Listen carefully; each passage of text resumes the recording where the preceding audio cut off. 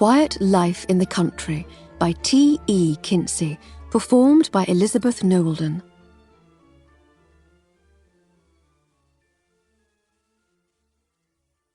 One. "Good heavens," said Lady Hardcastle, as we stepped down from the dog-cart. "This is rather larger than I had expected." The driver of the faintly dilapidated cart handed me Lady Hardcastle's Gladstone while she fished in her purse for her customarily generous tip. With an astonished, "Thank you, m'lady," he flicked his whip. The cart clattered off, back towards the station in Chipping Bevington, where it had picked us up. I stood beside her in the bright summer sunshine and looked at our new home. She was right. It was rather large. "When you suggested we move to the country, my lady," I began slowly, "I confess that my imagination conjured up images of a rose-covered cottage, perhaps with a small kitchen garden and an apple tree. It was quaint and old-fashioned, with low doors that you could bump your head on while I passed through unharmed. Charming is, I believe, the word people use." "This has charm, Flo," she said, "and it's new and clean and excitingly modern, and it has all the space we'll ever need." I couldn't argue with her there. It was all of those things and more. It's just that it wasn't what I'd been expecting. Built from red brick, it looked nothing like the houses we had passed on the road from the railway station to the village of Littleton Cotterell. The good folk of Gloucestershire favoured stone for their house building, fat, rustic stones with contrasting quoins and jambs. We hadn't passed anything like this imposing family home with its red bricks, its gabled porch, and its symmetrical bay windows. The house was set back from the lane that led back to the village, and its boundary was marked by a low wall of similar red brick. Entrance to the neat front garden was through an ornate wrought iron gate, painted green to match the sturdy-looking front door of the house. The gate creaked as I opened it. "We might have to find a chap from the village to grease the hinges," said Lady Hardcastle, as we walked up the path. "Having that thing creaking every time someone comes to the door will drive us balmy." "Balmy isn't a frightfully long drive for you, my lady," I said. "But shall we be endlessly beset by visitors? You don't know anyone. I thought your plan was for a quiet life in the country." "Oh, it is, but we're certain to have visitors. At least, I hope so. I want a quiet life, not a cloistered one." She tried the door handle and found the door unlocked. We walked in. Our footsteps on the wooden floor echoed as we drank in our new surroundings. The hall was panelled in dark wood, and the hall table and hat stand from the London flat didn't look at all out of place. "This will do very nicely," she said. "Very nicely indeed." "We'll not be living in squalor, that's for certain," I said with a smile. "If I get the range lit, it can be warming up while we explore, then we can have a nice cup of tea before we settle ourselves." "A sterling plan, Flo. I'd like to check that the removal men followed my instructions. You know how these chaps can be. They promise to put everything in its place, but then you move in and find that they've put the aspidistra in the bedroom and the piano in the kitchen." "You've never had an aspidistra," I called from the kitchen. "Good thing, too," she said, "if that's the way removal men treat them." There was a stack of wood beside the range, and I had it lit in no time. "I thought we'd left the piano behind," I said, as I came out of the kitchen. She was nowhere to be seen, so I tried the door to the right of the hallway. It was the drawing room, and she was fussing with the placement of the chairs and the small table between them. "What was that, dear?" she said. "I said I thought we'd left the piano behind." "We did," she said, a puzzled frown crinkling her brow. "You were saying you were expecting to find it in the kitchen," I persisted. "Was I? It certainly sounds like the sort of thing I might say, but we definitely left it. I never liked it. Horrible tone. I've ordered a new one." "Right you are, my lady." "So far, so good," she said, indicating her old chairs and occasional table, which entirely failed to fill the spacious room. "They even managed to put the books on the shelves." She looked closer. I'm not sure I'd have put Charles Dickens next to Isaac Newton except at a dinner party, and then only if Nellie Melba hadn't turned up, but they've done their best. What happened to the lovely comfy armchairs? I said. They should be in the sitting room. Gracious, we have a sitting room too. How very decadent. And a morning room. Jasper and his wife have 4 children, so they'll need plenty of room if they ever get back from India. Did he say when that might be? No, she said. He was a bit vague about it all, to be honest. Business, blah, blah. Have to stay out here for a while, blah, blah. Rotten luck, blah, blah. Don't suppose you want to rent a house in the country, old girl. You know the sort of thing. We moved across the hall and through the opposite door, which led to the dining room. The walnut dining table could seat 8 and had always seemed a little large in the flat, but here, in this spacious, high-ceilinged room, it was much more at home. Lady Hardcastle cast about the room to make sure that everything was in its proper place. "They've done a much better job than I had feared," she said, opening one of the doors on the sideboard. "Look, they've even managed to remember to put the dinner service away." Before I could look, as instructed, she had breezed out and was heading towards the back of the house and the kitchen. Instead of turning left, though, as I had done to find and light the range, she turned right into a small, square room. There we found her desk, which had been positioned so that it looked out of the window onto the spacious walled garden and the fields and hills beyond. "This will do very nicely indeed," she said again, resting her hand on the back of her chair. "We might need to redecorate at some point. I do rather find these pale colours a little insipid, but it shall do for now. Upstairs next, I think." "Just one thing, my lady," I said as we completed our survey of the upper floors and headed for the kitchen. "Just one," she said. "For now. You are planning to hire some more staff, aren't you?" I said. "I'll not be able to look after this place on my own. The apartments in London were simple enough, especially with being able to send the laundry out, but here—" "Fear not, tiny servant," she said. "When Jasper rented me the place, he put me on to the local landowners, and they've sorted out some people for me to interview. It's all in hand." "Well, that's a relief," I said, and put the kettle on to boil. "Of more pressing concern," she said, looking about, "is what shall we eat?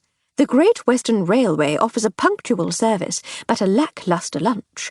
I shall be somewhere beyond starving by dinner-time." "Fear not, ageing employer," I said. "I ordered some supplies before we left London, and asked that they be delivered to the house. If all is well, there should be plenty in the pantry." I opened the larder door and indicated the shelves, chock-a-block with groceries. "Well done, you," she said. "We shall have our tea, and then I'll leave you to practice your culinary witchcraft while I make sure my equipment has been safely stowed in the orangery." She pointed to the door beside the large sink. "Is that the way out to the garden?" "Through the boot room, yes," I said. The kettle soon boiled, and I filled the pot and joined her at the table. "Lamps!" she said suddenly. "What?" "Have we got any lamps? I've grown so accustomed to having electricity in the flat that I completely forgot." "All taken care of, my lady," I said. "Lamps, oil, candles, matches, all in that tea chest over there."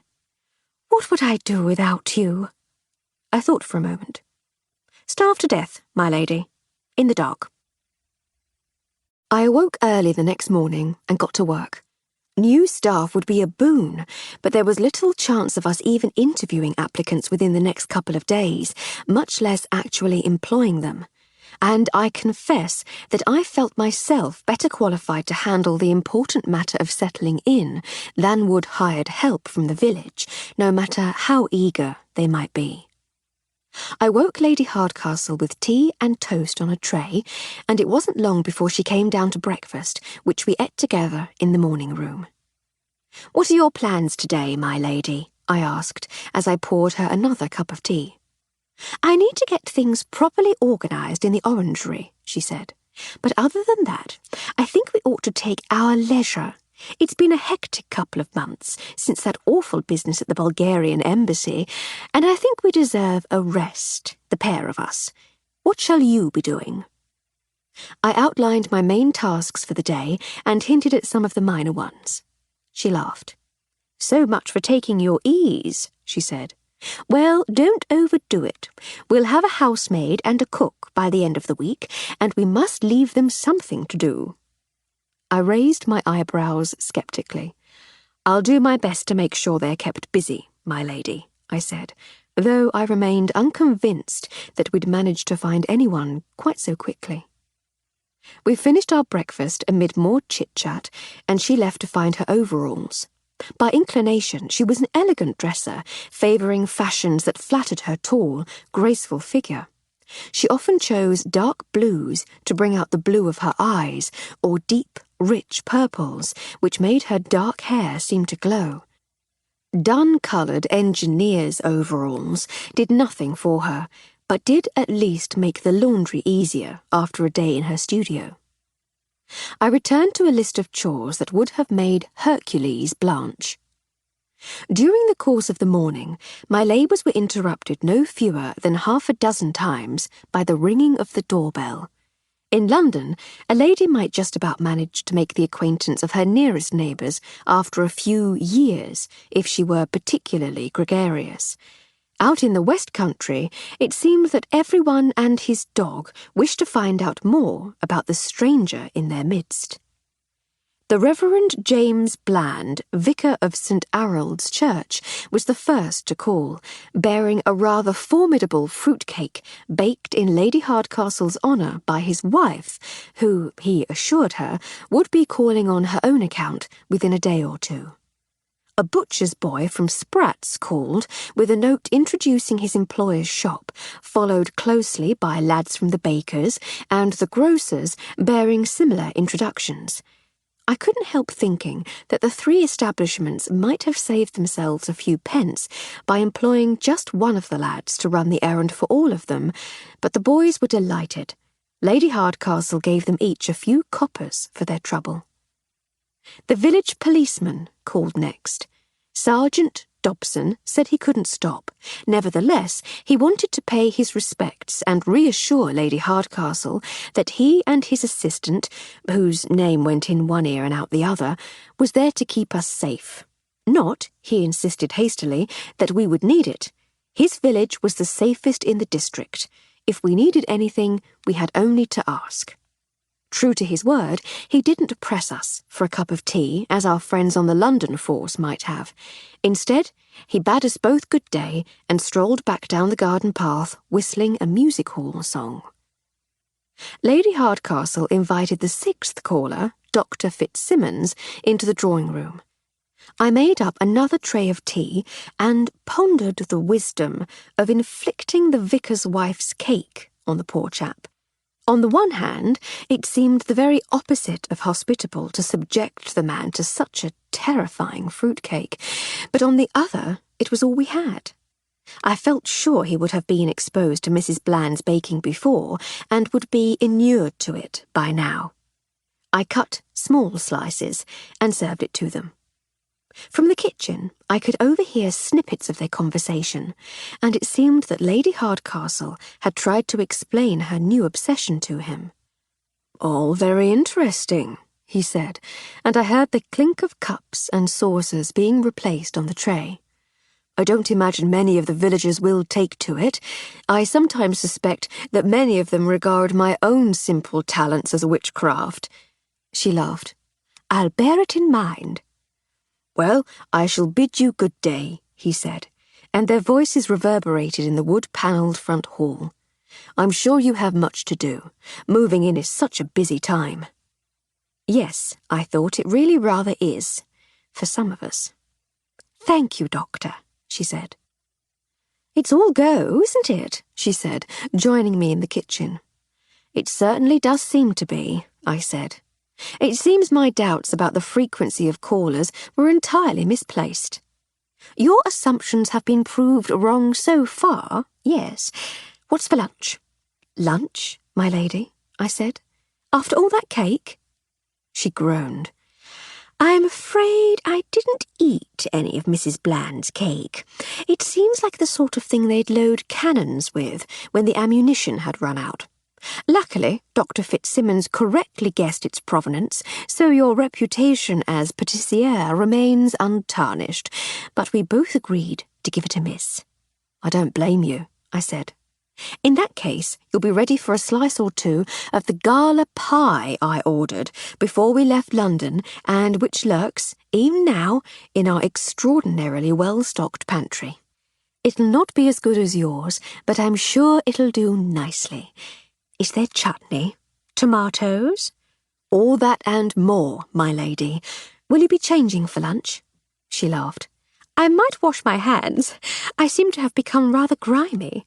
The vicar and the doctor looked a little taken aback by my appearance, I must say.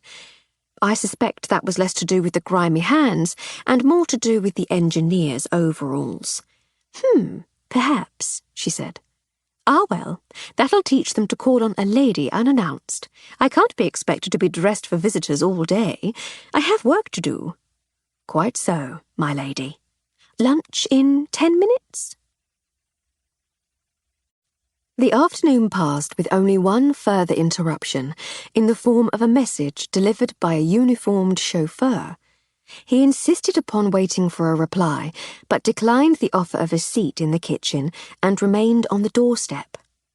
The message was from Sir Hector and Lady Farley Stroud, the local landowners. They lived at The Grange, a large, comfortably dishevelled manor house, which we'd seen on the hill as we drove through the village the day before. The Farley Strouds apologised for the short notice, but wondered if Lady Hardcastle might like to come to dinner that evening, to meet a few people, an invitation that, of course, she readily accepted. Bert, for that was the chauffeur's name, took her note and assured me that if her answer was yes, he'd be back at 7:30 to collect her and drive her to the Grange. I helped Lady Hardcastle dress. Then, once she was gone, I settled into one of the comfortable chairs in the sitting room with a book and a sandwich. She had suggested that I open one of the bottles of wine we'd brought from the London flat, but I made do with water. Wine was for sharing. Time passed quickly as I lost myself in a book. My journal doesn't record what I was reading, but I do recall enjoying it, so it probably wasn't Thackeray. I never could get on with Thackeray. Shortly before midnight, Lady Hardcastle breezed into the sitting room. "What ho, Flo?" she said. "I didn't expect to find you still up." "You know how it is, my lady," I said, waving the book. "Ah, yes, you and your books." "Just so. How was dinner?" "Really rather more pleasant than I expected.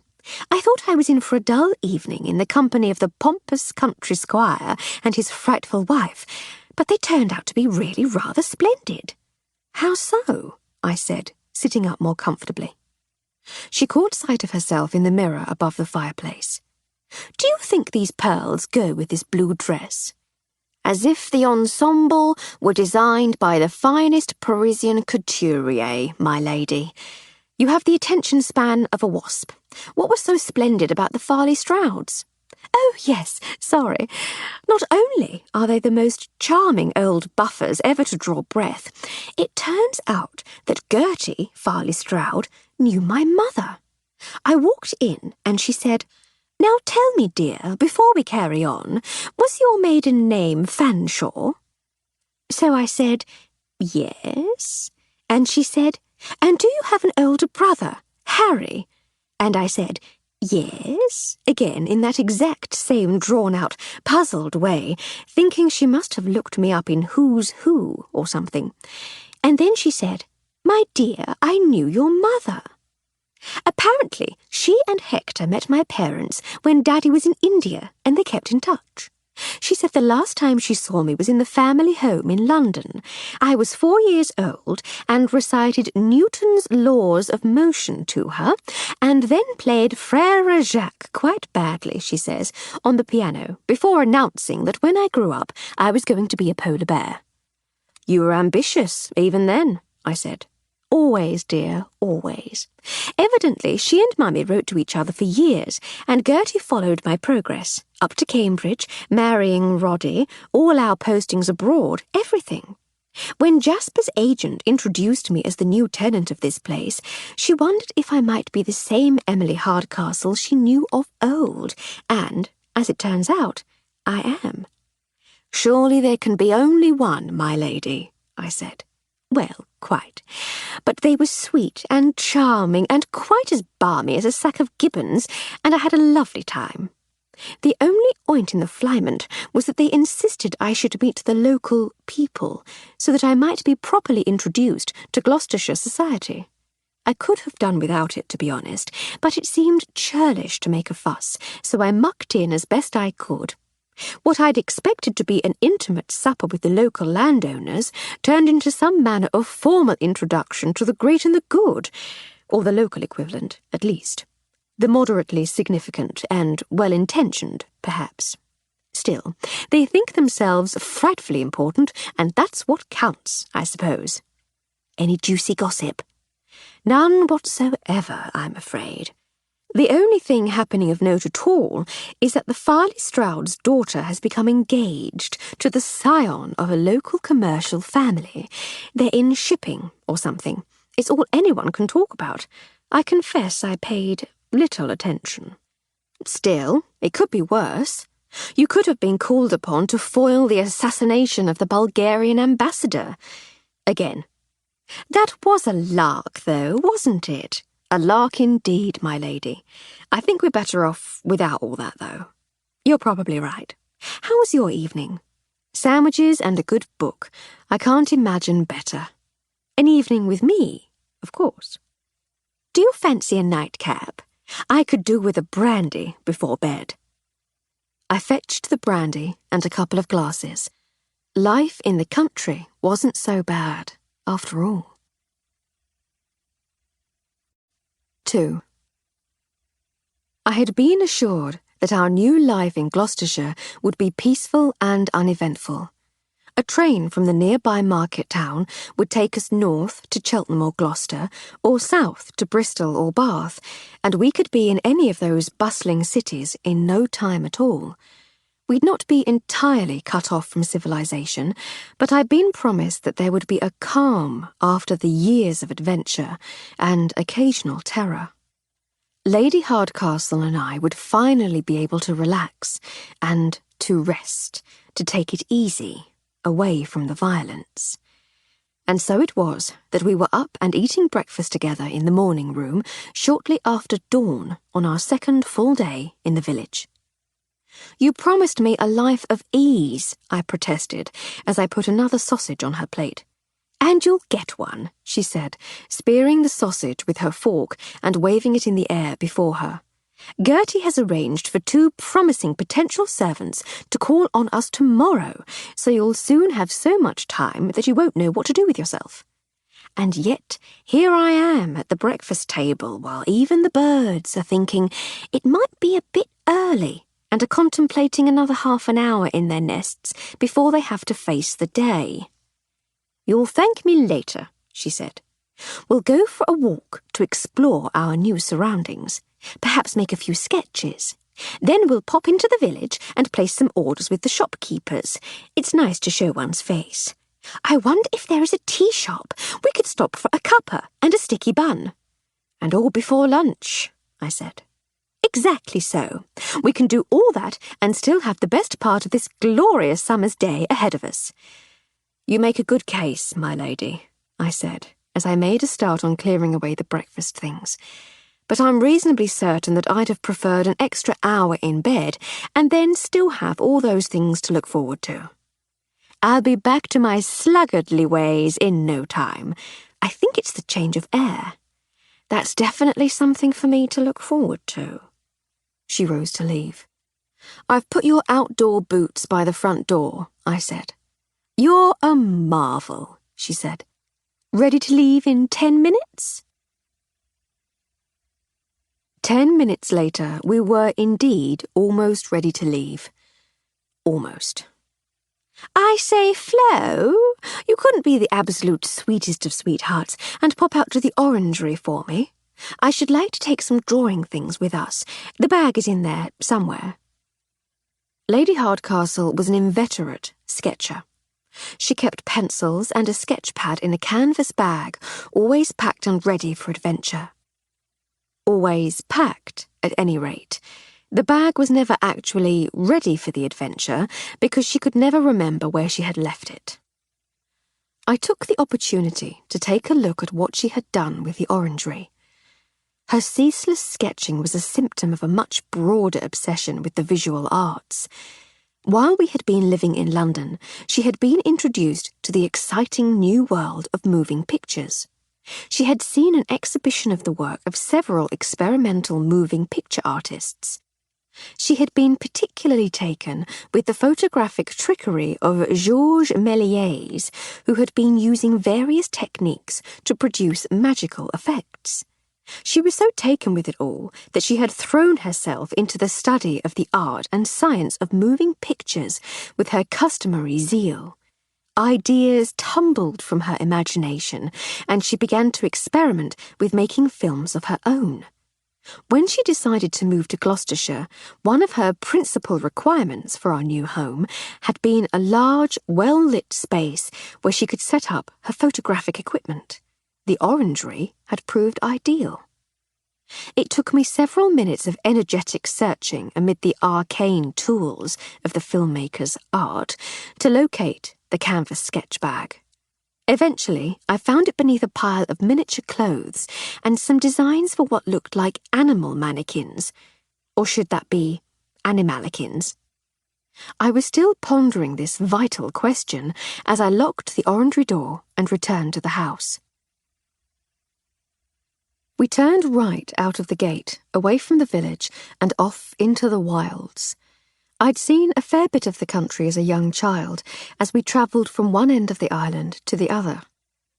We'd always stop near towns and villages, though, and so to me, as much as to any native city dweller, the countryside was something one passed through on the way to the next bit of civilization. Seen from the driving seat of a wagon, the British countryside is beautiful, but it was never somewhere I'd hankered to be. There were no libraries or museums in the countryside, only cows, sheep, and thousands of unidentifiable trees. I'd travelled the world with Lady Hardcastle, but parts of our homeland were like a foreign country to me.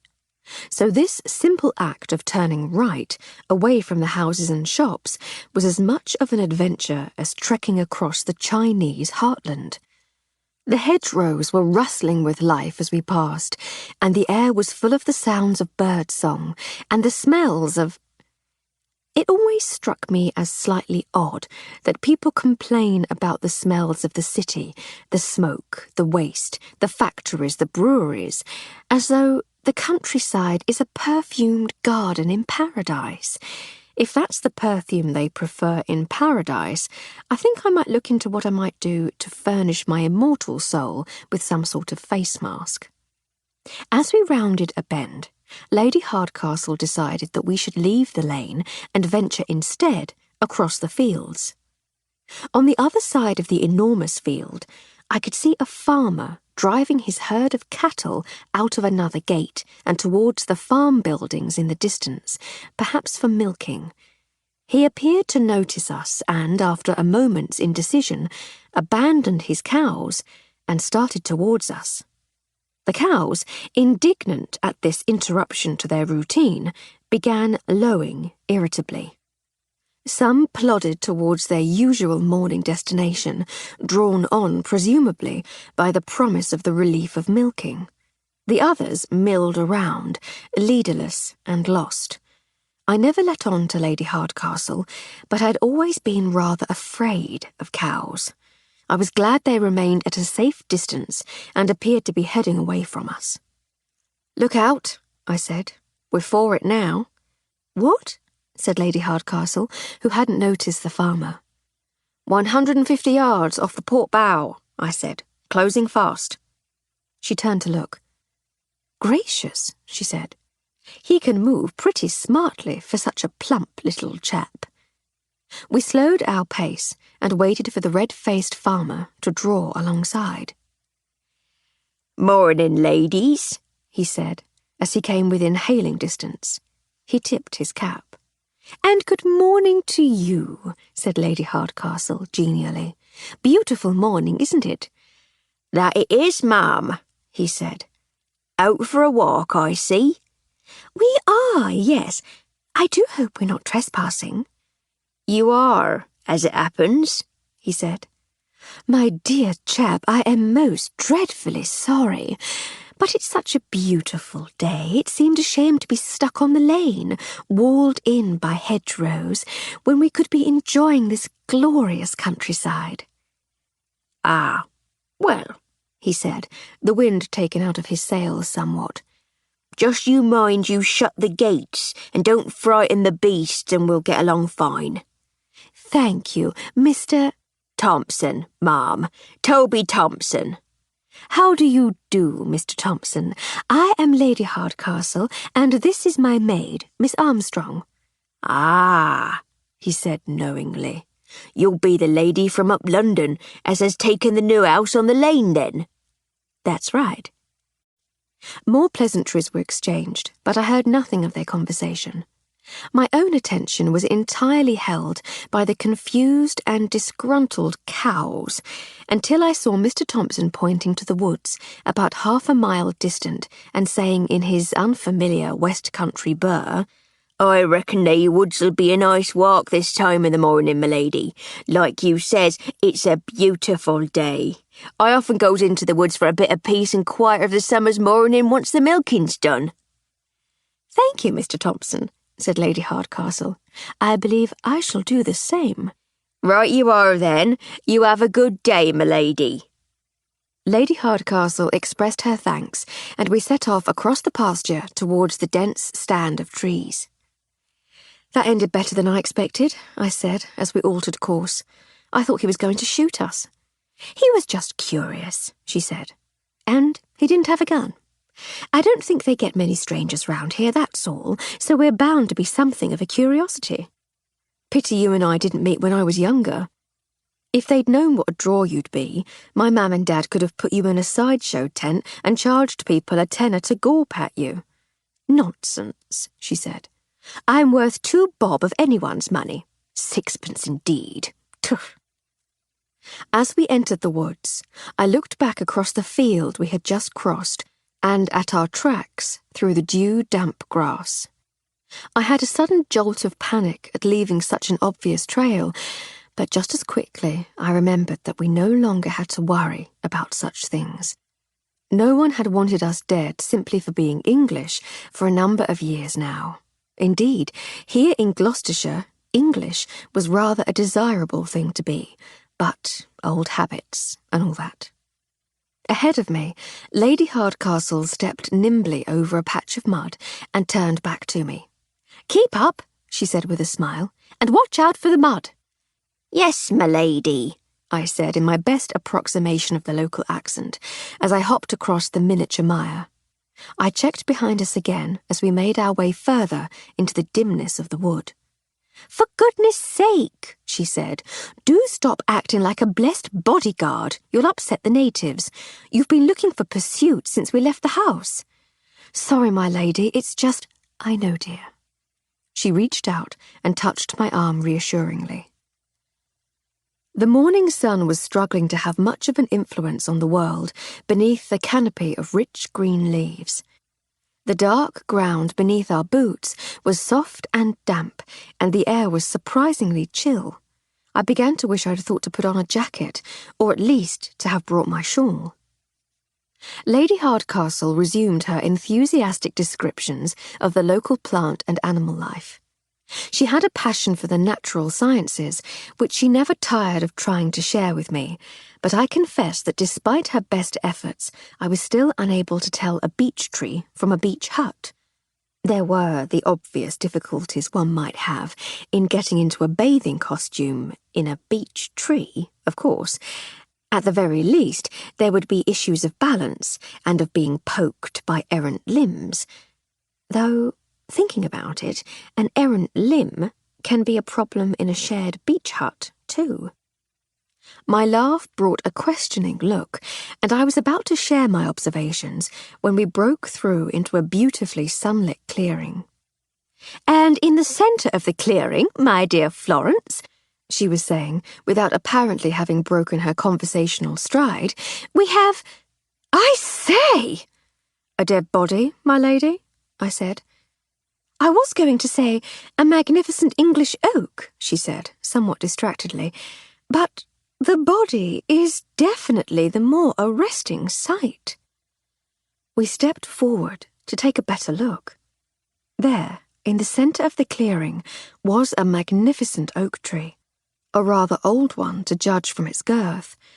Hanging by its neck from one of the elderly tree's lower limbs was the body of a man. We approached. It was a youngish man, perhaps in his late 20s, dressed in a neat, dark blue suit of the sort that might be worn by a clerk, and he was most definitely dead. Even without Lady Hardcastle's scientific education, I knew that being suspended by the neck on a length of sturdy rope wasn't conducive to long life. A log lay on its side beneath his feet. I immediately had the image of the poor, despairing fellow teetering on it with the rope around his neck before kicking it aside and bringing an end to whatever troubles had tormented him. Lady Hardcastle interrupted my thoughts. "Give me my bag, dear, and hurry back to the village. Rouse the sergeant and tell him we've found a body in the woods," she said, calmly but firmly. "We're not too far from the road," she said, pointing. "That way, I think." I took the canvas bag from my shoulder and passed it to her. "I'll be as quick as I can, my lady," I said, as I struck out in the indicated direction. Lady Hardcastle was right. The road back into the village was just a few hundred yards through the trees. My sense of direction had never been the best, but I managed to make the correct choice when I reached the road, turning right and heading at a brisk trot down the hill. I crossed the village green to the baker's shop, which was the one place I was certain would be open at this hour. Mr. Holman, the baker, directed me to a cottage a few doors down and told me that I'd be certain to find Sergeant Dobson there. I hurried back out into the morning sunshine. A few moments later, perspiring gently and slightly out of breath, I reached the two cottages on the village green which belonged to the Gloucestershire Police. One of them served as both the village police station and the home of Sergeant Dobson. The large cast-iron knocker on the dark blue door made a pleasingly loud bang as I rapped it firmly, and soon there were sounds of activity from within. The portly sergeant recognised me as soon as he opened the door, and his gruff rebuke for disturbing the constabulary slumbers died on his lips when he saw me standing there. "Why, Miss Armstrong," he said solicitously, "whatever's the matter? You look all of a pother." As succinctly as I could, I told him what we had found. Within just a few moments, he had fetched his hat, finished fastening his tunic, and was leading me to the door of the smaller cottage which adjoined his own. "Young Hancock will be fast asleep like as not, so just you keep knocking till he wakens. Tell him what you told me, then say I said he's to fetch Dr. Fitzsimmons. They're to come up to the old oak in Combe Woods, in Dr. Fitzsimmons' carriage, so we can bring back the body, begging your pardon, miss." He blushed slightly at speaking of such things in front of a woman, then turned hurriedly away, and mounted his black police-issue bicycle. He turned and waved as he rode off towards the woods, and I began knocking on the door. It was, as Sergeant Dobson had suggested, something of a task to awaken the sleeping constable. Almost 5 minutes had passed before a bleary-eyed young man in a long nightshirt opened the door. "What the bloomin' hell do you—" Once again, coherent speech was extinguished by the sight of an unexpected woman at the door. "Sorry, miss, I thought you was—" "No matter. Miss Armstrong," I said. "I'm Lady Hardcastle's lady's maid." So you are, said the tall young constable. He yawned impressively and scratched at his beard. "What can I do for you, miss?" Lady Hardcastle and I were walking in Combe Woods, and we found a man hanging from the old oak in the clearing. Dead? No, I thought to myself. He was in remarkably fine spirits, actually, despite the rope round his neck. His face was purple and his breathing a little absent, but he seemed frightfully well, considering. I decided not to say that, though. Be polite, Flo, I thought. "Yes, Constable, quite dead. Sergeant Dobson asks that you fetch Dr. Fitzsimmons and bring him and his carriage to the clearing. He wants to bring back the body, but I imagine the doctor might want to certify death, too." "He might at that," he mused. He stood a while in thought before making up his mind what to do, then stepped brightly out of the door. But when his bare feet touched the cold, dewy grass, he became suddenly aware of his state of dress. Oh, he said, slightly flustered. "Give me a few moments to make myself decent, and I'll be with you." "Thank you. Might I prevail upon you for a lift back to the woods? It was quite a run to get here." "You ran?" "I did indeed. But you're Yes, I'm one of those too. It's remarkable the things we can do when we think nobody's looking." He looked briefly puzzled before hurrying back inside and slamming the door. I heard his footsteps running up the stairs and waited patiently for his return. Dressed, behelmeted, and ready for duty, Constable Hancock reappeared at his front door a few minutes later. We made our way across the green to Dr. Fitzsimmons' house. "Might I ask you a question, Constable?" I said. "Certainly you may, miss." "This seems like a very small village to me. Why does it have 2 policemen and such luxurious accommodation?" Hancock laughed. "We're not just here for Littleton Cotterell, miss. This is just where we have our headquarters. We serve several villages for miles around." He seemed to inflate with pride as he said it.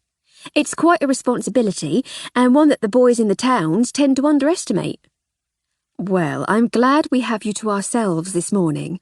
I don't know what I should have done if I'd had to get all the way to Chipping Bevington for help." "You'd have been disappointed when you got there and all, miss," he said. "Them's idiots over there.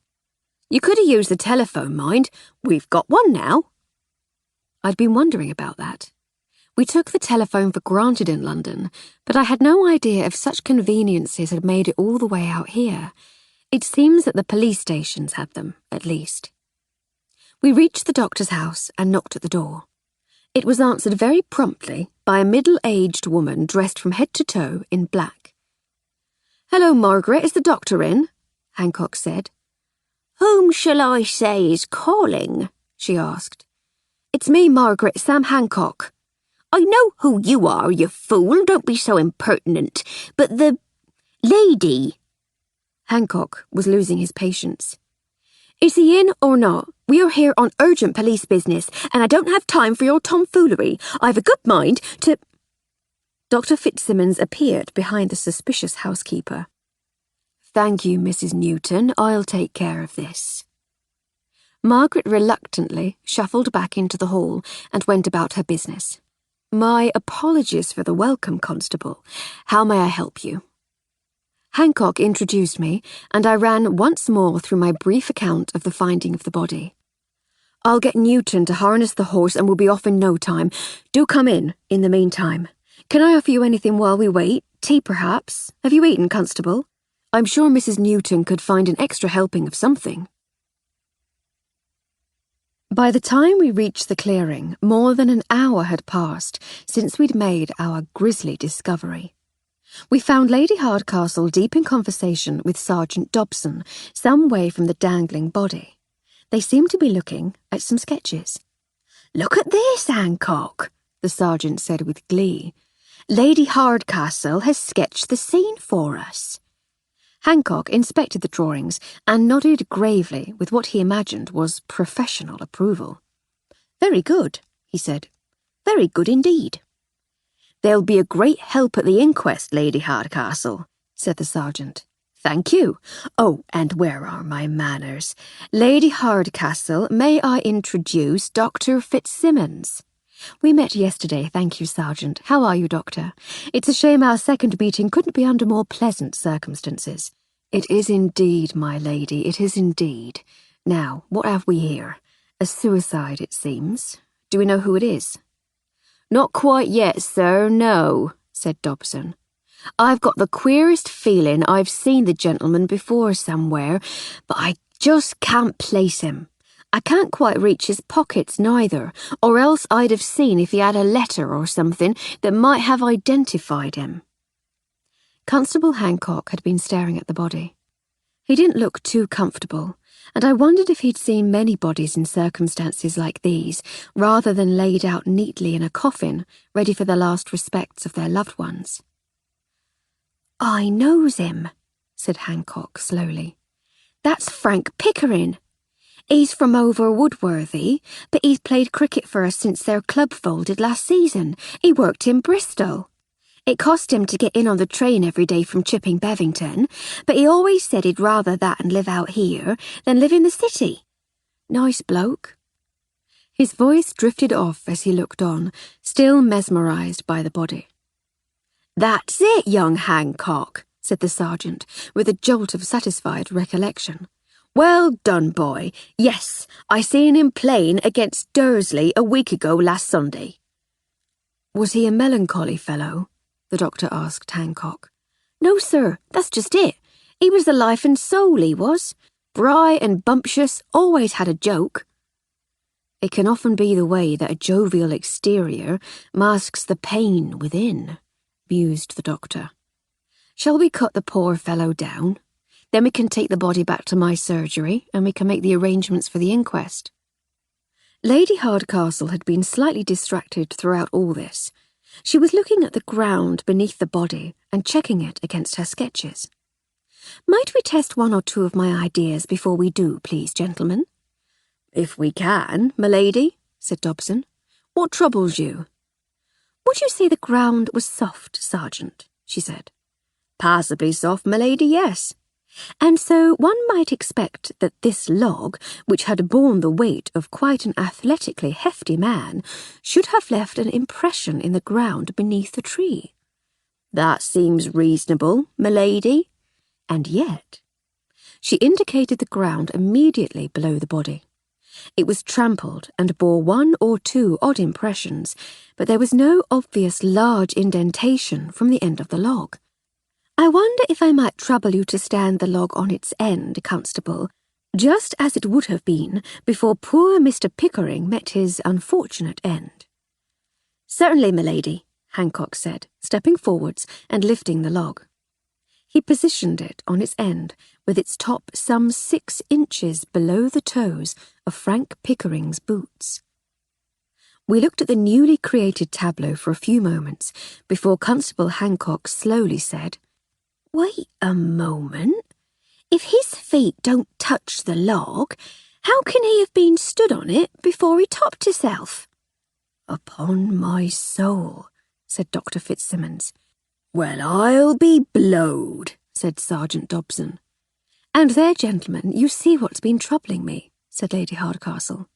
"I'm not an expert in these matters, but I'd say the odds were somewhat against this being suicide." "It does seem unlikely," said Fitzsimmons, looking up at the body. "How the devil did they get him up there? He's not a featherweight, is he?"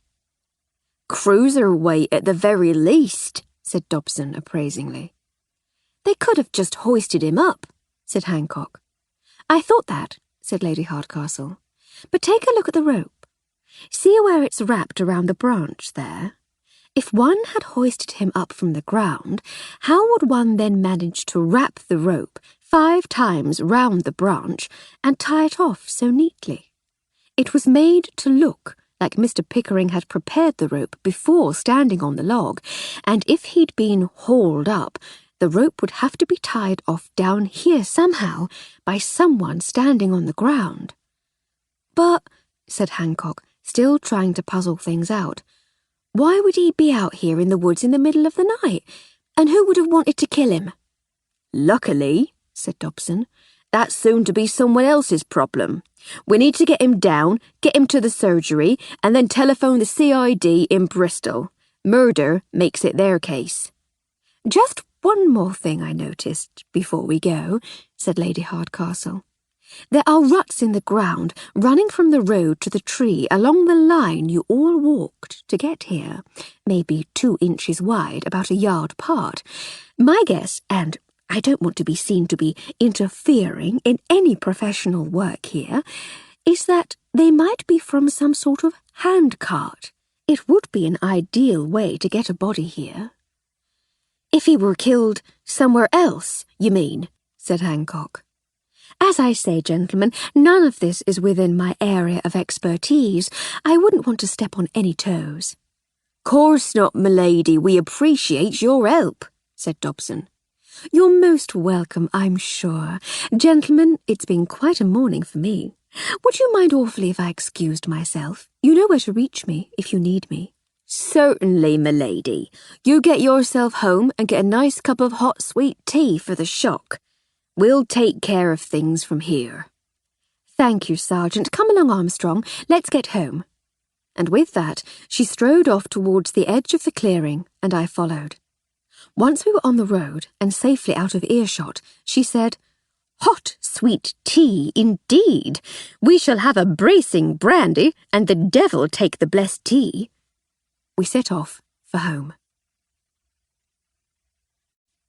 3. We had found Mr. Pickering's body on Wednesday and had both been interviewed by the detective in charge of the case on Thursday afternoon. Inspector Sunderland had been an easygoing and affable fellow.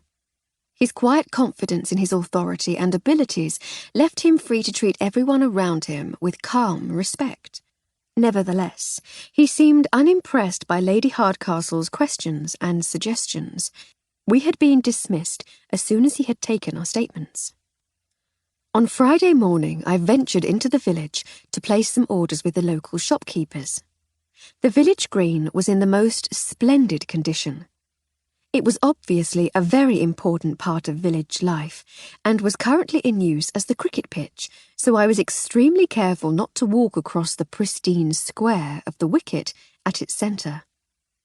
My first call was to F. Spratt's, the butcher's shop. Mr. Spratt was cutting chops from a loin of pork as I entered. Hearing the bell, he stopped what he was doing and wiped his hands on a cloth hanging from his apron. "Morning, miss," he said jovially. "How can I help you this fine morning?" "Good morning," I said. "I have Lady Hardcastle's meat order. I wonder if you would take care of it for her, please." "Certainly, miss," he said, reaching across the counter to take the paper I offered him. He looked at it carefully. He said, with evident disapproval. "I ain't got Lincolnshire sausages. Not much call for 'em round here. I got me own Gloucestershire recipe. Will that suffice?" "That will be fine, I'm sure." "Would you care to try some faggots?" "Oh, that would be lovely," I said. "I haven't had a faggot since I left home. I'm sure Lady Hardcastle would love them, if she hasn't already experienced them." "Where's home then, miss?" he said, making a note on the order. "My mother is from South Wales, Aberdare." "Sorry to tell I've never heard of it, but if they has faggots, they can't be bad people. How are you settling up in the new house?" "Quite well, thank you. I think we shall be happy there, and everyone in the village has been so charming and friendly." "They's mostly a friendly bunch. 1 or 2 bad uns, mind, but that's like anywhere really, innit?" "It is indeed." He looked at the order once more. "I can get the boy to bring this lot round this afternoon if you likes, though you might have to wait till tomorrow for the sausages. I'm making some fresh tonight." "Tomorrow will be fine, Mr. Spratt, thank you," I said. "Good day to you." Before I could turn, he spoke again. "'Fore you goes, like, I heard tell it was you and your mistress as found young Frank in the woods." "We did," I said. "He was hanging from a tree, they says." News always travels fast in a small place. "Yes, that's right. The poor fellow." "I heard tell it was made to look like suicide, but that he were murdered." News travels very fast indeed. I'm not at all certain what the official police view is, I said, but it certainly looked that way to us. He nodded sagely. Bad business, that. Bad business. Nice lad, young Frank. Bad business. He stared pensively at his blood-stained butcher's block for a few moments. I felt uncomfortable about leaving him in the middle of this rumination on the badness of the business, but then he suddenly brightened. Still, don't do to dwell on it, eh? Things was getting right cheerful round here, what with the news of the engagement and all. Ah, yes, I gather it's causing some excitement, I said. I wasn't entirely certain it was, but Lady Hardcastle had said something about it. Ah, young Miss Farley Stroud from up the Grange. She's going to be marrying Mr. Seddon's son from over Chipping Bevington. Your mistress will be going to the party, I expect. I'm not certain, I said. She hasn't mentioned anything. She's bound to get an invite, important lady like her. It's going to be quite a do. I've got an order long as your arm from Mrs. Brown, the cook, up at the Grange. It sounds like good news all round then, I said. I look forward to hearing more about it. Good day to you, Mr. Spratt. This time I managed to get out of the door without being called back. Holman, the baker, proved to be no less well informed. Hanging up there all night, they said. A night in the pub with his pals, then murdered 'fore he could get home. Hung up out in the woods. Added insult to injury, that was, making it look like suicide. I gather he was quite well liked, I said, trying to turn the conversation back to the man himself, rather than his tragic demise. Lovely chap, said the baker. Terrifying bowler, mind. Frightened the life out of many a visiting batsman, that lad. He rattled on for quite a while as he bagged the rolls and buns I'd bought for the afternoon. His enthusiasm for cricket in general, and for the skills of the late Mr. Pickering in particular, was seemingly boundless. As he chattered, I actually began to wish I'd seen this prodigy in action, though I knew I'd have understood little of what was going on. I extricated myself from his cricketing talk as politely as I could, and made my last call of this trip. So far, both the butcher and the baker had buttonholed me about the murder, and if there'd been a candlestick maker in the village, I'm sure he'd have done the same. As it was, I had to make do with being interrogated by Mrs. Pantry, who ran the grocer's shop. She did sell candles, though, so I decided that was good enough. She made the same comments as the others had about what a well-liked chap Frank Pickering had been, but then her conversation took an entirely different turn. What did the body look like, dear? She asked. She leaned forward and spoke more quietly. Was his face bloated and blue? Was his tongue lolling out? She performed a grotesque mime to represent her idea of what a hanged man might look like. And then I thought about it. Actually, no, I said, after a few moments. No, he didn't look too bad at all. His face was a little purple, I suppose, but nothing gruesome. Perhaps that should have given us our clue that he was already dead when he was hanged from the tree, I thought. She looked disappointed. Ah, well, she said. We don't get much excitement round these parts, so you were lucky. Most thrilling thing to happen round here is the engagement. Load of old nonsense. You disapprove? I asked. I heard about Miss Clarissa and Mr. I'm sorry, I've forgotten his name. Teddy Seddon, she said with a sneer. Useless article. All them toffs is useless, if you asks me. She looked up at me sharply. Except your mistress, of course. I'm sure she's all right. But the rest of 'em, I wouldn't give you 2 farthings for the lot of 'em. She enumerated the many shortcomings of the moneyed and titled classes in colourfully explicit language for a while longer, before I was able finally to bid her good day.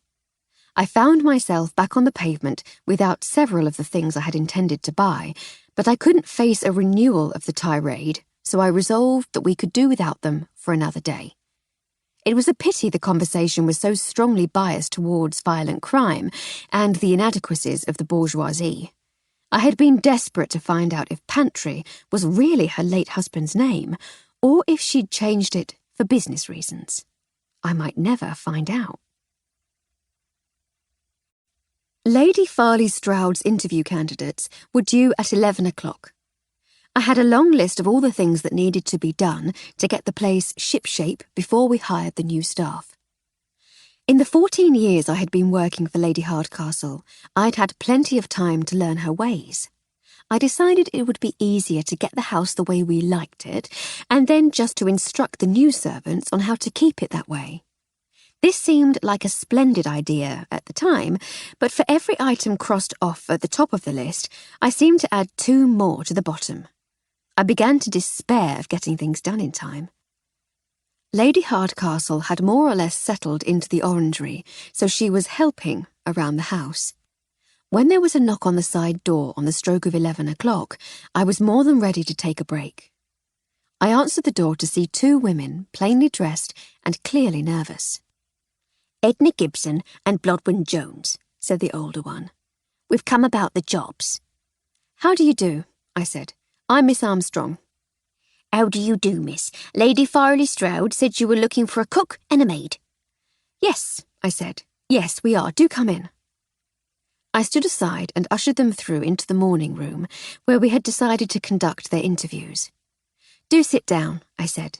Would you care for some coffee? I was just making some for Lady Hardcastle. Thank you, Miss Armstrong, said the older woman, who had clearly assumed the role of spokesman. That would do lovely.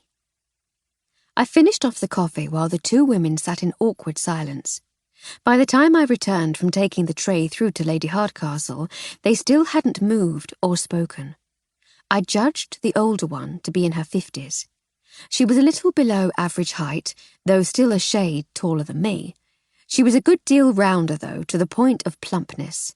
She had a genial face, topped by greying hair, and I presumed that she was the cook. The younger was tall, almost as tall as Lady Hardcastle, I should say, but that was where the similarity ended.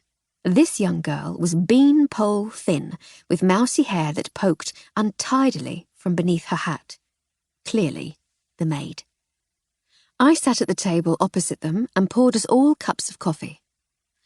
Well then, I said, let's get acquainted. Which of you is which? I'm Mrs. Gibson, said the older woman, and I've got plenty of experience as a housekeeper. But I'm getting on a bit now, and my knees aren't what they used to be, so I'm looking for lighter duties. So much for appearances, I thought. So you must be Blodwin? I said to the other. That's right, miss, she said timidly. And I've been working as a kitchen maid these past 4 years. Learned a lot, I have. And Mrs. Cooper, she was the cook at the house I was at last, she reckons I'm ready to take over a kitchen of my own. I've got references. She passed an envelope across the table. I glanced through the letter from her former employer, to which was attached a note from her mentor in the kitchen. If anything, I said, looking up, you're rather too well qualified. This is quite the most enthusiastic reference I've ever seen. Your Mrs. Cooper thinks the world of you. We're just a small household. Are you sure you wouldn't be bored? You really ought to be working in a much grander house, or a hotel, or one of the restaurants in London, if Mrs. Cooper is to be believed. The girl blushed. Thank you, miss, she said. Trouble is, our ma's not well, and I can't leave her now. So I thought the position here would suit very well. That's the attraction of it for me too, mind, said Edna. I don't want to have to live in, and what you're offering sounds ideal. I see, I said. Do you have your references? The older woman produced a more battered envelope containing a collection of creased and stained notes from a number of local employers who all seemed to think quite highly of her. These seem to be in order, I said at length. Why don't you both tell me a little about yourselves? Lady Hardcastle and I have been biffing along on our own for quite some while now, so it's important to us both to have people in the house that we can get along with. Quite understand that, miss, said Edna. For the next half an hour, I was treated to a retelling of their life stories, and by the end of it all, we were properly acquainted. I was reasonably sure that I, at least, would be able to stand having them in the house for several hours a day. I asked them to wait while I went to the study to confer with Lady Hardcastle. "What news from the scullery?" she asked. "Two reasonable women," I said. "A maid with bad knees called Edna." "She has knees called Edna?" "Must you, my lady?" "A maid called Edna who has bad knees, and a cook who doesn't look old enough to be allowed to use a knife on her own. But their references are impeccable, and they seem like decent sorts." "Splendid," she said, looking up from the letter she was writing. "Would you employ them?" "I would, my lady," I said. "That's good enough for me. Offer them the jobs at the rate we agreed." "You don't want to see them first?" "If you say they're right for us, then they're right for us. I'll see them tomorrow when they start work. I want to go out for a walk now." "Right you are," I said, and returned to tell our new cook and maid the good news. "Good morning, my lady," I said, placing her coffee tray on the bed. "And good morning to you too, Flo dear," she said sleepily. "How kind of you to bring me a tray." "I always bring you a tray." "Yes, and it's always very kind. Are the serfs here?" "Edna and Miss Jones arrived about half an hour ago," I said. "And please don't let them hear you calling them the serfs. It's the 20th century now. We servants will be rising up and overthrowing you lot before you know it." "Right-o, dear. You will keep an eye out for me if there's a rebellion, won't you?" "I shall do my best, my lady, but I'm only little." "I knew I could count on you." "Do we have plans for the day, my lady?" I said as I opened the curtains. "I rather thought that a Saturday morning promenade around the village might be in order. Show my face and all that. See what's what. I've not had a proper explore yet. Watch out for Mrs. Pantry in the grocer. She doesn't like your sort. I shall have you with me as guide and protector." "Very good, my lady. Would you like breakfast soon? I'll get Miss Jones going if you do." "Yes, please, dear," she said. "In the morning room, and you should join me if you've not eaten. Can you find something tweedy for me to wear, too?" "If you're going to dress for the country all the time, you're going to need to go shopping," I said, as I rummaged in the wardrobe. "You're a bit of a town mouse at the moment." "Dash it, then. I shall dress as always. Conventions can be so boring, don't you think?" "The blue?" I said, holding up my favourite dress of hers. "That will do splendidly." This being a stroll rather than a shopping expedition, we chose to walk around the village green rather than across it. An early shower had cleared, but the roads, and especially the well-kept grass of the green, were still wet with the summer rain. As we drew near the row of shops, a lady and gentleman in country clothes emerged from Holman the baker's in the company of another couple in more citified dress. The country lady caught sight of Lady Hardcastle and hailed her at once. "I say, Emily, over here, my dear." Lady Hardcastle leaned in close and whispered, "Gertrude, Lady Farley Stroud." Then she waved a greeting and increased her pace towards the waiting group. "Emily, my dear," said Lady Farley Stroud as we approached. "Allow me to introduce Mr. James Seddon and his wife Ida. Mr. and Mrs. Seddon, Emily, Lady Hardcastle." "How do you do?" they all said together. The Seddons looked out of place in the village. Mrs. Seddon's unusually powerful frame was wrapped in a fashionable and fussy day dress. She would have been overdressed for lunch at Claridge's. Even Mr. Seddon, whose suit was of a more sober cut, stood out as someone who was unused to being outdoors. The two couples were making a great show of chumminess, in-laws who realised that for the sake of form, at least, they were going to have to appear to the world to be the best of pals. I smiled a greeting, but hung back. Lady Farley Stroud and Mrs. Seddon seemed to make a great display of ignoring me. Mr. Seddon made a more natural job of it, seeming genuinely oblivious to my presence. Sir Hector, though, gave me a mischievous smile and a little wave of the fingers. He rolled his eyes before recomposing his face and pretending to pay rapt attention. "I knew Emily's mother, you know," said Lady Farley Stroud. "Splendid woman. Met her when Hector and I were in India." "How charming," said Mrs. Seddon. Her accent was hard to pin down. She seemed to be trying hard to sound like a lady, but traces of her Bristol accent poked through the veneer, making her sound like a music hall artist playing a lady for a satirical skit. Or Mrs. Elton from Emma, perhaps. "I've known Emily herself since she was very young," continued Lady Farley Stroud. "It's so wonderful to have you here with us, my dear. Are you settling in? Not missing London at all?"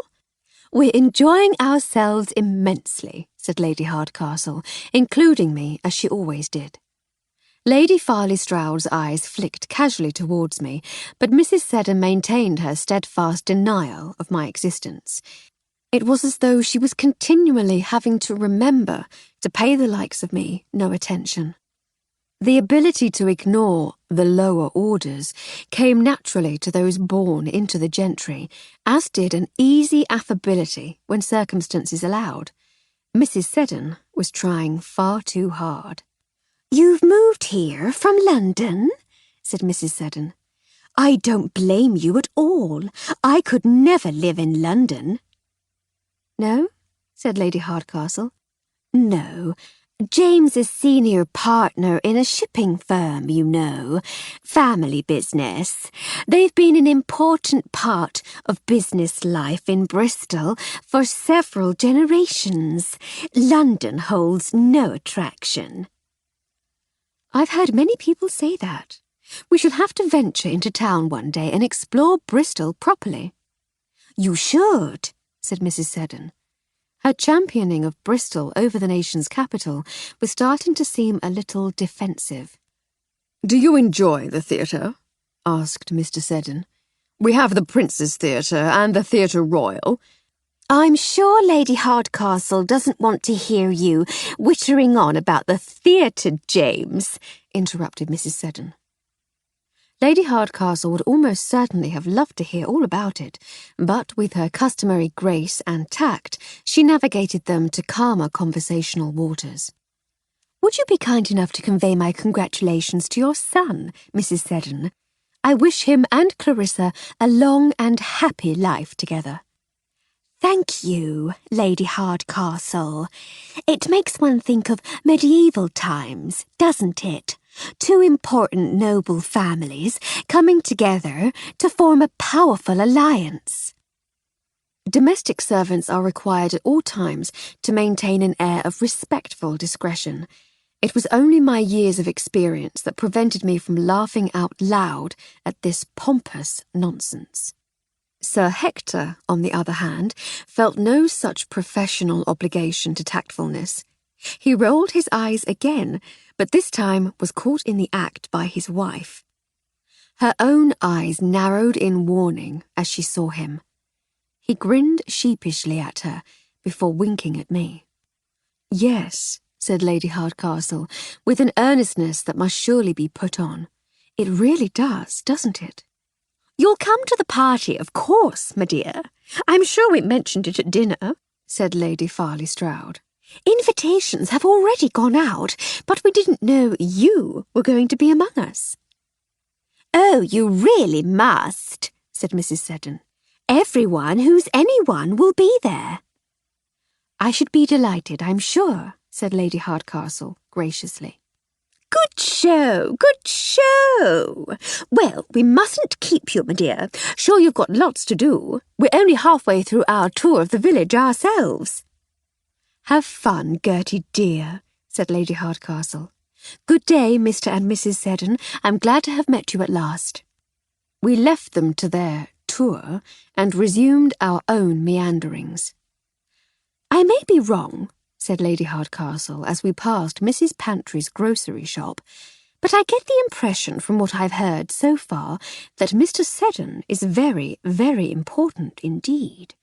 Quite the most important businessman in Bristol, by all accounts, I said. Well, by his wife's account, at any rate. Doesn't say much for an important chap, though, eh? I'd be afraid to say anything at all if I were him, I said. 4. Lunchtime that day was a source of some amusement, for me, at least. When I explained to Edna and Miss Jones that I usually ate with Lady Hardcastle, it had caused them some consternation. I could see in their faces all the phrases I'd heard before over the years. Who does she think she is? Ideas above her station. She ought to know her place. Don't tease them, dear, said Lady Hardcastle when I told her about it. You know how people get when you ignore the rules. They're stupid rules, I said, almost petulantly. I can't say I wholly disagree with you, but don't antagonise the staff or we'll lose them. We ate and chatted, as we usually did, and I soon forgot the narrow-eyed disapproval of the new housemaid and cook. When we were finished, I cleared the table and returned to the kitchen, expecting more mute disapprobation. I found, instead, Edna and Miss Jones behaving as if nothing were the matter. It was a rapid change of course, but I decided not to question it. For all I knew, they were still clucking disapprovingly behind my back, but as long as we were able to rub along in person without any direct antagonism, life would be pleasant enough. Things were certainly easier for me with the cooking and cleaning taken care of, so I decided I could probably endure some mild disapproval. A few minutes later, Constable Hancock rang the front doorbell. "Good afternoon, Miss Armstrong," he said amiably as I answered it. "Is Lady Hardcastle at home?" "She most certainly is, Constable," I said. "Won't you come in? I'll tell her you're here." "Thank you, miss, most kind." I left him in the hall and announced his arrival to Lady Hardcastle. "I heard, dear," she said. "Bring him in and you can join us with that pot of tea you were making." "Oh," I said, "the tea. I'd forgotten all about that." I led Constable Hancock into the dining room and left them to talk. I went through to the kitchen, leaving the doors open, the better to hear their conversation, as I prepared the tea tray and made a separate pot for Edna and Miss Jones. "Well then, Constable, to what do I owe the pleasure of this unexpected visit?" "It ain't nothing to worry about, my lady. I just thought you might be interested to know what was happening in the Frank Pickering case. You remember Inspector Sunderland?" "I do. He seemed intelligent enough, but not very interested. No, that's not quite fair. But he gave the impression of having more important things to be getting on with." Constable Hancock paused for a moment, as if uncertain whether to voice his thoughts. "He gave me that feeling too, my lady, to tell the truth. But anyway, I thought you'd like to know he's arrested the man who done it." "I say, really? That was quick work." "We don't hang about in the modern force, my lady," he said, with some pride. I arrived with the tea tray at this point and poured tea for them both. "Thank you, dear. It seems not, Constable. But tell all, dear boy, how did he solve it?" "Well, my lady, he started interviewing people on Thursday after he'd spoken to you and Miss Armstrong. He went to the Dog and Duck and talked to old Joe Arnold there. It seems Frank Pickering had been in the pub on Tuesday night. He'd got in a fearful row with Bill Lovell, one of the lads from the village, about a girl they was both sweet on. Seems all the cricketers were there, having some sort of meeting, when Frank and this other lad started a terrible to-do. This lad Lovell said he was engaged to Daisy Spratt, and how dare Frank be taking her out for a walk? And Frank said he could walk out with whoever he liked, and Lovell could go hang. And Lovell said he'd be the one who got hanged if he had anything to do with it, and stormed out." "Sorry, Constable, let me just check. Lovell was engaged to Daisy. Pickering walked out with Daisy. Lovell found out and threatened violence." "In a nutshell, my lady. So the inspector has arrested Bill Lovell for murder, and he's holding him in a cell down in Bristol." Gracious me. Did he speak to anyone else? No, m'lady, he didn't need to. Clear case of jealous murder, he says, and lays him by the heels. Another victory for justice, if you asks me, so there's no need for you to be worrying yourself. Thank you, Constable, that was very thoughtful. What do you know of these two chaps? Our victim, Mr. Pickering, for instance. Who was he? What did he do? Who were his friends? Where did he work? I can't say I knows much about his private life, m'lady, except to say he was a fine and well-liked fellow, calm and quiet for the most part, jovial company and a demon on the cricket pitch. Finest pace bowler the village has ever known, by all accounts. Lady Hardcastle and I exchanged confused glances. Sorry, m'lady, I forgets not everyone enjoys their cricket. He could bowl the ball very fast, very useful for taking wickets. Thank you, Constable. Sir Roderick, my late husband, used to talk about cricket all the time, and I tried so hard to be interested. The game lacked excitement for me, though, I'm afraid, and I never really picked up the argot. She paused in wistful contemplation, as she often did when something reminded her of her husband. And then, just as suddenly, she came back to herself. I'm so sorry. Do carry on. Yes, m'lady. I made some inquiries, spoke to a few people, and it seems there weren't nothing remarkable about him apart from that. He grew up at Woodworthy, about 3 miles east of here, and when he left school, he got himself a job with a big shipping agents at Bristol, Seddon, and Seddon. He moved on down to the city and found himself cheap diggings nearby the office. He worked hard, damn good at his job, they say, and he done very well for himself. But he was homesick, see? So when he got his latest promotion last year to chief clerk, he come back out to Woodworthy to be with his friends and family like. Like I said t'other day, he rode his bicycle into Chipping Bevington every morning and caught the train into the city. I see, she said. We met James and Ida Seddon earlier. Are they the same Seddons? That's them, m'lady. Their son's marrying Miss Clarissa from up the Grange. I had no idea they already had links with the area. Quite strong uns. They lives over near Chipping Bevington. Do they, by Jove? Well, I never, she said. And what about the chap who's been arrested? Bill Lovell, m'lady. Yes, Lovell. What sort of chap is he? Nice lad, I always thought. Boisterous, you know, like lads are, not afraid of a bit of a punch-up on the green to settle an argument. But not the sort to hang someone from a tree? She asked. I would never have said so, m'lady, but it just goes to show that you can never tell what murderous impulses might lurk in the minds of the young these days. I smiled to myself at this. The constable looked no older than 25 years himself. I see. Well, thank you very much, Constable. It's certainly reassuring to know that we no longer have a murderer lurking in our midst. My pleasure, m'lady. As I said, reassurance was most definitely the purpose of my visit. I shall bid you good day. I'm sure you have plenty to be getting on with, what with being in a new house and all. And good day to you too, Constable. Armstrong will show you out. I took the smiling constable to the door and wished him well, thanking him again for his thoughtfulness in coming to let us know. I returned to the dining room yet again. What did you make of that, dear? Asked Lady Hardcastle, as I sat back at the table and finally poured a cup of tea for myself. As you said yourself, it's nice to know that there's no longer a murderer in the village. But, she said thoughtfully, did it all seem entirely satisfactory to you? Would your mind leap instantly from a bit of snarling and yapping in the pub over a girl to a murder in the woods? When you put it like that, I said, I don't suppose it would. It's a clear enough motive, though, don't you think? People have been murdered for far less, certainly. But, I don't know. It's as though this Inspector what's-his-name? Sunderland, my lady. As though this Inspector Sunderland just arrested the first person with a motive so that he could return to whatever more important matter was waiting for him back in the city. It just doesn't seem altogether right. It's not really our concern, though, is it?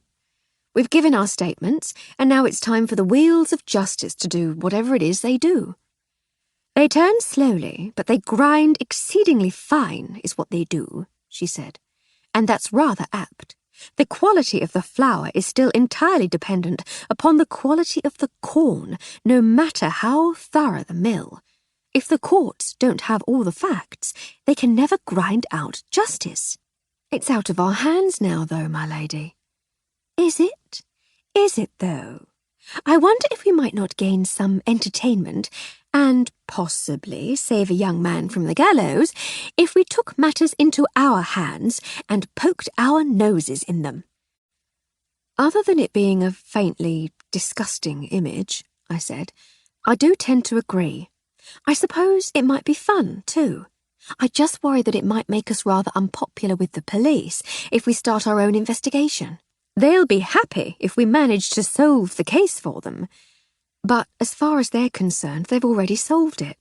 Yes, she said, but the more I think about it, the less convinced I am that they really have. Oh, we can be detectives. You can be Watson to my Holmes, but without the violin and the dangerous drug addiction, my lady, I said. As soon as the piano arrives from London, that will make an admirable substitute for the violin, and I'm sure we could both have a tot of brandy from time to time to grease the old wheels. The slow grinding ones? No, ours shall be lightning fast. Steam-powered? Brandy-powered at least. But we can't leave poor what's-his-name in jail. Lovell, my lady. Lovell, yes. If he's not the guilty man, we must find out who is and set him free. It's our duty. Very well, my lady, I said. But we're going to need another pot of tea. I returned to the kitchen to make a fresh pot of tea. Edna had finished her work for the day, and Miss Jones had put a stew on the range for our dinner, so I said they could both go. They were delighted, and I hoped this small gesture might make them warm to me a little. Edna hung back while Miss Jones was fetching their coats. "Was that young Sam Hancock who come calling?" she asked. "Constable Hancock, yes. Do you know him?" "I know his mother. Lovely lad, he always was. Was he here about the murder up Combe Woods? It was you who found him, wasn't it, young Frank Pickering?" I smiled. "You knew him as well?" "I knows his mother. She's from over Woodworthy. She used to walk out with our Dan's brother till she met her Nathan." "I see," I said, trying not to let my smile get out of control. "Terrible business about Frank, though. We was in the Dog and Duck that night, me and our Dan. Just a quiet drink, mind. All they cricket lads was in there, larking about. I said to our Dan as how young Frank had better watch out for hisself. Looked like he was spoiling for a fight, mind. First he has a row with Bill Lovell, then he goes and has another row with Arthur Tressel." "With who?" "Arthur Tressel," she said, with a hint of impatience, as though I should have known. "Captain of the cricket team." "Oh," I said. "Was he given to rowing with people?" "Frank? No, lovely boy. Did Sam say if they know who did it?" "Bill Lovell has been arrested," I said. "He's never! Blimey!" "Do you know him at all?" "I knows his mother," she said. Miss Jones returned with the coats. "Well, we'd best be off," said Edna. "Our Dan will want to know the news, I'm sure. Good day, Miss Armstrong, and thank you for letting us get away early." "Yes," said Miss Jones. "Thank you." "Are you sure about this, my lady?" I said, as I set the tray down on the small table in the sitting room. Lady Hardcastle had decamped there and had settled into one of the chairs by the unlit fire. I sat in the other. "Sure about tea?" she said. "Sure about poking our noses into the matter in our hands?" She laughed. "When you put it like that. But yes, I think it will be fun. You can be my eyes and ears among the lower classes, just like in the old days. You can start by making some discreet inquiries in the village. It will be fun to be working together again, won't it? Say it will, Flo."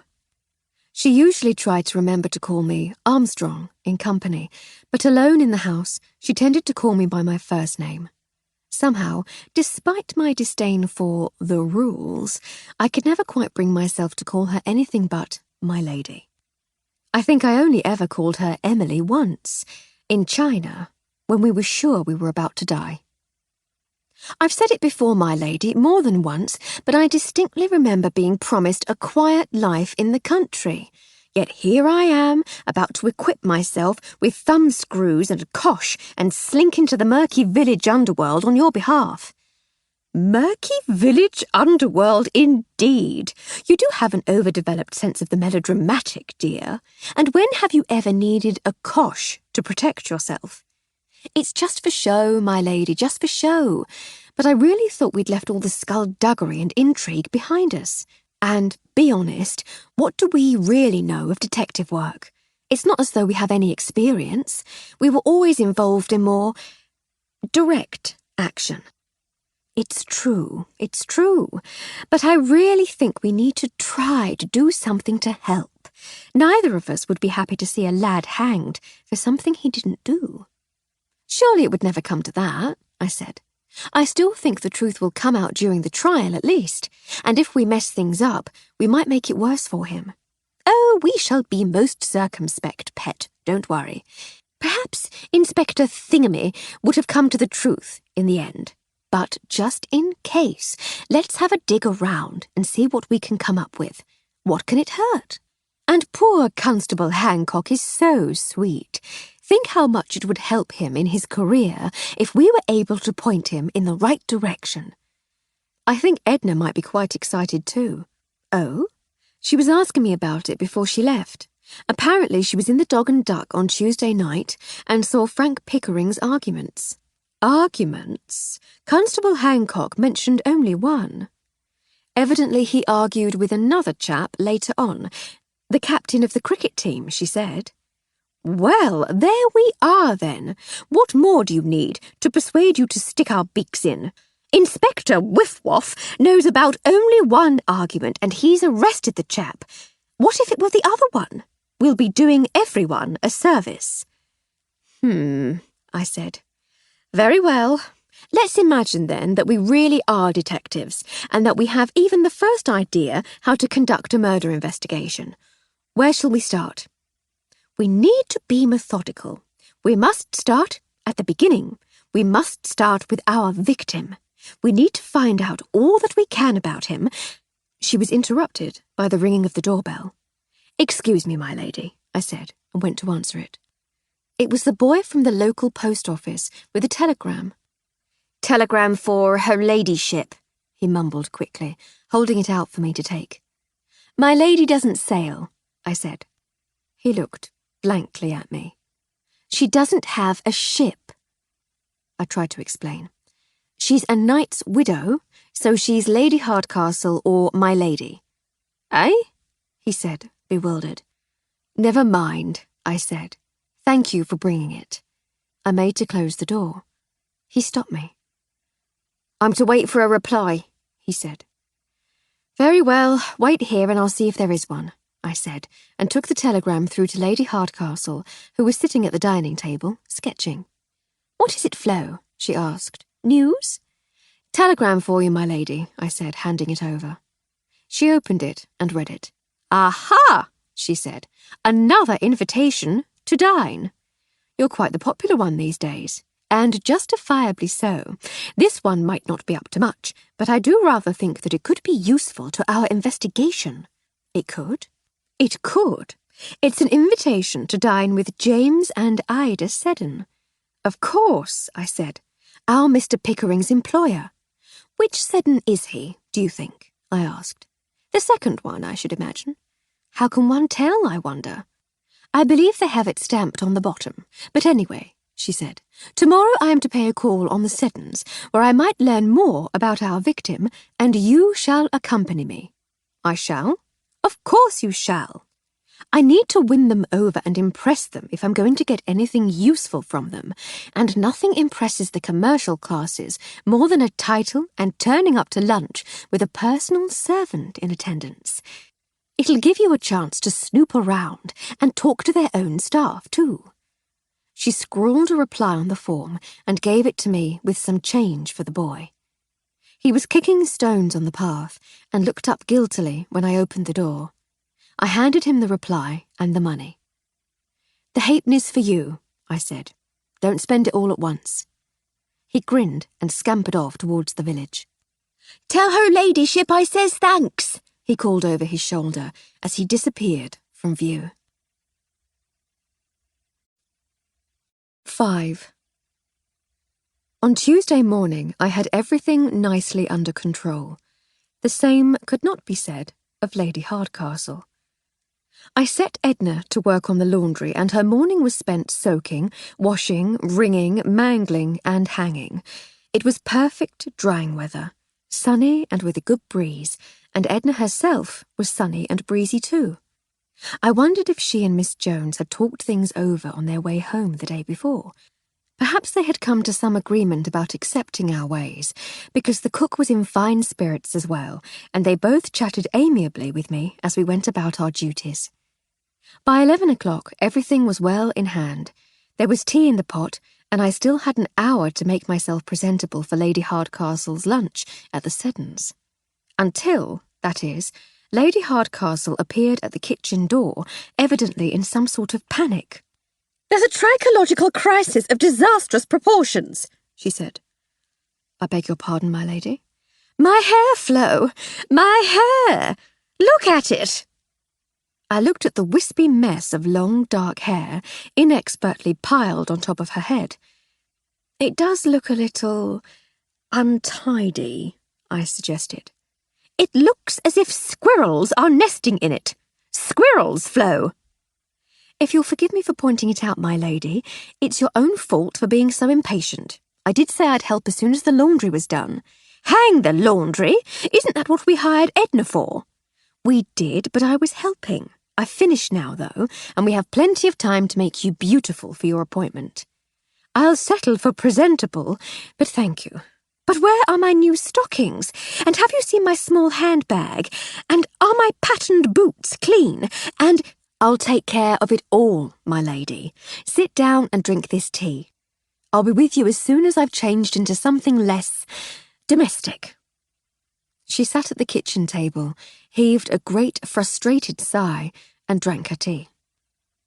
By 5 minutes to 12, we were both dressed for lunch and ready to go. That's to say, Lady Hardcastle was dressed for lunch, and I was dressed in my smart going-out uniform. I'd get lunch with the servants if I was lucky. I was helping her with her hatpins. "It strikes me, Flo, that this fashion for huge hats might have its advantages. What do you think of hiding a derringer in there?" "A pistol, my lady? In your hat?" "Quite so." "Wouldn't that open you to the danger of shooting yourself accidentally in the head?" "I had a sort of holster in mind," she said, "concealing the gun inside, perhaps covered by a flap." "I see. And wouldn't that open me to the danger of you shooting me accidentally in the head as I walked beside you?" "You could walk a pace or two behind, like a proper servant, and then you'd be well clear." "I could indeed. Do you think you need a derringer?"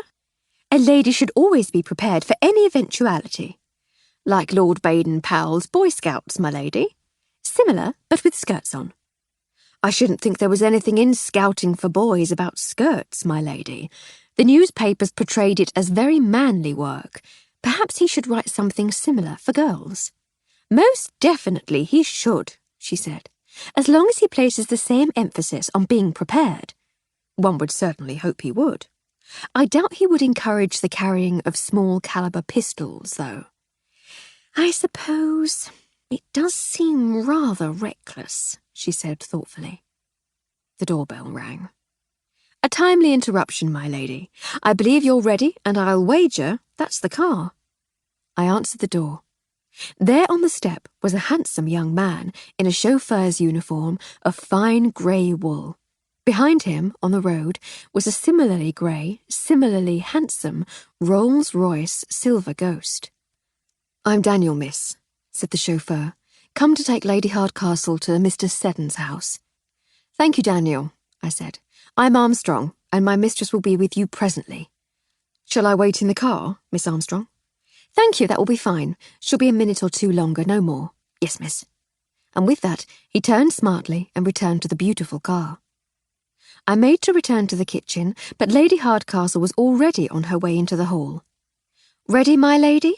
I said, as she inspected herself in the mirror. I believe I am, dear, yes. Let's go snooping. It was a perfect driving day as well as a perfect drying day. The half-hour journey was exhilarating and all too short. The Seddons lived in a grand Georgian house on the main road into Chipping Bevington, and as the rolls scrunched onto the broad gravel drive, Mr. Seddon himself appeared at the door to greet his guest. "My dear Lady Hardcastle," he gushed, as Daniel helped her from the car. "How wonderful of you to come." "Good afternoon, Mr. Seddon. It was charming of you to invite me."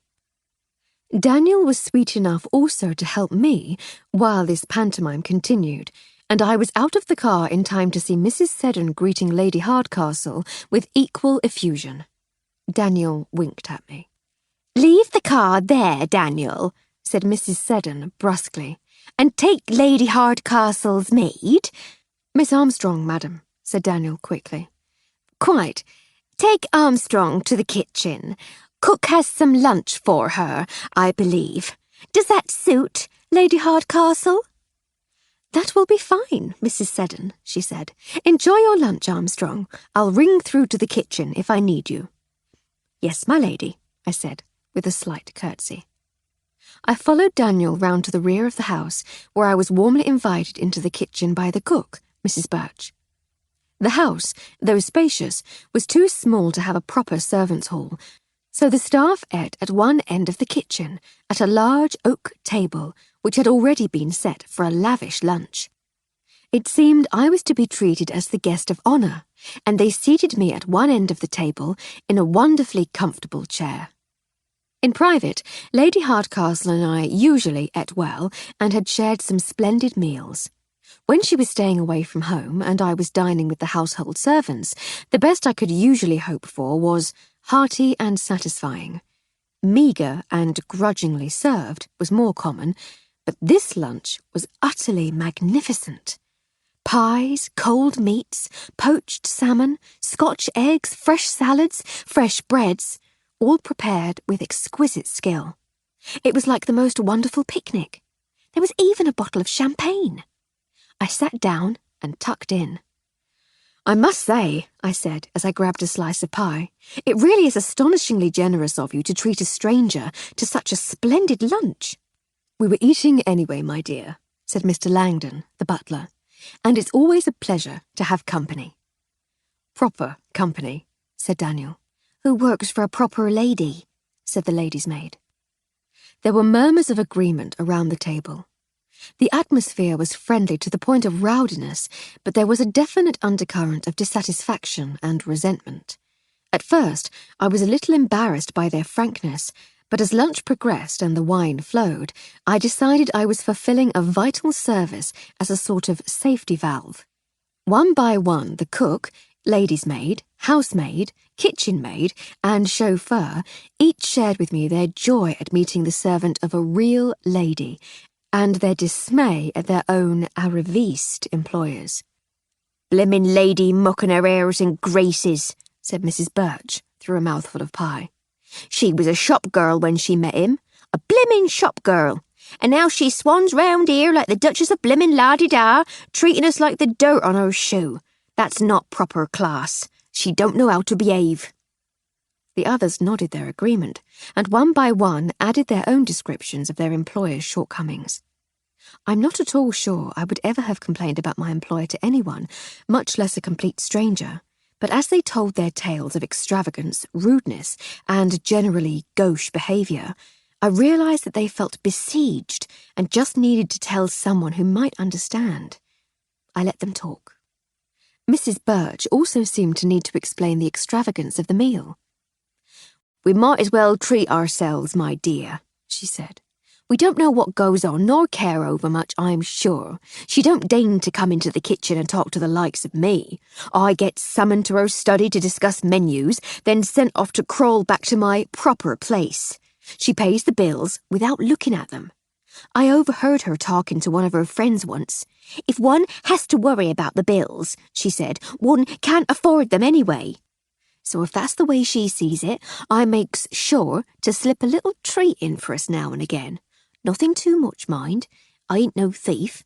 But a nice treat once a month is only what we deserves after putting up with her. As our eating slowed in pace and the savoury course drew to a natural close, the bell from the dining room rang. The housemaid slipped out, carrying a tray of cakes and pastries. They asked me about Lady Hardcastle, where we'd come from, how we were settling in, and what we were up to now. I answered truthfully as much as I could, but not fully. I did let them know we were trying to find out about the murder of Frank Pickering, though. "Ah, yes," said Mr. Langdon. "Poor Mr. Pickering. He worked for Seddons, you know. A fine young man. More of a gentleman in manner than his employer, if you ask me." "You met him?" I asked. "Yes, once or twice. I usually accompany Mr. Seddon on business trips as his valet, and Mr. Pickering was sometimes there or thereabouts. He came to the house once." "To the house? Isn't that a little unusual?" "It was, rather. It was quite recently, too." "Have you any idea why?" "None at all, I'm afraid. Opportunities for eavesdropping aren't quite what they were in some of the houses I've worked in.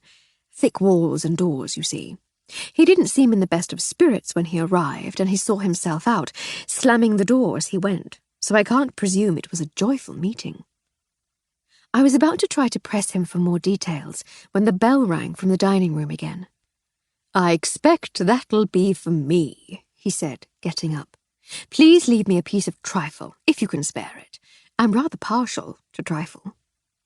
He went off towards the dining room, and our conversation lightened once more, turning to stories about the antics of the younger servants. When he returned, we were still laughing at a story told by Doris, the kitchen maid, with actions and comic voices. He came over to my chair and spoke discreetly in my ear. "It was for you, actually, my dear. Lady Hardcastle asks if you could take her pills." "Of course. Thank you," I said, rising from my chair. "Please excuse me, everyone. Duty calls." I found my bag and rummaged inside. Lady Hardcastle didn't take pills, but she clearly wanted me in the dining room for some reason. I carried a box of aspirin, which would suffice, and I took out 2 of the little pills and went towards the door I'd seen Langdon use. "Straight up the passage, turn right, and it's the second door on the left," said Mrs. Birch. "Follow the sound of self-important bragging and you won't go far wrong." The panelled passageway was hung with watercolours of ships and the harbour at Bristol, interspersed with polished brass nameplates. There was a binnacle beside the dining-room door, complete with compass, with a brass ship's bell mounted on a shelf above it. If I'd been asked to identify the theme of the decor, I should definitely have plumped for nautical. The room was large, high-ceilinged, and decorated in fashionably pale shades of blue.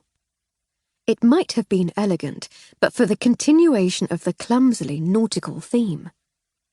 Around the wall were more items of memorabilia: polished portholes, another bell, this one slightly dented, framed bills of lading, an intriguingly asymmetrical display of blocks and lines from a ship's rigging, more paintings of ships, and there, in pride of place above the fireplace, a large portrait in oils of Mrs. Seddon in regal pose. My experience of the houses of the gentry was that their decor tended towards the chaotic. Inherited items jostled for space with treasured mementos. Knickknacks were collected capriciously and displayed haphazardly. Themed rooms, where there were any, tended to be bedrooms, the Chinese room, the African room. There was something altogether too staged about the Seddon home. Someone, I thought, was trying just a little too hard. If the servants were to be believed, it wasn't difficult to guess who it was. The dining table was large enough to seat 10, but there were only 6 for lunch. Mr. Seddon sat at the head of the table, with his wife to his right. Lady Hardcastle sat opposite her, with a chubby, red-faced gentleman I didn't recognise to her left. The man bore a vague, familial resemblance to Mr. Seddon, his younger brother, perhaps. A similarly plump lady that I presumed was his own wife sat opposite him. A dreary-looking man in his early 20s sat next to the plump lady. "I say, Aunt Margaret, would you mind passing me the butter?" "The what, dear?" said the lady. "The butter." "Where is it?" "By your elbow," said the young man. His tone had acquired an arrogant impatience which seemed at odds with his dreary, vapid appearance. The young man rolled his eyes as he buttered a last piece of bread roll. Mary, the housemaid, was pouring tea. Their lunch, the remains of which were piled on the sideboard, appeared to have been a more modest version of the one I had just enjoyed. I smiled to myself. "Ah, Armstrong," said Lady Hardcastle, beckoning me over. "Thank you so much." I gave her the aspirins and she swallowed them down. She thanked me again and waved me away. Instead of leaving, though, I made full use of the mystical powers of invisibility possessed by all household servants and slipped unnoticed to the corner of the room. "You poor thing," said Mrs. Seddon. "Are they for nerves? It must be the shock of talking about that terrible business." Mrs. Seddon was in her early 50s, I judged, slim of figure and blonde of hair. Pretty, I thought, but not truly beautiful. Her clothes were on the gaudy side of elegant, but undoubtedly expensive. She spoke again. "We were simply horrified to hear of his death," she said. "How much more awful it must have been to actually find his body. Was it suicide, do they think?" "That's certainly how it was intended to appear," said Lady Hardcastle, "but the police weren't convinced. They've arrested a local man for the murder." "Murder? Did you know anything about this, James?" she asked her husband sharply, before turning back to Lady Hardcastle. "He used to work for James, you know," she explained. Yes, my dear, I think I heard something about it," he stammered nervously. "You never said anything." Her tone was distinctly icy by now. I didn't want to vex you unduly, my sweet. Nasty business. Nasty." Mr. Seddon might have been the senior partner of a successful shipping agency, but it was becoming clear who was the senior partner in the Seddon household. "Don't want to speak ill of a chap when he's lying on the slab at the mortuary and all that," said the red-faced man, slightly drunkenly. "But it's dashed inconvenient he's dying like that. Left us in the lurch, what?" "Oh, Percy, don't," said the unknown lady. "You speak as though he got himself murdered on purpose." "Unless he was the victim of a lunatic, my dear," he said. "He must have upset someone. Could say he brought it on himself, what?" "No one couldn't," she replied sternly. "And I think you've had altogether quite enough to drink." There was an embarrassed silence, during which everyone but the red-faced man sipped at their tea. He mutinously carried on with his wine. The silence dragged on for almost a minute before Mrs. Seddon said, "Oh, my dear Lady Hardcastle, you do look quite ill. Are you sure you're all right? Should I call a doctor?" Lady Hardcastle looked absolutely fine to me, but it was an elegant way of giving her a reason to excuse herself early. She took it. "Thank you, Mrs. Seddon. I'm sure I'll be fine. But might I impose upon your generosity a little further and ask your chauffeur to drive me home?" "Of course you may, of course," said Mrs. Seddon, with barely concealed relief. "Mary, please go back to the kitchen and tell Daniel to ready the rolls. You can clear this up later." "Yes, ma'am," said Mary, and made for the door. As unobtrusively as I could, I followed her out, and we walked to the kitchen together. As soon as I thought we were safely out of earshot, I said, "That all got a bit frosty." "It had been heading that way for some time, miss. That's why your mistress sent for you, I reckon. Wanted to get you out of there. The missus don't like being shown up, see?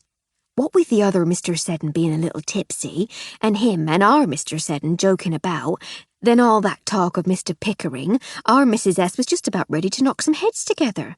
There's going to be skin and hair flying when the guests have all gone. I'd put money on it. By now, we were back in the kitchen, and Mary indicated to Daniel that he was required. "Do they fight often?" I asked, as I put on my hat and gloves. Mrs. Birch laughed. "Now, fight, dear, that's a tricky word. See, for a fight you needs two, and their fights is a bit one-sided. She screams and shouts and throws things, and he stands there meekly and takes it." "Crikey," I said. "Well, I hope we've not made your lives any worse by our coming. Thank you so very much for your hospitality. That was quite the most enjoyable lunch I've ever had." "It was our pleasure, miss," said Langdon, "and I hope we have the pleasure of your company again soon." "Well, Flo," said Lady Hardcastle, as we took off our hats and gloves in the hall, "that was bracing." "An unusual experience, to be sure," I said. "Disappointing not to get anything helpful about Mr. Pickering, and lunch was lacklustre." "That's a shame, my lady," I said with a grin. "Still, it does mean we're home somewhat earlier than planned. Perhaps I should use the opportunity to try to talk to some people in the village. Fetch out those thumbscrews." "A splendid notion. I rather think your first task will be to get to the Dog and Duck and speak to the landlord." "Joe Arnold, my lady." "Old Joe Arnold, yes. Talk to him and see what he's got to say for himself. Perhaps he saw something of the fracas between Pickering and Trestle, or perhaps even something else." "Right you are, my lady." I was secretly warming to the idea of poking our noses into the murder. I wasn't used to all this rusticating. The life of a circus child was lived in cheerful chaos. When my parents gave up the performing life and returned to look after my grandmother in Wales, we lived in a riotous house of boisterous noise and endless activity. When I left home to go into service, I never once had a quiet employer. There were dinners, parties, and endless toing and froing. Lady Hardcastle was quite the worst offender, always in the middle of something tangled and dangerous. Now, though, I was beginning to find the lack of mortal danger disorientating. Perhaps sleuthing was an acceptable compromise. "But first, I want a cup of tea. There'll be time for thumbscrews later, and you must tell me everything you learned from the Seddons' servants." I nipped through to the kitchen and found Edna and Miss Jones taking their ease at the table. They looked slightly guilty. "Hello, ladies," I said. "Is everything under control?" "Fine, thank you, Miss Armstrong," said Edna. "To be truthful with you, there ain't that much for us to do with only Lady Hardcastle to look after. I've done the cleaning and you gave a hand with the washing. Young Blodwin here has baked you a ham in case you fancy some sandwiches for your supper. You did say you probably wouldn't be eating, didn't you?" "I did, yes." "So that's us pretty much done then," she said with a shrug. "In that case, I don't see any point in your hanging about for the sake of it. Why don't you both toddle off home?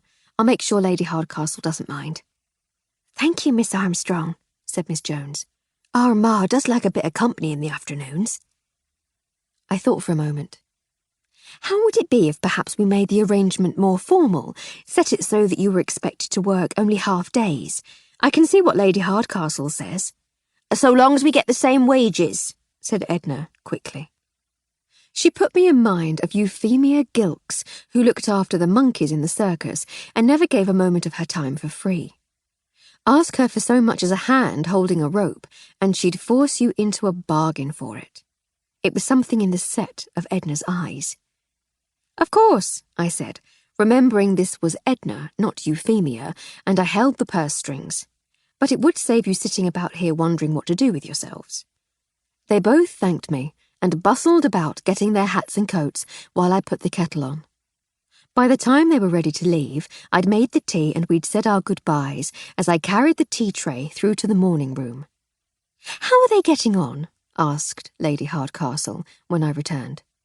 Not too badly, I said. I think they've got over their initial shock at seeing you treat me like an old chum. Neither of them actually said anything, but I could tell that they thought it more appropriate for a companion than a lady's maid. She laughed. I always thought companion was a rather odd job title, a little humiliating for both sides. On the one hand, you have a lady who is so friendless that she has to employ someone to keep her company, while on the other, there's a servant who is paid to pretend she likes her employer.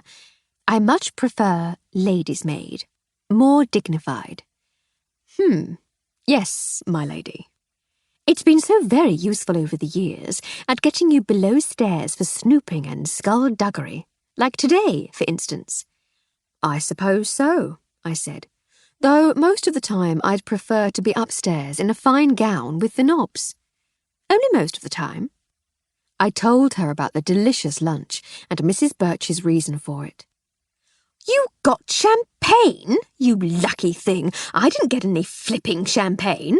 I had to make do with an indifferent white burgundy. I went on to describe the servants' general contempt for their employers and Mrs. Seddon's stern ruling of the Seddon roost. I definitely got the impression that he's slightly in awe of her, said Lady Hardcastle. She has a taste for the more expensive things in life, too, I noticed, white burgundies notwithstanding. Not perhaps the most elegant or refined things, though, I added. Oh, Flo, you snob, she laughed. But yes, you're right. Opulence without elegance seems to be her motto. I'm glad to know the shop girl history, though. Her accent is atrocious. Who's the snob now, my lady? I said. Touché. What happened before I arrived? Nothing of note. They twittered on about people they knew, dropping names and titles at such a pace that even I couldn't keep up. As soon as I mentioned Pickering's death, the whole mood of the table changed. Mrs. Seddon feigned an air of delicately swooning propriety, but it sounded to me as if she wanted to avert a scandal. She does seem the type that wouldn't want that sort of attention, not quite the elegant sophistication she aspires to. Not at all, she said. To be fair, I don't think any of them wanted the firm to be dragged into a murder investigation. Understandable, I suppose. Reputation is everything in the business world. We drank our tea together in the morning room, and it was with some reluctance that we left the table, with me still feeling far too full from lunch. But we hauled ourselves up, put hats and gloves back on, and walked the half-mile into the village together. I left Lady Hardcastle to call upon Constable Hancock in search of new developments, while I made my way round the green to the village inn. 6. To judge from the architecture, the Dog and Duck had been serving food, ciders, ales, wines, and spirituous liquor to the people of Littleton Cotterell for at least 400 years, possibly longer. It was a small country inn with a yard to one side filled with barrels and crates awaiting the drayman's next visit. There was also a stout handcart, tipped up and propped against the wall of the building. I went into the snug and coughed delicately to attract the attention of the landlord. Old Joe was, indeed, rather old, but he was spryly alert and fairly skipped across the bar to greet me. I was wondering when we might see you in here, my love, he said toothlessly. Good afternoon, Mr. Arnold. It's a pleasure to meet you. And you, my dear, what can I get you? A nice glass of sherry? A small cider? On the house, of course. It's not often we get new folk in the village, and you and your mistress are the talk of the town. You're very kind, Mr. Arnold, very kind. What a charming inn. Family business, my love. My old dad ran it before me, and his dad ran it before him, back 4 generations. You must see all the village life in here. Everyone must come in sooner or later. We're the heart of the village, miss. The very beating heart of it. Isn't that right, Daisy? Daisy, the young barmaid, was wiping the public bar with a dirty rag. The beating heart, Joe, Daisy agreed, with only the tiniest trace of weary sarcasm. I recognised the name. Daisy Spratt? I asked. That's right, she said suspiciously. How do you know? You're engaged to Bill Lovell. What if I am? It's just that I heard both your names recently, what with the, goings-on. I bet they're all talking about us now. Well, he didn't do nothing, and neither did I, and don't you go thinking we did. He didn't do for Frank, not my Bill. I hadn't fully thought through how I was going to go about questioning Mr. Arnold, but both bars were empty, so it seemed as good a time as any for my interview. I still wasn't quite sure how to broach the subject, but with Daisy there too, I thought I might have an opening. I didn't want to create false hope, but I wondered if I might start with a little bit of openness to see if I got any in return. Would you both mind talking about that night a little? I asked. Lady Hardcastle and I aren't completely convinced that Mr. Lovell is guilty either, but Inspector Sunderland is going to need a little more to convince him than the opinion of a newcomer and her lady's maid. They looked briefly at each other before Mr. Arnold said, I never seen a copper in such a hurry to get gone. We usually has to chase old Sergeant Dobson out with the brush and bolt the door behind him to get him to stop talking once he gets going, but this fella from Bristol was in and out afore I could tell him anything. He heard what he wanted to hear and was off to collar young Bill afore you could say ninepence. Mr. Arnold's toothlessness made it very difficult for him to convincingly say ninepence at all, but I suppressed my smile. He led me over to a table in the corner of the bar and beckoned to Daisy to join us. As we sat, he continued talking. See, I told him about the argy-bargy between Frank and Bill, but that weren't the only row Frank got into that night. Daisy interrupted. No, it weren't. Arthur Tressel near started actual fisticuffs right there in the public, she said, indicating the other bar. What about? I asked. Was Mr. Pickering walking out with his fiancée too? Daisy glared at me. No one, she said indignantly, was walking out with anyone, most specially not me, and I'll thank you to keep your insinuations about my character to yourself. Frank was sweet on me, that was all, and I walked out with him once, in public mind, to set him straight about me and Bill. My apologies, I said. I didn't mean any offence. But your Mr. Lovell got to hear about it? Well, yes. He's protective is all. He just wanted to set Frank straight. He wasn't even going to hurt him, much less kill him. He just has his way of talking. He can be a bit... Fiery, I suggested. Hot-tempered. I suppose you could put it like that. But he didn't do for Frank. He wouldn't. He wouldn't. She was close to tears. Mr. Arnold looked slightly embarrassed and carried on quickly, trying to diffuse the situation. Arthur, see, he's the captain of the cricket club. They was all in here that night for a meeting, and Arthur, well, he's a prickly sort, and he got it in his head that young Frank was trying to take over. He was only a fair batsman, was Frank, but he had a fast ball and could take a man's arm off. He was keeping that team going, I reckon, and Arthur had taken a notion that he was angling for the captain's cap. And was he? I asked. Couldn't say, my love. All I can tell you is that they squared off in the public bar, and I had to get a couple of my regulars to separate them. They threatened each other? No, young Frank was one of they gentle giant types. Calm as you like, normally. He could stand his ground, mind, but he wasn't the sort to go out shouting the odds. No, it was Arthur. Seething he was, fair ready to boil over. Said he'd never let Frank do it.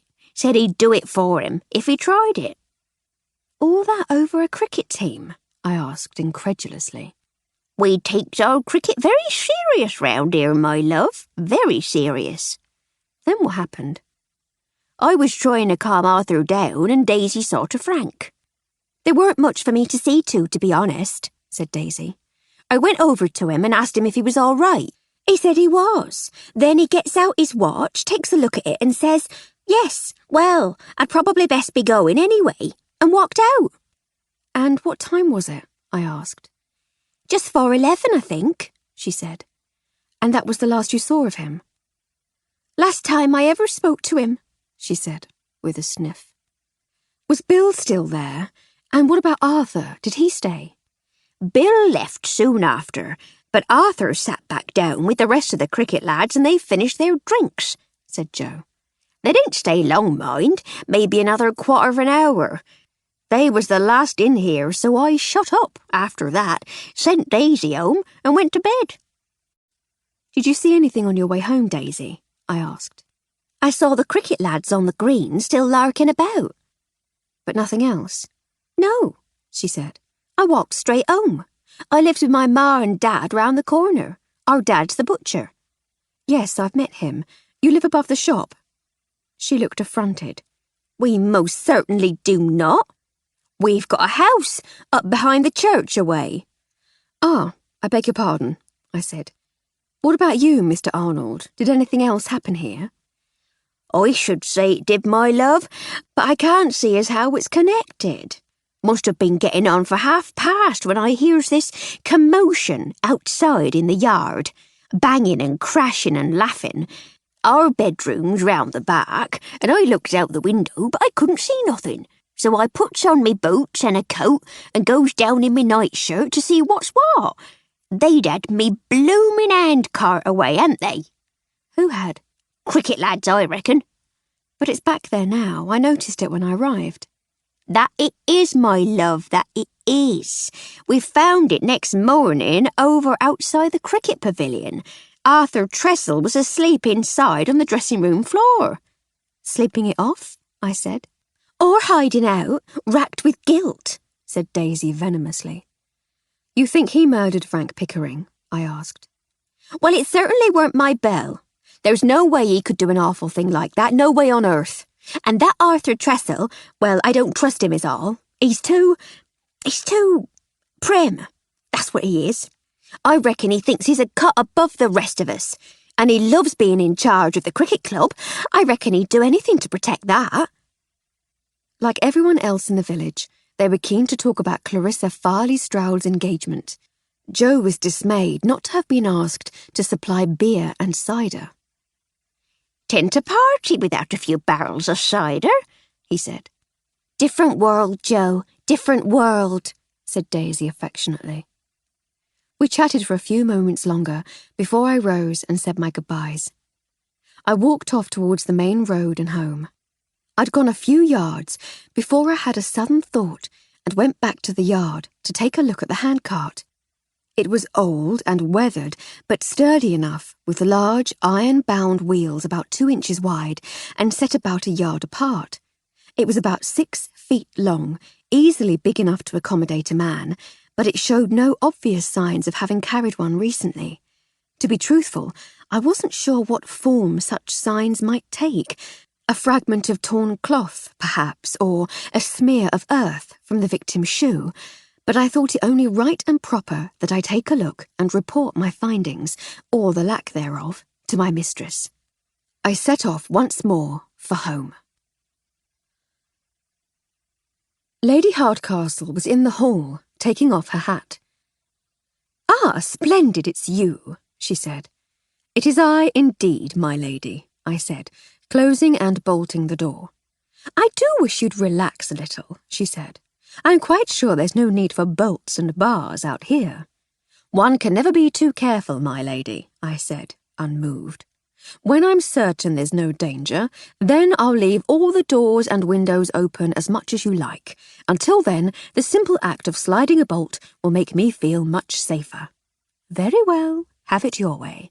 But come, make tea. Tell all." Removing my hat and gloves, I went through to the kitchen and began to make a pot of tea. As I worked, I recounted my conversation with Mr. Arnold and Daisy Spratt as closely as I could.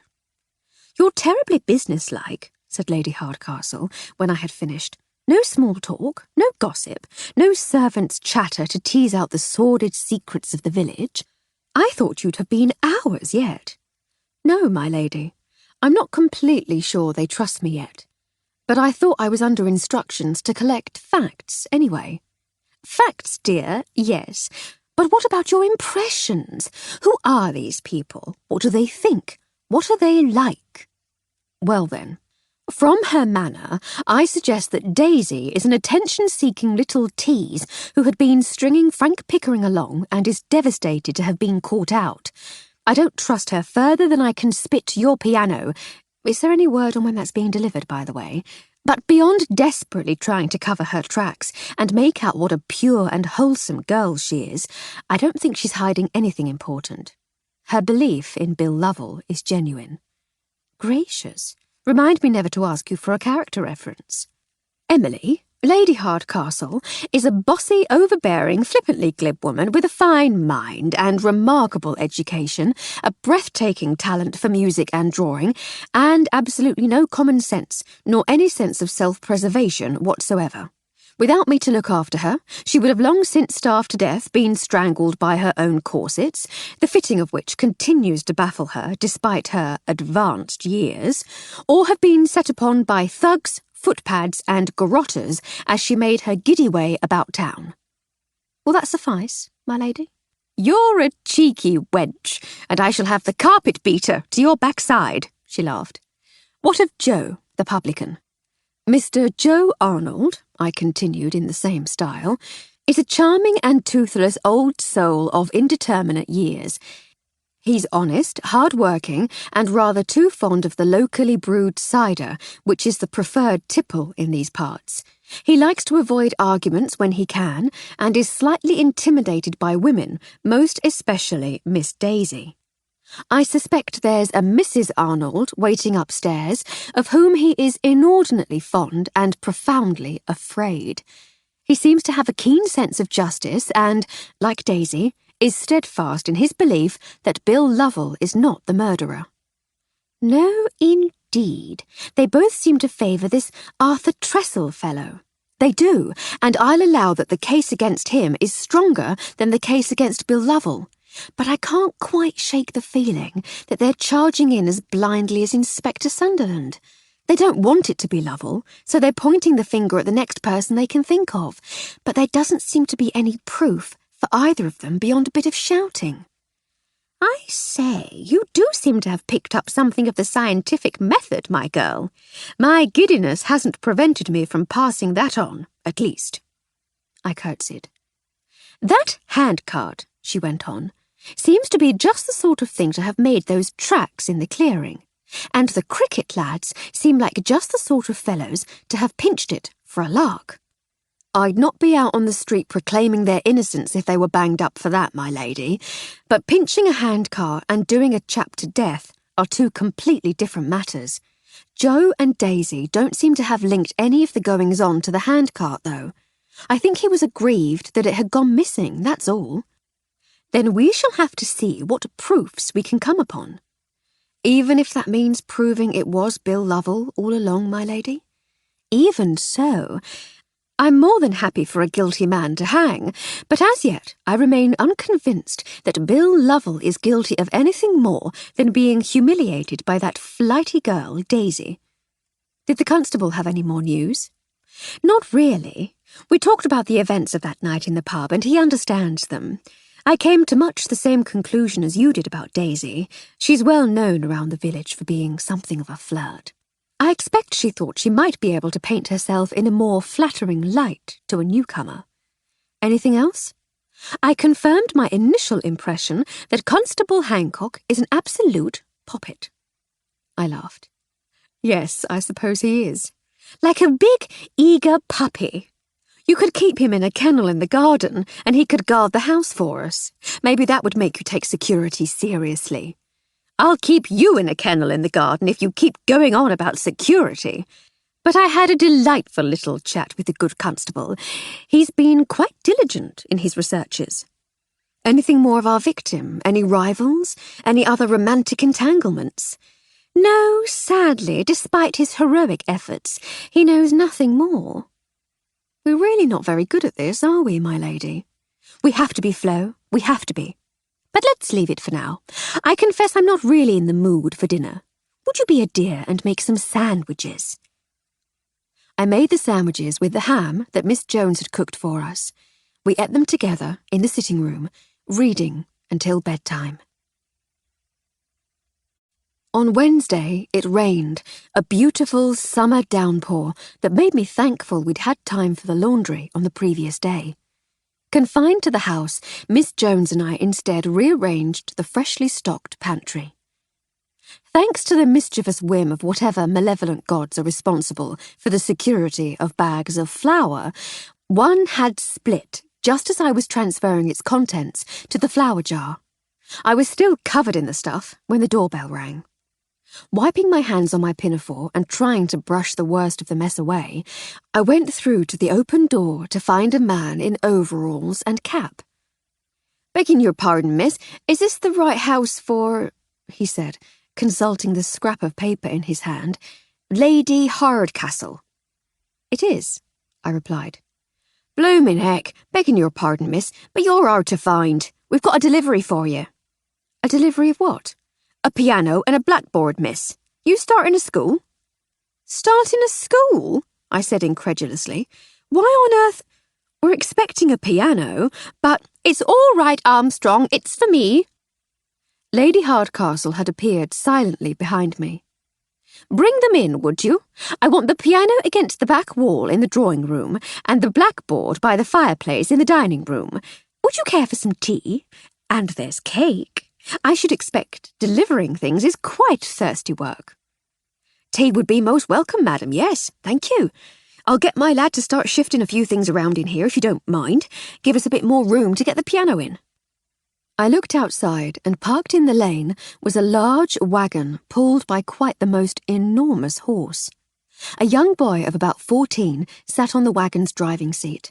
On the bed of the wagon, covered by an oiled tarpaulin, was, I presumed, Lady Hardcastle's new piano. I went back to the kitchen and set Miss Jones to work making tea while the delivery man and his lad began shifting furniture in the drawing room to make way for the new upright piano. Lady Hardcastle joined me. "I'm so glad it's here. I've been missing having a piano in the house terribly." "I know, my lady. It'll be nice to have some music in the house again." But was I dreaming, or did he also say something about a blackboard? Ah, yes, that was an idea I had yesterday. After I'd finished talking to the constable, I prevailed upon him to let me use his telephone to contact the music shop to complain about the absence of my new piano. The nice man told me it was just being loaded onto a train bound for Bristol and that he'd arrange for it to be delivered today. I explained that I'd been in my new home for over a week without it, despite the fact that I'd placed the order more than a month ago. He apologised profusely and asked if there was anything he could do to make things right. I said that if he managed to get a large blackboard and easel onto the train with the piano, we'd say no more about it. "You made him go out and buy you a blackboard?" "No, silly. They sell them for music teachers. I bought it, but I made it clear that my goodwill and continued custom were contingent entirely upon the safe arrival today of both piano and blackboard." "And so now you have a blackboard?" "And a piano." "Why?" "It's for making exquisite music, obviously." "No, my lady, the blackboard. Why do you have a blackboard?" "Oh, yes, of course. Well, you see, I rather got used to using a blackboard for working things out when I was at Girton. Helps me to think, do you see? So I thought perhaps if I had a blackboard, it might help me to think about this murder business." "The murder?" "Quite so. I thought if I could make notes, draw diagrams, perhaps even pin up little sketches of the people involved, it might help me to make sense of all the information about the murder and maybe find a solution." "And so, for this one case, you now own a blackboard?" "And chalk, and a duster, and a box of tacks." "Tacks?" "Thumbtacks, for pinning things to the blackboard." "Won't that make holes in it?" "Oh, Flo, you do worry about the most inconsequential things. Take the tea out to our horny-handed sons of toil and rejoice that we finally have a piano. You have a piano, my lady. I play the banjo, as you very well know. You also have a blackboard. Yes, I do. Now, feed and water the nice men who own the cart that brought it. We dined early and sat at the table afterwards, sipping some of Lady Hardcastle's excellent cognac, one of her few vices. Tell me again exactly what you're going to do with the blackboard, I said, gesturing towards it with my snifter. I have christened it the crime board, she said. Let me show you. She stood and collected a sheaf of papers from the sideboard before crossing to the blackboard. Good morning, Lady Hardcastle, I chanted, as I had been taught to on one of my few days at school. My twin sister and I had attended many schools on our travels, but only for a week at a time, so we found many of the rituals a little baffling. Being taught on the road by our extended circus family was a much more satisfying experience. Do you want to know, dear, or are you just going to chaff me? Can I not do both? She sighed. So here we have our victim, Frank Pickering. She pinned a sketch at the centre of the board. We know that he was a clerk of some sort at the offices of Seddon, Seddon and Seddon. She riffled through the stack of papers to find another sketch, which she also pinned to the board. What's that, my lady? I asked. Those are the offices of Seddon, Seddon and Seddon, silly, she said. It looks like a school. No, it's a shipping office. It has a clock. Yes, I thought a shipping office might have a clock, she said testily. I shall revise the sketch, should we ever happen to see the office. She drew a chalk line from Mr. Pickering to the office. And this is Mr. Seddon. She pinned a sketch of a gentleman dressed in a frock coat and top hat next to the building. I say, you've dressed him rather smartly, I said. He's an important fellow, runs a shipping business, don't you know? Good likeness, though. Thank you, dear. Now, Pickering was also a member of the cricket club. A picture of a cricket pavilion appeared from the pile. And he had argued with Arthur Tressel and William Lovell on the night he died. They look more like Oscar Wilde and W.G. Grace, I said. That's because they are Oscar Wilde and W.G. Grace. I've not met either of them yet, so I had to give them someone else's face. W.G. Grace, I understand, but why Oscar Wilde? Was he known for his cricketing prowess? Not as far as I know, she said, but I can't remember what Jack Hobbs looks like. Who? I asked. New chap, played for England against Australia. Everyone was talking about him earlier this year. Right you are, I said. She continued to pin up sketches and make notes on the board as she talked. We know they were all at the Dog and Duck with the rest of the cricket team. Old Joe Arnold runs the pub, and Daisy, the butcher's daughter, is his barmaid. William Gladstone and Nellie Melba. I'd visit a pub run by William Gladstone and Nellie Melba, wouldn't you? I dare say I would. You'd be disappointed when you meet the real Joe and Daisy, though. Perhaps. But anyway, we know that Frank Pickering was found hanging from an oak tree in Combe Woods. We suspect that he was already dead when he was put there. There are wheel tracks in the clearing from some sort of cart, and a handcart was taken from the pub around midnight. She pinned up one of the sketches she had made at the scene, as well as the drawing of a handcart of the sort that a market peddler might use. It's all very impressive, I said, when she had finished her note-making. But how does it help us? It shows us the patterns, she said enthusiastically. The connections, the coincidences. It helps us to keep track of what we know. And does it tell us who murdered Frank Pickering? She sighed. No, not yet. But if solving murders were easy, any fool could do it. My favourite old fool is certainly having a go, I said. She sat down at the table once more. We've got two men who might have a reason to kill Mr. Pickering if their jealousy of him was strong enough. Both of them seem to have an opportunity to do so. Mr. Tressel seems to have had access to a handcart that would be perfect for transporting the body to fake the suicide, but Mr. Lovell could easily have taken it from outside the cricket pavilion where the rowdies left it. We still have no proof that either of them did it, nor any idea how they might have managed to get the body up into the tree. I fear we're getting nowhere, Flo. We know more than Inspector Sunderland already. Perhaps, but let's leave it for now. I feel the spirit of Chopin coming upon me. I love it when that happens, I said. Then come, servant, let us repair to the drawing-room, and I shall play. I'll tidy these things away and make some cocoa. Very well, don't be long. The spirits are restless. Dear Frederique might be elbowed out of the way by Franz Lehar at any moment. Lehar is still alive. He is? That hardly seems fair. Well, such is the sickly power of his sentimental spirit that even life cannot stop him. Hurry, girl, or it'll be the merry widow for you, and that never ends well. One merry widow in the house is quite enough for me, my lady. I shall be as swift as I can. The piano turned out to be a charming instrument, and only slightly in need of tuning after its journey. It was nearly midnight by the time we retired. Thursday morning saw us both engaged in mundane domestic matters, with me continuing to organise our household and Lady Hardcastle catching up with correspondence at her desk in the small study. Things were actually running rather smoothly. Edna, Miss Jones and I had fallen into a nice routine and had more or less settled on a mutually agreeable division of labour.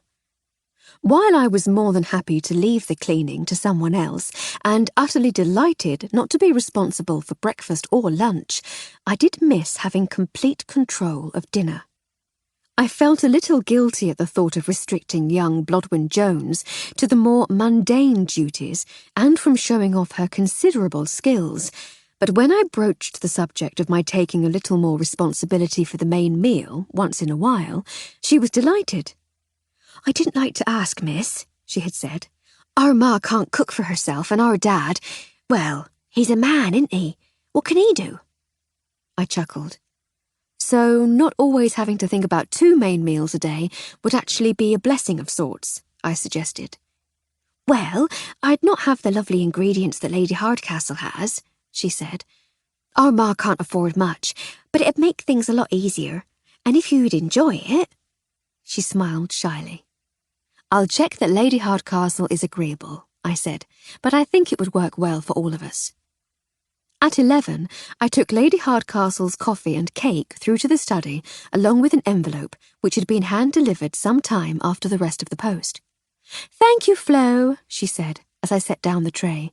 "Will you join me? I do enjoy keeping up with everyone, but I could do with a break from endlessly describing our move."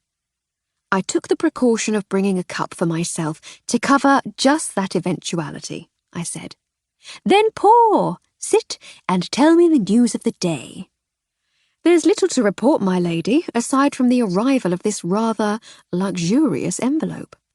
"I say, someone's pushed the boat out," she said, taking the heavy, cream-coloured envelope from me. She opened it and read the engraved card that had been enclosed. "I am cordially invited," she said, "to celebrate the engagement of Miss Clarissa Farley-Stroud and Mr. Theophilus Seddon at the Grange on Saturday, the 20th of June, 1908, 7 o'clock. Carriages at 1. I say, how lovely to get a proper invitation for the mantle. Gertie said she'd already sent them. She is a dear. When's the 20th? "This coming Saturday, my lady," I said. "Then I must send my acceptance right away, and my warmest and most formal congratulations to the happy couple. Do you know the happy couple at all?" "I met Clarissa on Saturday at dinner. Quite the most vacuous ninny to ever struggle into a fashionable frock, but sweet with it. She's been living with a family friend in London while she pursues her dreams of becoming a society columnist, or some such.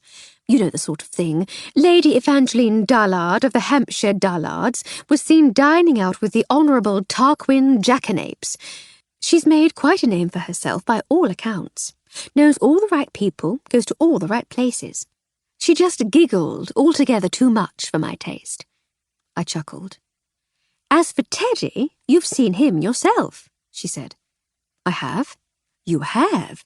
He was the sullen youth at the Seddons' lunch table on Tuesday. Ah, I said. I saw him, tiresomely rude to his aunt over the matter of the butter. Quite. He's as witless as his affianced, but without her fizzy personality, possessed as he is of slightly less charm than a blocked drain. I wonder what Miss Clarissa sees in him, I said. Love really does seem to be blind. What does the note say? I asked, indicating the folded paper that had accompanied the invitation. Ah, yes, the note. She opened it and read. Oh, how disappointing. What is it, my lady? Dear old Gertie asks ever so sweetly, and if it's not altogether too much trouble, whether I might see my way clear to letting her hire your services for the evening of the party. She says she's having some minor, temporary staffing difficulties. She's so sweet. Money's a bit tight up at the Grange, but she's too proud to say that she can't afford the extra staff she needs. Anyway, she would be so terribly grateful if she could make use of my most excellent lady's maid, that's you, dear, as part of the serving staff, reporting to Mr. Jenkins the butler, etc., etc. I don't want to turn the old girl down, but it was supposed to be your night off. I don't mind, my lady. If you want to help an old family friend, how can I refuse? It would be a chance to be at the party, after all, and I might be able to find out some more gossip to help with the Pickering affair. You're very kind, but still, she said. It's not as though I could go to the music hall or anything. Village life is wonderfully peaceful, but the night life is the dog and the duck. I would just have been sitting here reading as always. This way I get to listen to the music, eavesdrop on the conversations, have a sneaky, secret dance in the corridors when no one's looking. I'd really rather go. I'll pay you myself, though. I can't let her pay you. No need, my lady. I shall have to make sure I eat more than my fair share of canapes and swig a few glasses of champagne. Don't expect the finest vintage. We shall see.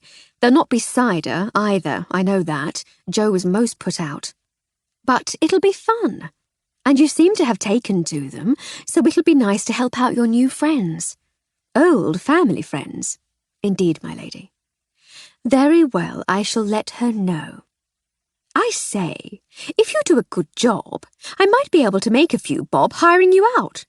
Like an agency skivvy, my lady. Exactly like that. You wouldn't mind, would you, dear? I raised an eyebrow.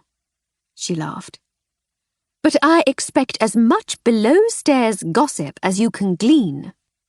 And so it was agreed. Lady Hardcastle replied at once, and the arrangements were made. My own uniform was deemed suitable, and I was to report to the kitchens by 4 o'clock on the day of the party. 7. On Saturday, our morning walk took us not towards the fields and woods as usual, but into the village, where we called upon Mrs. Pantry at the grocer's. "Ah, Mrs. Pantry," said Lady Hardcastle as we entered. "How do you do?" "How do you do, my lady?" said the shopkeeper. She glowered at the thought of a well-to-do lady entering her shop. "I wonder, do you have any wire?" "Wire, my lady?" "Yes, it needs to be quite thin and quite flexible, but it needs to be able to hold its shape." "Thin?" said the shopkeeper suspiciously. "Flexible?" "Yes, that's right, and able to hold its shape." Mrs. Pantry's curiosity warred with her class animosity, with the battle played out clearly across her rumpled features.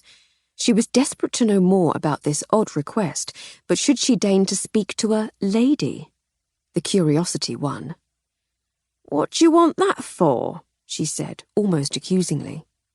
Unfazed, Lady Hardcastle said, It's for a moving picture project I'm working on. I have it in mind to make some puppets, and I should like to form their skeletons from wire. Have you seen any of Monsieur Mellier's work? Moving pictures? Whatever next? Whatever next indeed, said Lady Hardcastle. Do you have any wire? I got some milliner's wire. I got it in from Mrs. Lane. That sounds ideal. She was making an hat for her daughter's wedding, see? Was she, by Jove? Might I buy some? It's for making hats, mind. Quite so. 10 yards?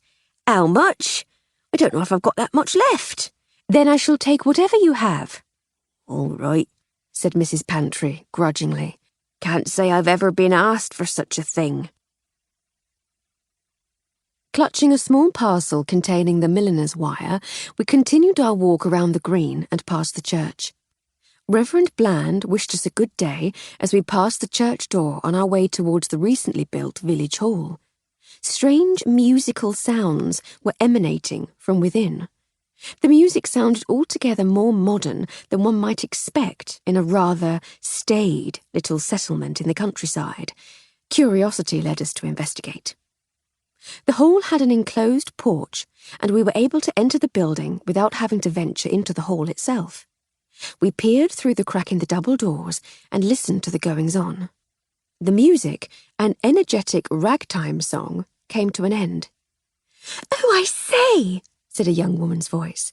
"That was simply divine. Mummy will die. I love it." A man's voice rose from the ensuing laughter. "Ah," said the voice, "that'll be why we couldn't do our run-through at the house." "'Ere," said another male voice. "She will still pay us, though, won't she?" There was more laughter. Another woman's voice said, "Oh, do shut up, Skins." It's fine, said the younger woman. "She's agreed to have you. It's just that I'm not certain she knows exactly what she's agreed to." There was a sound of scraping chairs and the clatter of instrument cases being opened. Footsteps approached the door, so we made a hasty exit. We were nonchalantly walking around the outside of the hall by the time a tall, handsome man emerged from the door. He leaned against the wall. A shorter, wiry man joined him. "Stuffy in there, ain't it?" he said. "You're not kidding, Ed," said the taller man. "I do hope this house of hers is better ventilated." "Bound to be. They're all cold and draughty, them old places, ain't they? We'll be tidy. It'll be an easy job, I reckon." He caught sight of us as we crossed the road and gave me a wink. "I should say this evening's entertainment has arrived," said Lady Hardcastle, once we were out of earshot. "It would certainly appear that way, my lady. I hope your dancing shoes can cope." "Never mind the shoes. It's these poor old pins I worry about." "You have the legs of a woman half your age," I said. "Yes, but she wants them back, so I shall have to make do with these." "I haven't danced for years," I said. "Not since that ball in Vienna." "My word, I'd forgotten that one. You were the Marchioness of somewhere or other, weren't you? Was it that one? Or was I La Comtesse de Thingamy? You could well have been. It was so hot that summer, wasn't it?" "It was," I said. "Was that the one where we had to sweet-talk General von Whatsit?" "I believe so, yes. Wasn't he on the verge of proposing marriage to both of us?" "Naturally," I said. "Who could resist? But I do know it was the last time I danced.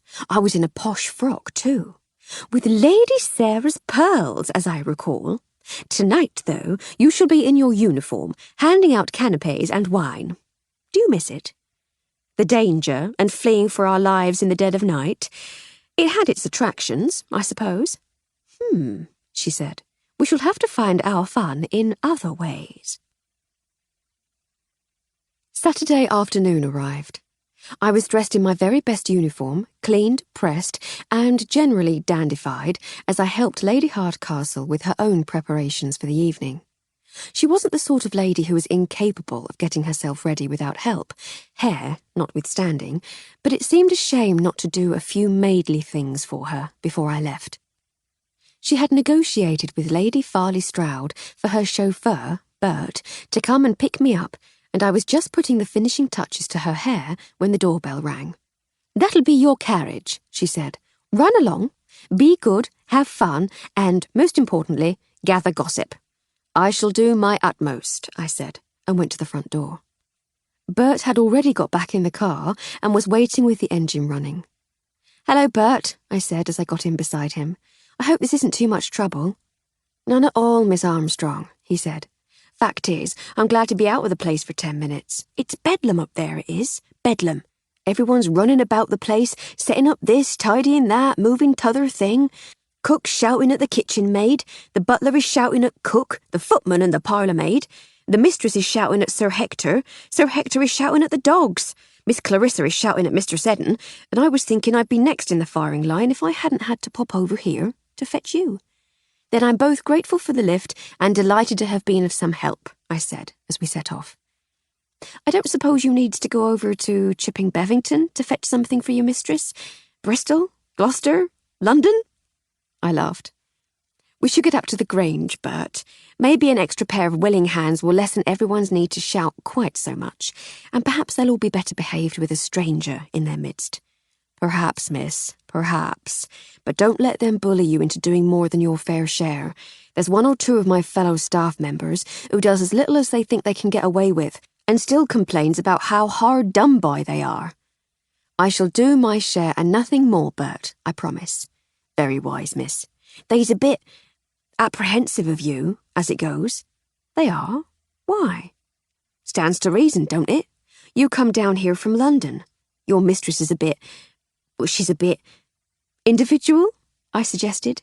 Individual, yes, he said. She don't seem to follow the rules much, does she? I laughed. No, she very much makes up her own rules. Right. So you're from up London? I'm from Aberdeen. Are you? Are you indeed? Well, they're worried all the same. Thinks you might be a bit too sophisticated for 'em, they does. But not you. Ah, he said with a knowing wink. I've already met, you see. I knows what to expect. I laughed again, and he smiled back. As we entered the gates, I smiled again as I got my first proper look at the Grange. There was something altogether charming about the higgledy-piggledy manor house. My knowledge of architectural styles is hazy, but my guess was that the present house had begun its life in Tudor times. There were glimpses of ornate brick chimneys at the back, but the main body of the Tudor house had been replaced by an elegantly symmetrical Georgian structure built from the local stone. What lent it its charm, though, was that at some point in the previous century, its owner had chosen to extend the house by building a new wing. Rather than try to match the new wing to the existing building, or even to try to make it sympathetic, as I believe the architects say, they had built it in the Gothic revival style with turrets and towers and pointed, arched windows. The result, though it was an absolute aesthetic shambles, was a house that looked as though it had been lived in and loved for generations. We rounded the house and pulled into the stable block, which had been converted to store the motor car. If you go through there, said Bert, indicating a door at the back of the workshop, you'll find the way to the servants' passage round the back of the house. Go down the stairs and follow the sound of angry screaming, and you'll pretty soon be in the kitchen. I'll be out here, adjusting the carburetor. Yes, that's it. I'll be adjusting the carburetor, if anyone asks. Righto, Bert. Thank you for the lift. My pleasure, miss. Good luck. I left him to his skiving and set off in search of the kitchen. His directions, though vague, were uncannily helpful. The sounds coming from ahead were, indeed, the sounds of pots and pans being clattered about, and of Mrs. Brown, the cook, screeching invectives at the top of her formidable voice. Someone in the kitchen was not having a happy time of it at all. I decided that any show of timidity, even polite deference, would most certainly be my undoing, and would see me badgered, nagged, hounded, and generally put upon for the remainder of the day. The strict hierarchy generally observed among household servants could be all too easily forgotten if one failed to assert oneself. With that in mind, I stood a little straighter, breathed a little more deeply, and opened the kitchen door with a confident flourish. "Good afternoon, everyone," I said in my most self-assured, take-no-nonsense, lady's maid's voice. "How are we all today?" Mrs. Brown halted in mid-slam and stood with the pan in her hand, glaring towards the door as though her kitchen were being invaded. Rose, the kitchen maid, carried on with her chopping. She kept her head down, and it was apparent that she was crying, but she glanced up and smiled gratefully at me for bringing her a moment's respite from the yelling. "Oh," said Mrs. Brown, placing the pan on the range. "It's you, Miss Armstrong, come to join our merry band?" "Indeed, yes," I said breezily. "I was told Mr. Jenkins would need some help upstairs." I had been told nothing of the sort, but I wasn't going to give Mrs. Brown an opportunity to co-opt me into her downtrodden kitchen brigade. "Is there somewhere I can leave my coat?" "Rose," she snapped. "Show Miss Armstrong to Miss Denton's room. She can leave her coat there. Then come straight back here. No dawdling." "Yes, Mrs. Brown," said poor Rose, weakly, wiping her hands on her apron. "Follow me, miss. I'll show you the way." As she led me through the warren of subterranean corridors, I tried to engage her in conversation. "How long have you been working here?" She plodded on forlornly. "About 2 months." "It's early days yet," I said. "Things will get better." "Will they?" She was close to tears again. "I never thought it would be like this. I can't get anything right." "I rather think the problem is with Mrs. Brown, not with you. She hasn't impressed me so far. I'm very much thinking of giving her a piece of my mind. All that shouting and banging, it's not on." "Oh, please don't make trouble, miss. You don't know what she's like." "I've met her sort before, Rose. Don't worry. I know how to deal with the likes of her." She didn't seem reassured, and when we arrived at Miss Denton's room, she simply gestured at the door and scuttled off as quickly as she could manage. I knocked on the door. "Yes?" said an imperious voice from inside. I opened the door and poked my head round. Sitting in an overstuffed armchair, with her feet on a stool, was a small woman with greying hair swept up in an unfashionable style. Her face was set in a scowl. "Good afternoon," I said cheerfully. "I'm Florence Armstrong, Lady Hardcastle's lady's maid. Mrs. Brown suggested I might be able to hang my coat in your room." "Come in," she said more brightly, her face softening. "I'm Maud Denton, housekeeper, and Lady Farley Stroud's lady's maid. Pleasure to meet you. And you, I'm sure." I half want to say no, just to prove that bossy old biddy wrong, but I can't take it out on you, my girl. Of course you can hang your coat in here. Join me for a cup of tea? "I should love to, thank you. It's just brewing now. Fetch yourself a cup from the shelf over there, there's a good girl." She indicated a shelf above the small gas ring. "I gather you volunteered to come over to help us with the party." "That's the plan, yes," I said, reaching for a cup and saucer. "What on earth possessed you to do something as silly as that?" "Well, it was this, or sit at home on my own for the evening. This way, I might get to listen to the band, at least. And I'm not exactly a volunteer. There was talk about hiring me for the evening." She laughed. "Don't hold your breath, my dear. If any payment is eventually forthcoming, it'll be grudgingly given and probably a penny or two short. Times is hard for the Farley Strouds." "Ah, well," I said, "I'm here now. Have you any idea what I'll be doing?" "Hiding out here with me for a couple of hours is your first duty, my girl. Then, when the heavy work has been done, we shall swan imperiously about the place, doling out canapes and cheap sparkling wine as though they were the food and drink of the Olympian gods." "That sounds like a workable plan," I said. "I don't suppose you have any biscuits?" "Funny you should ask," she said, reaching into a cupboard behind her. "I happen to have snaffled a plateful from under Cook's eternally grumpy nose this very morning. Help yourself." It was going to be quite a pleasant day, after all. I was, as predicted, given the task of mingling unobtrusively with a tray of nibbles and indifferent fizz. We were also charged with keeping guests out of the library, which had been given over to the band to use to store instrument cases. It wasn't onerous work. The musicians we had heard in the village hall were Roland Richmond's Ragtime Review, a band of some repute from London. They were Clarissa's choice, it seemed.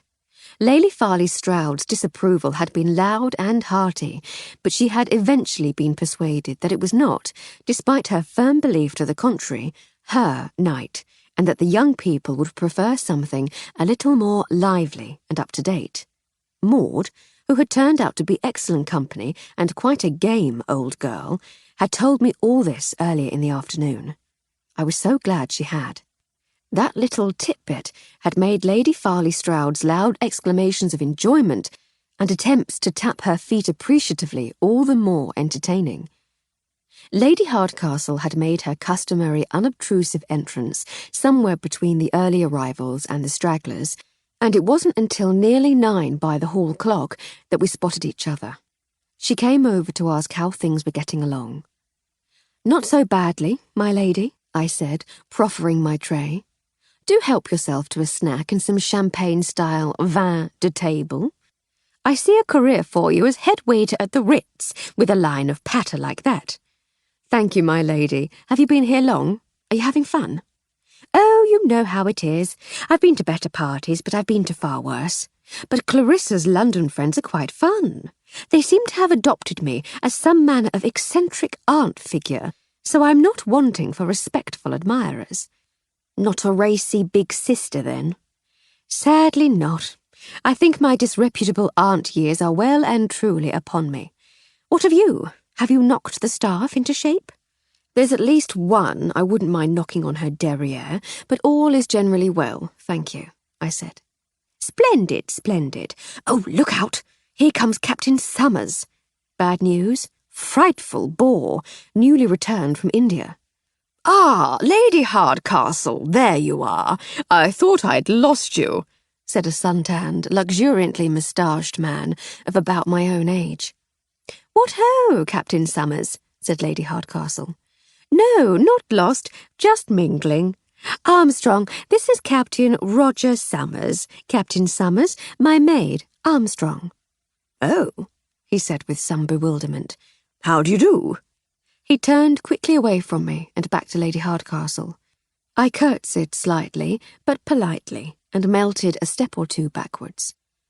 "Is this what parties are like back in Blighty these days?" he blustered.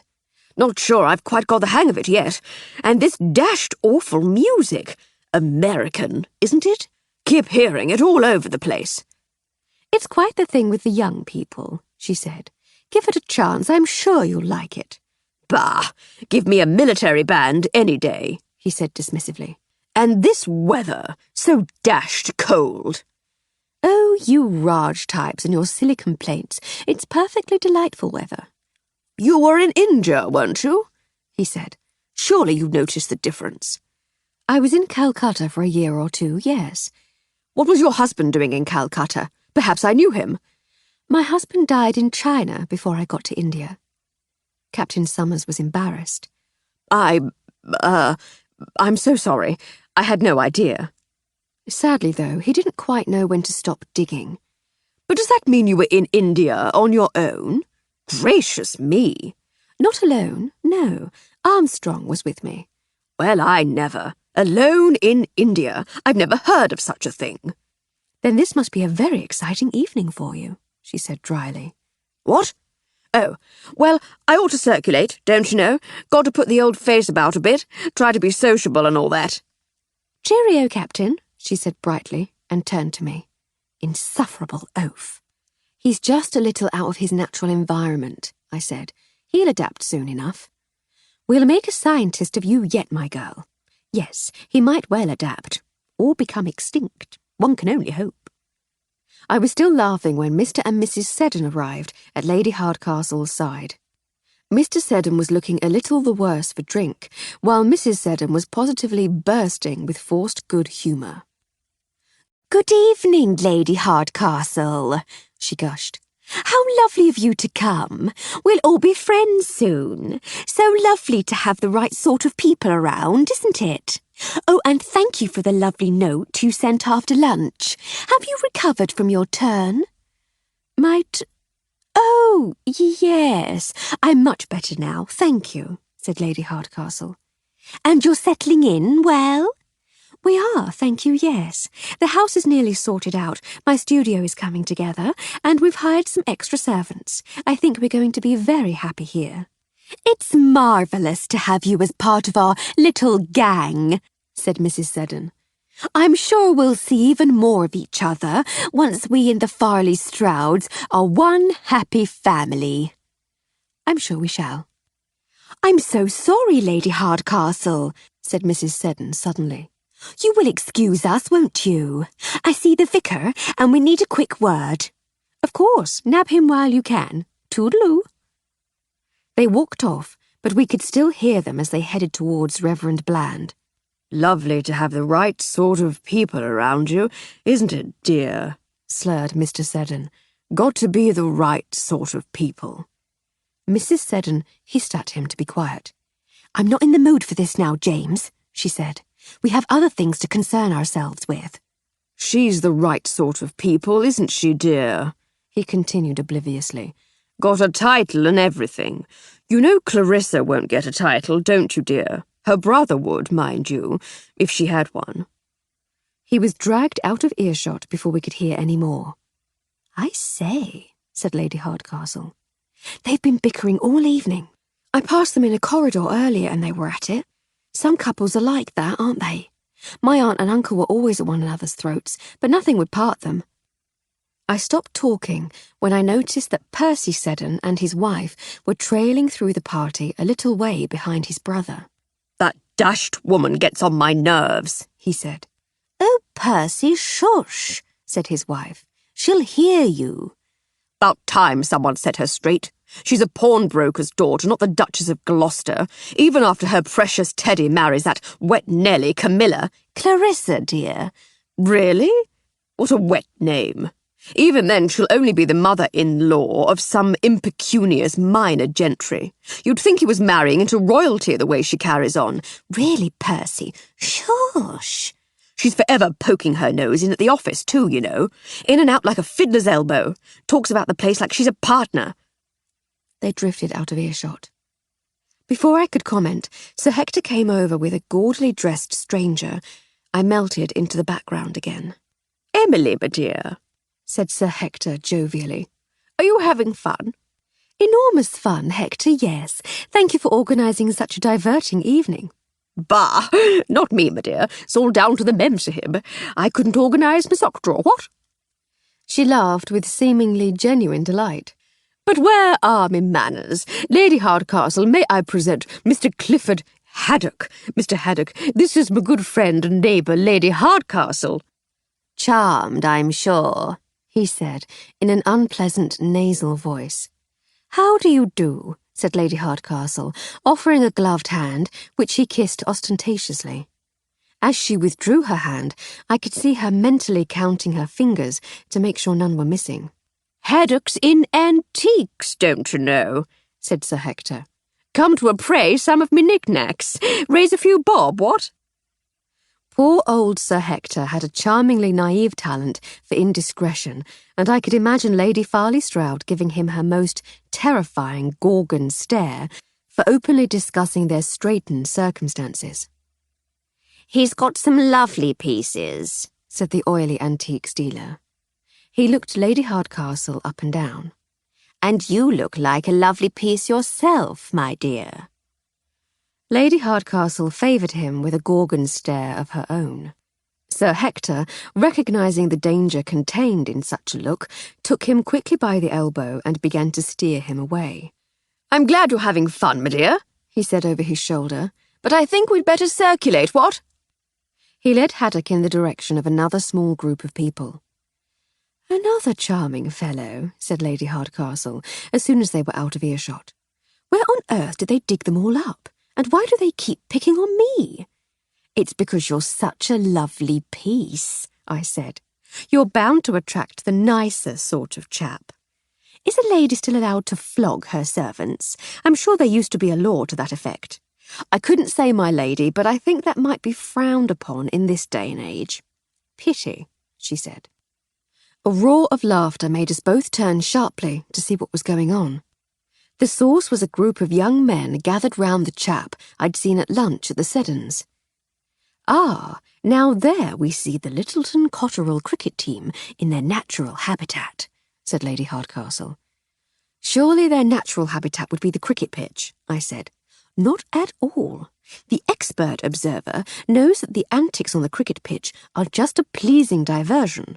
The real purpose of the game is to provide an excuse to get to the bar afterwards. Here we see them quaffing and guffawing, characteristic behaviour. I see. But how do we identify them as cricketers without their distinguishing white plumage? We say to Hector, I say, Hector, who are those chaps over there? And he says, Cricket Club, my dear, friends of Teddy's. Excellent, I cried. Elementary, said she. The poor groom looks a little embarrassed, though. To be honest, I thought Theophilus, Teddy Seddon, looked more irritated than embarrassed as his friends continued to taunt him. Probably afraid of incurring his mother's wrath, I thought. Oh, to be young again, she said. She took a sip of her drink and grimaced. I say, be a love and see if you can't find me something nicer to drink. I bet he's hidden the good stuff somewhere. Have a scout round and see if you can find me a brandy. I'm all for cutting costs, but I shall turn quite green if I have to sip any more of this. Yes, my lady, I shall see what I can lay my hands on. I had no real idea where to begin looking for brandy, but I wondered if the decanters full of the good stuff might be stashed in the one room where guests were expressly forbidden to go. I slipped out of the ballroom, the great hall of the Tudor house, complete with minstrel gallery, into the hallway, full of dark wooden panelling and faded tapestries. I arrived at the library door and reached for the handle. I was startled to feel it pulled from my grasp by someone opening the door from within. Oh, I say, said a strikingly pretty young woman, stepping out and closing the door. I'm so terribly sorry. Didn't mean to startle you. Just fetching something from my bag. Didn't expect there to be anyone about. It was Sylvia Montgomery, the singer with the ragtime band. Please don't worry, madam, I said, thinking frantically. I was just checking that no guests had wandered into the library to interfere with the band's things. It's all safe and well, thank you. We're being well looked after. I'm pleased to hear it, madam. May I say I'm enjoying the music very much. You're very good. Why, thank you. You're very kind. I say, you couldn't do a girl another kindness and tell me where I might find some decent booze, could you? I'm absolutely parched and champagne gives me a headache. Oh, I said, somewhat disappointed. I'd been hoping to find something in there. I'm not actually on the staff here. I work for one of the Farley Stroud's neighbours.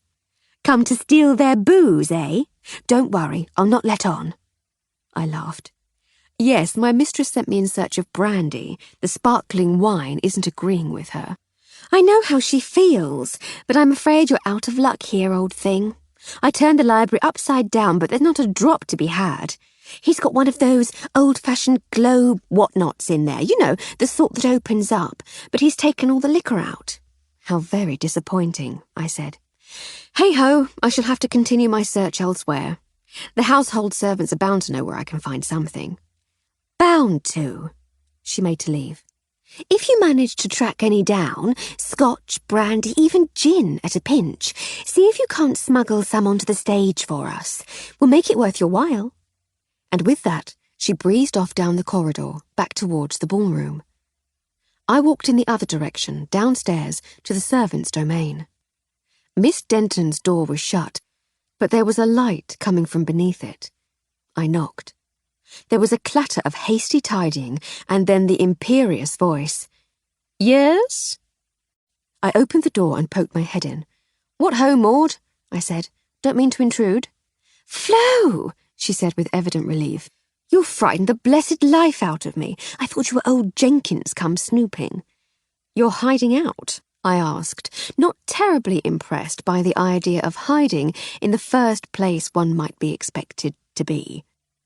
Just a quick break, don't you know, she said, gesturing towards the half-concealed glass on the side table.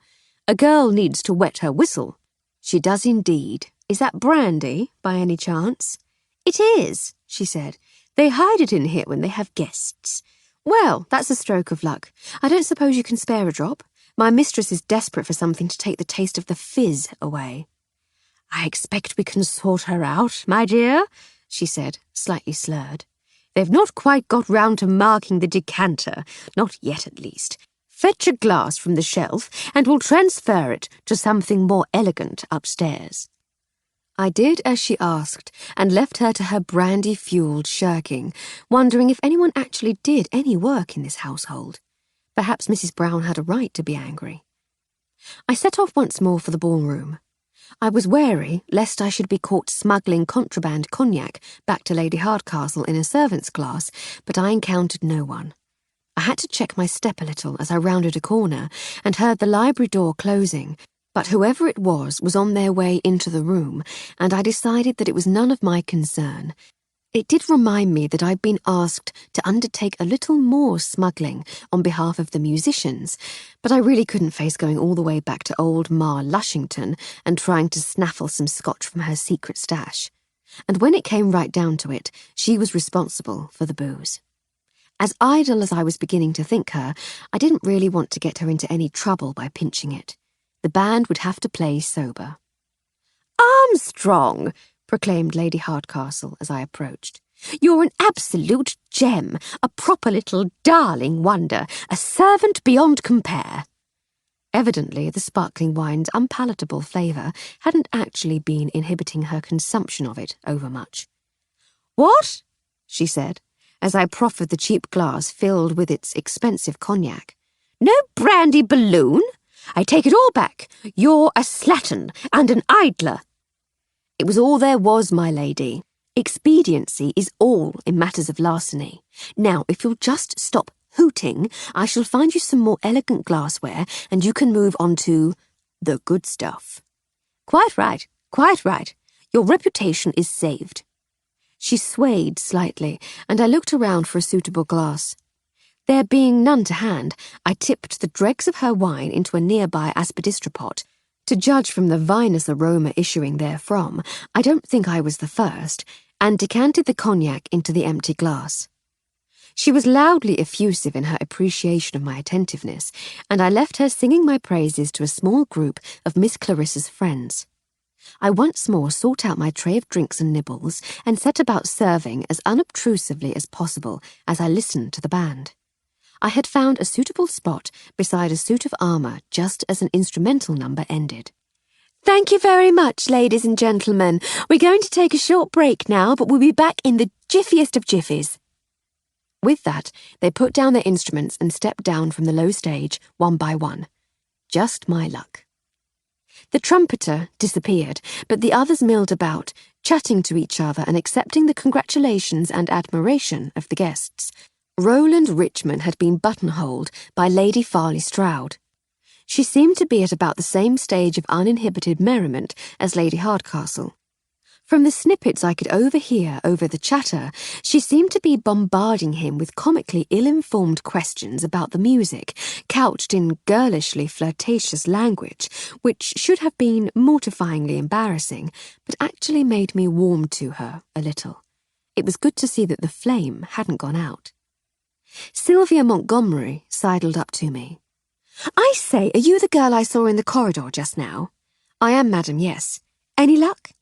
"I'm afraid not, madam. I managed to locate the stash, but it proved more difficult than I had imagined to liberate more than a glassful for my mistress." "Not to worry, dear. Wallace remembered that he has a little scotch tucked away in his things. He's gone to fetch it." I smiled. "A generous fellow. He's the trumpeter?" "He is." "He's very good. You're all very good. I'm so glad I came." "Then I'm glad you came too. Thank you, and thank you for trying to see us right. It's much appreciated." She turned away and went back to her friends. The rest of the evening passed all too quickly, and I found myself getting busier as the party slowly wound down. I heard little of the band, but they seemed less lively than they had earlier, so I didn't feel I was missing too much. By midnight, I was dismissed with grateful thanks by Jenkins, who assured me that my assistance wouldn't be forgotten and that help was always available to me at the Grange if ever I should need it. I shook his hand and asked if perhaps I might take advantage of his kind offer immediately. "Obviously, Lady Hardcastle isn't staying at the Grange, but we don't have our own transport. Might I trouble Bert for a ride back to the house?" Of course," he said with a smile. I'll have him prepare the motor car and bring it to the front of the house. He should be ready in 10 minutes. Thank you, I said, and went off in search of Lady Hardcastle. I found her in the ballroom, sitting on a chair in the corner and surrounded once more by Miss Clarissa, Teddy Seddon, and a small crowd of their friends. They had the appearance of a circle of adoring acolytes at the feet of a guru. I could hear the familiar end of one of her favourite anecdotes about our adventures in China, and was gratified to hear that my own part in it had not been diminished by the repeated retellings. I waited until we were safely concealed in the ox cart and heading for the Burmese border before discreetly signalling that I wished to speak to her. "Well, my lovely darlings," she said, "I fear the time has come for dear old Aunt Emily to make her grand exit. My maid, you remember her from the story? She's the chap that broke that ruffian's nose. Seems to require my attention. If I know her at all well, she'll have arranged transport home. She's an absolute poppet like that. It's been wonderful to meet you all." She rose unsteadily to her feet, saying her goodbyes to the excitable youngsters. Clarissa hugged her as though they were now the best of friends. Lady Hardcastle beamed. "Thank you, dear, and my congratulations to you both once more. Now then, the rest of you, do have fun, and if you absolutely must get up to wickedness, do please try not to make too much noise. It alarms the old folk." With that, she left them and walked over to me with exaggerated care. She suddenly remembered that she was still holding a brandy bottle in her hand and turned to give it back to Miss Clarissa. "Thank you so much for finding this, my dear," she slurred. "It's just the medicine Aunt Emily needed." I raised an eyebrow, thinking I could have heard a little more of the band if I'd not been off on my own, now seemingly unnecessary, brandy quest. "Bertie's bringing the car round, my lady." "You, Flo," she said, linking arms with me, "are an absolute poppet. Have I told you that? I don't know what I'd do without you." I led her to the front door. We passed Sir Hector and Lady Farley Stroud on the way, and she thanked them for a lovely evening, kissing them both on the cheek. I managed to steer her out of the front door before she went any further. I once saw her kiss her host, a rather diminutive earl, on the top of his bald head to the eye-popping alarm of his wife. I poured her into the waiting motor car. 8.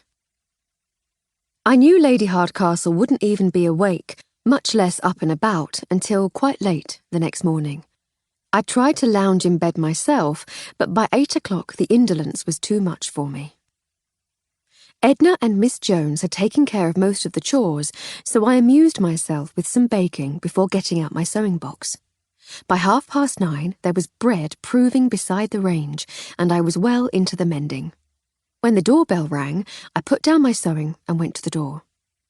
"Morning, Miss Armstrong," said Constable Hancock as I opened it. "Is your mistress at home?" "Good morning to you too, Constable. She's at home in the sense of actually being here, but at home to callers, I couldn't say. She was at the Grange last evening and is still in her room." "I know she was, miss. You too, I understands. That's the reason I'm here, in fact. Would you mind terribly trying to rouse her? I rather needs to speak to her. To you both, in fact." "Of course. Is there something the matter?" "There is, miss, but I'd prefer just to go through it the once if that's not too idle of me." "Not at all, Constable. Please come in, won't you? You know where the kitchen is. There's some tea in the pot. Do please help yourself, and I'll try to awaken Lady Hardcastle." "Much obliged, miss," he said, plodding obediently into the kitchen. I ran upstairs and knocked on the bedroom door. There was no reply, but I opened it and went in anyway. She was still fast asleep, and it took quite a bit of shaking to awaken her. "Oh, Flo, do leave off, there's a dear. Let poor Emily sleep." "No, my lady, you have to get up. The police are here." "The police?" she mumbled. "What? All of them? Whatever do they want? I hope they wipe their feet." Her eyes closed. I sighed and shook her again. "No, my lady, just Constable Hancock. But he needs to speak to us both, and I think it has something to do with the Grange. If it's about the missing brandy, tell him I'll buy them a case of the stuff and then invite him to come back tomorrow. I really don't think it's about the brandy, my lady, and I really do think you need to get up. This instant. Have I ever told you how much of a bully you are, Florence Armstrong? She said groggily. Can't a girl lie in bed with a hangover once in a while without puritanical maids and officious policemen intruding on her slumbers? You tell me all the time, my lady. Please get up. Very well, she said, sitting up at last. Tell him I'll be down presently. Make tea and eggs. Scramble eggs for me, with toast. Yes, my lady. I left her to get up in her own time and returned to the kitchen, where I found Constable Hancock making small talk with Miss Jones.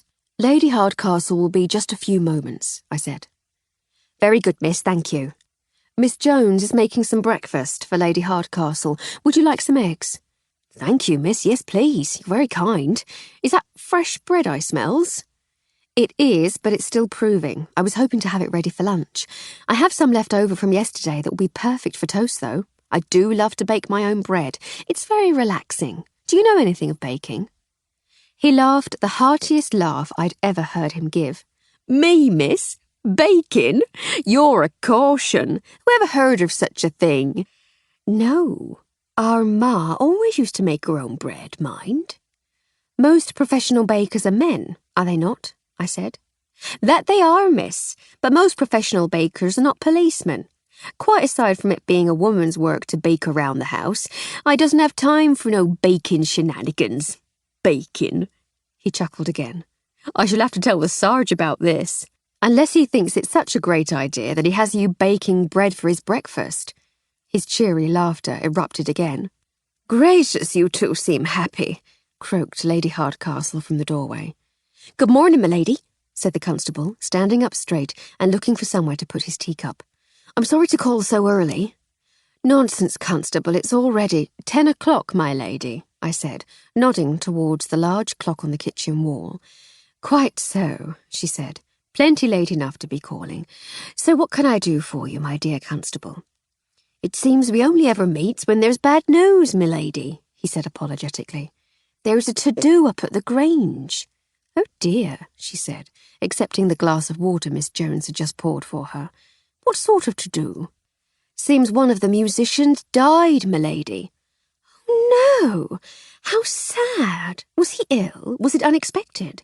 I don't suppose as how he expected to be clouted round the back of the head with something heavy, no, m'lady. She sipped slowly at her water. Gracious me! Is there anything I can do? That's more or less why I'm here, m'lady. Inspector Sunderland has already arrived and asked if I'd come and fetch you both so as how you could give witness statements and such. Of course, of course. She looked more than a little fragile. I don't suppose, she began with unaccustomed tentativeness, you have transport of some sort? I've got my bicycle, he said, with a wink in my direction. Oh, she groaned. Only teasing, m'lady. Sir Hector sent me in his motor car. Bert's waiting outside. Oh, thank goodness. You're a wicked man, Constable Hancock. I think Armstrong is a bad influence on you. Me, my lady, I said. I am a paragon of virtue, I'll have you know. Constable Hancock began to chuckle, but looked suddenly embarrassed. Relax, Constable, said Lady Hardcastle. I think we can safely say by now that you're among friends. Lady Hardcastle, said Inspector Sunderland, thank you for coming. I'm sorry to have to summon you so early on the morning after a party, but you can understand the urgency, I'm sure. Lady Hardcastle had taken aspirin as well as sweet tea with her light breakfast. She was already more like her normal self.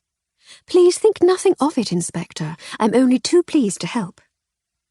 The inspector was tall and slightly angular, with a fluid grace that hinted at athleticism despite his slight build.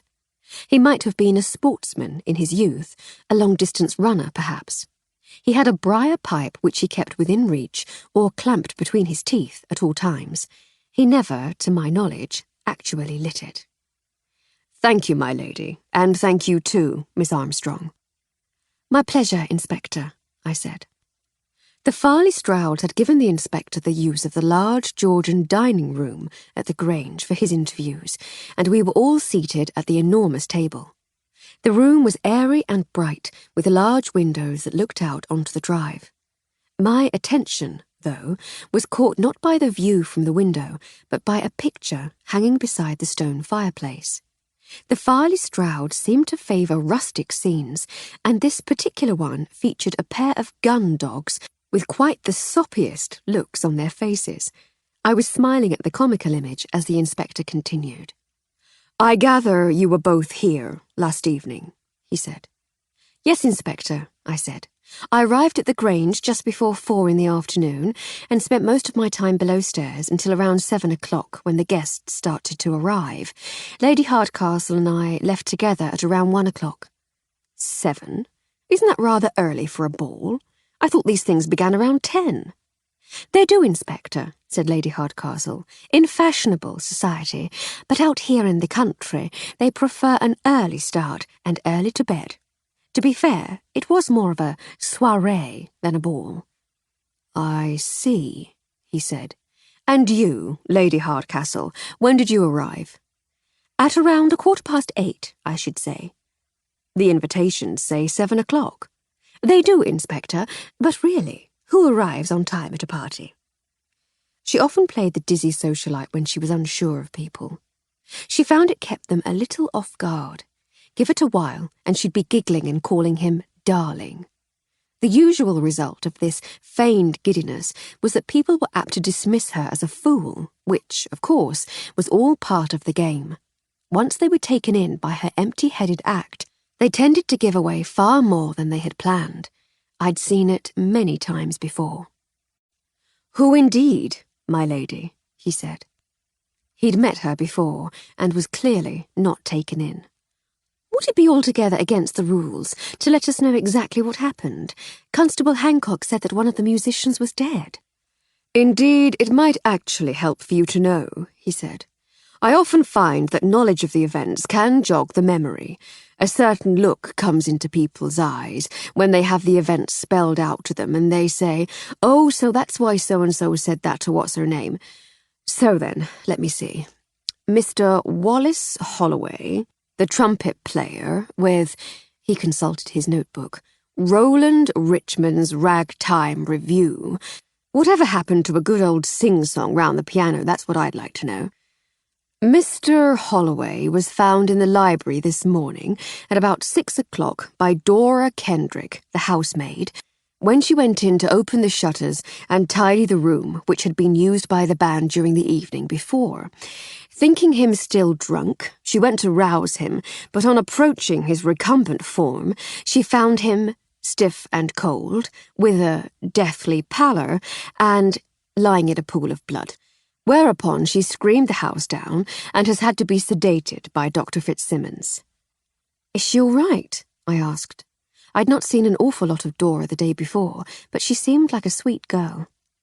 "She'll be fine," said Inspector Sunderland. "Not so fine, though, is Mr. Holloway.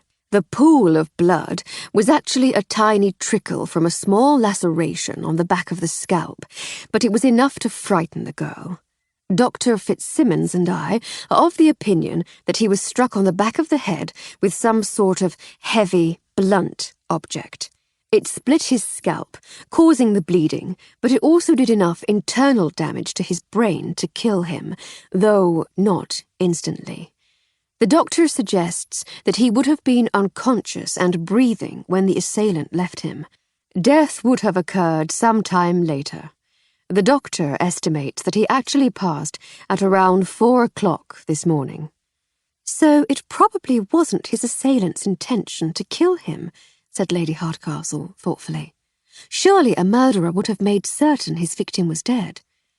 "That's certainly more common," he said, "but it's not unusual for an attacker to be disturbed before he can finish the job, or to be simply unused to the business of violence and to neglect to check." "I see," she said. "But it does mean that we've no idea when the attack itself actually happened." "Indeed not, my lady.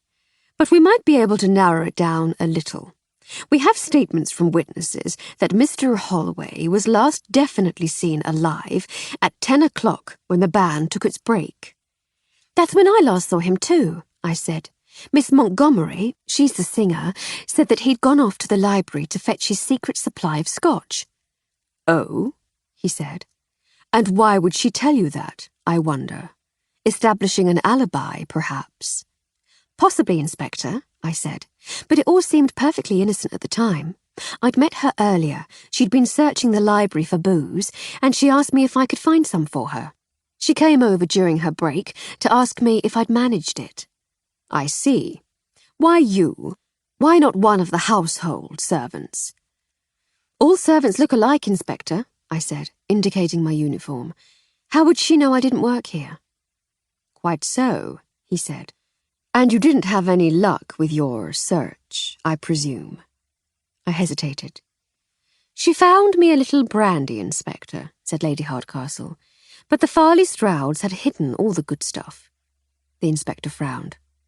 Always the way in these big houses, he said.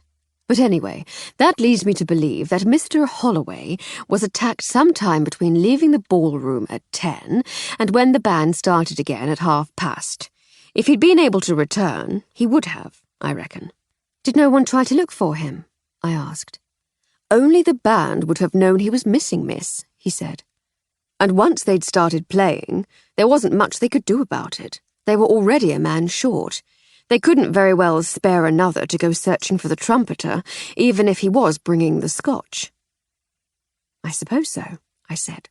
I thought they sounded a little less lively after the break. That would be why, miss. Were there signs of a fight in the library, Inspector? Said Lady Hardcastle. Aside from the dead body by the bookshelves, you mean? Some. The room was in some disarray, as though it had been ransacked. My guess is that the killer was looking for something. And Mr. Holloway caught him at it? Quite possibly. That would certainly account for his being knocked unconscious and left on the deck while the robber fled. It would indeed, she said. That's my working hypothesis at the moment, he said. My next task is to try to establish where everybody was during the course of the evening. I need to know everything you can both remember, where you were, who you saw, when you saw them, and anything else you noticed, no matter how unimportant you might feel it. Can we start with you, please, Lady Hardcastle? Of course. I arrived at about 8:15, as you now know. Sir Hector's chauffeur, Bert, was kind enough to bring me up the hill.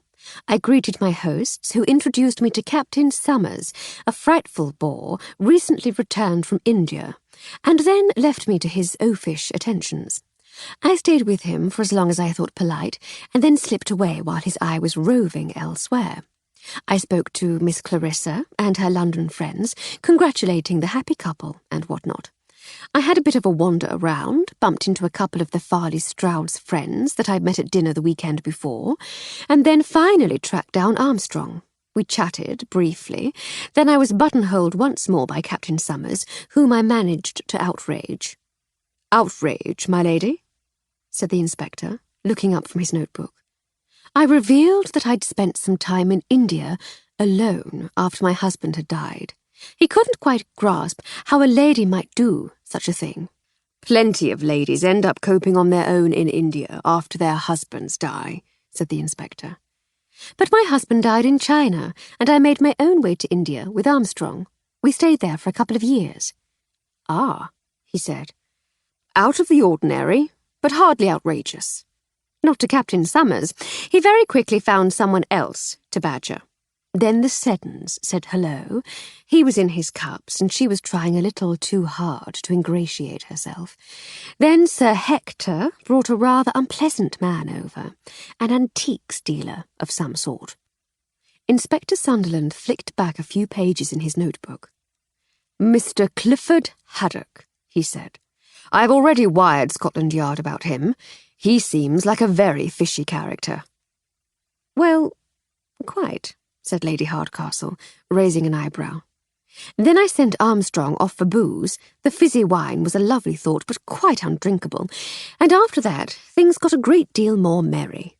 I ended up holding court with the youngsters and impressing them with my tales of daring-do from Shanghai to Calcutta.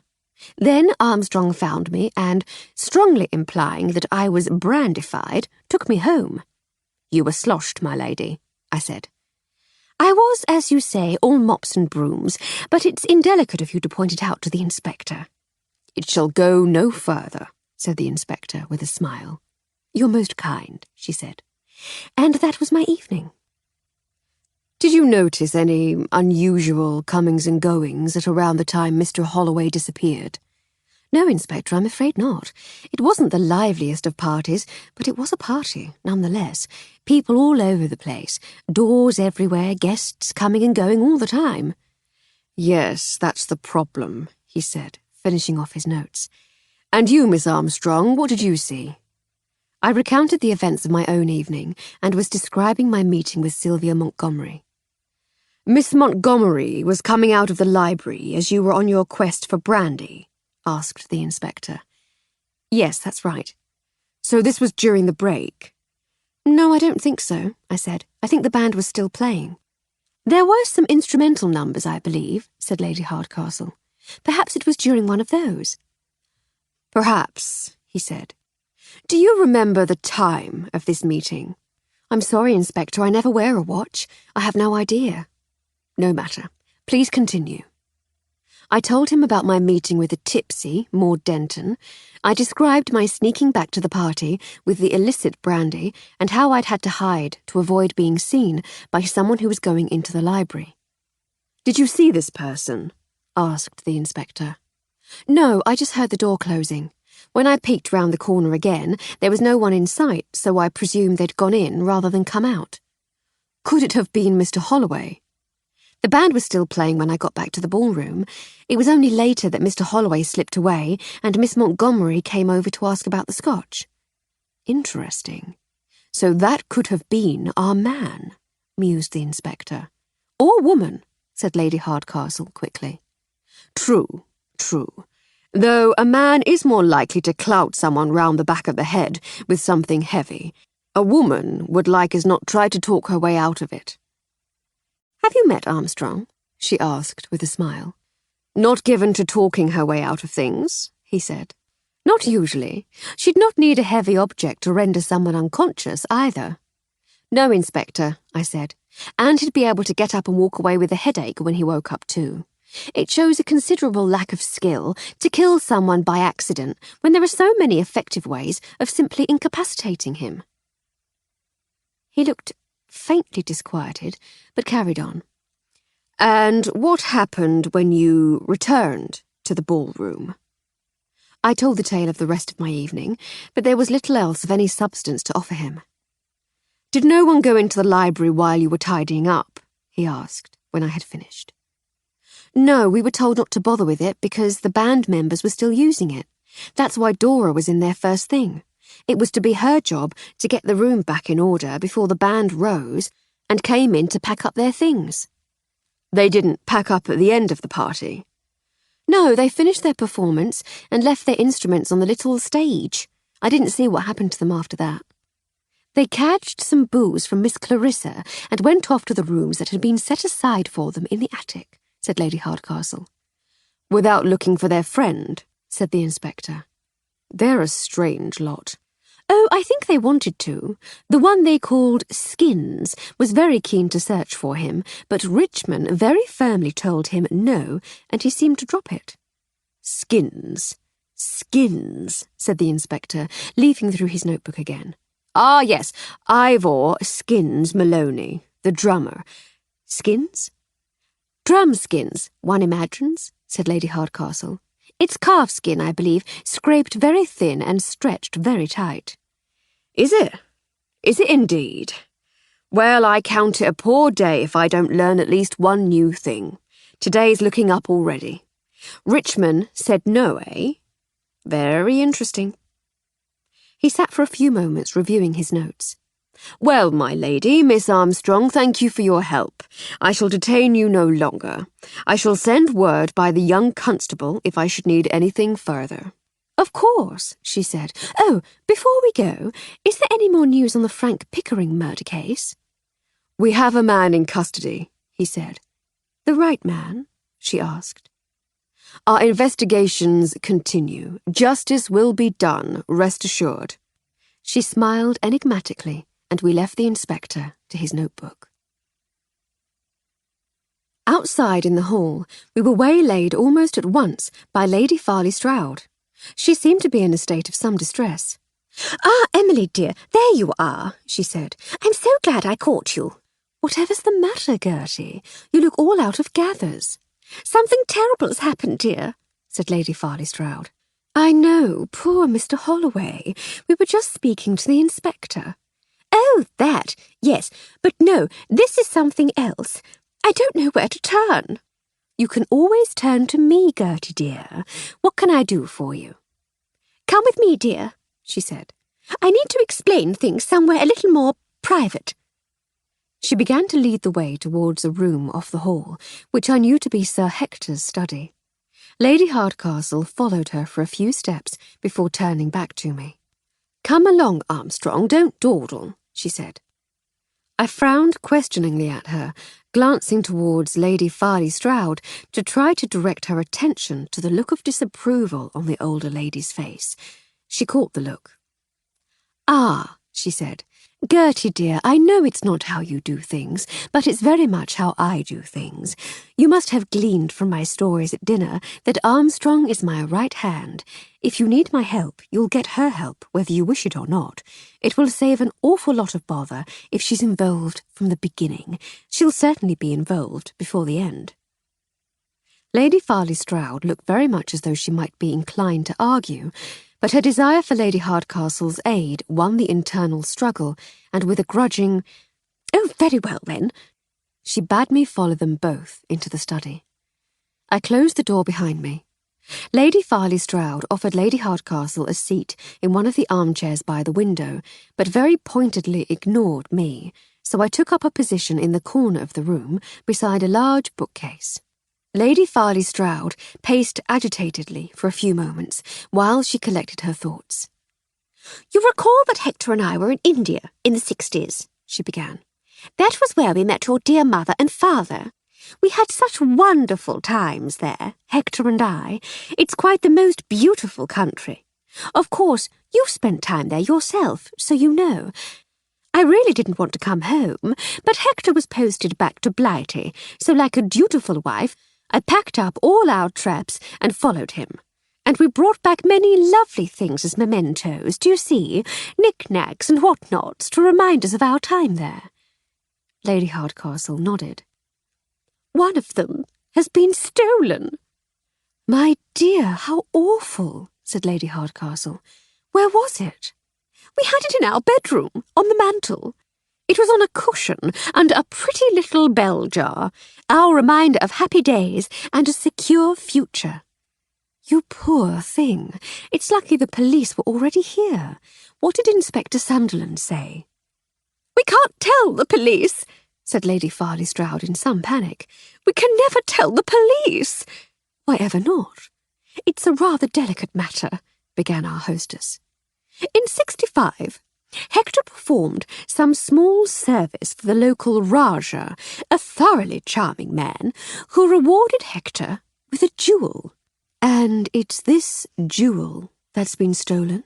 What is it?" "It's an emerald," she said. "About the size of a hen's egg," she added, almost casually. "A hen's egg!" exclaimed Lady Hardcastle and I together. "Just so," said Lady Farley Stroud.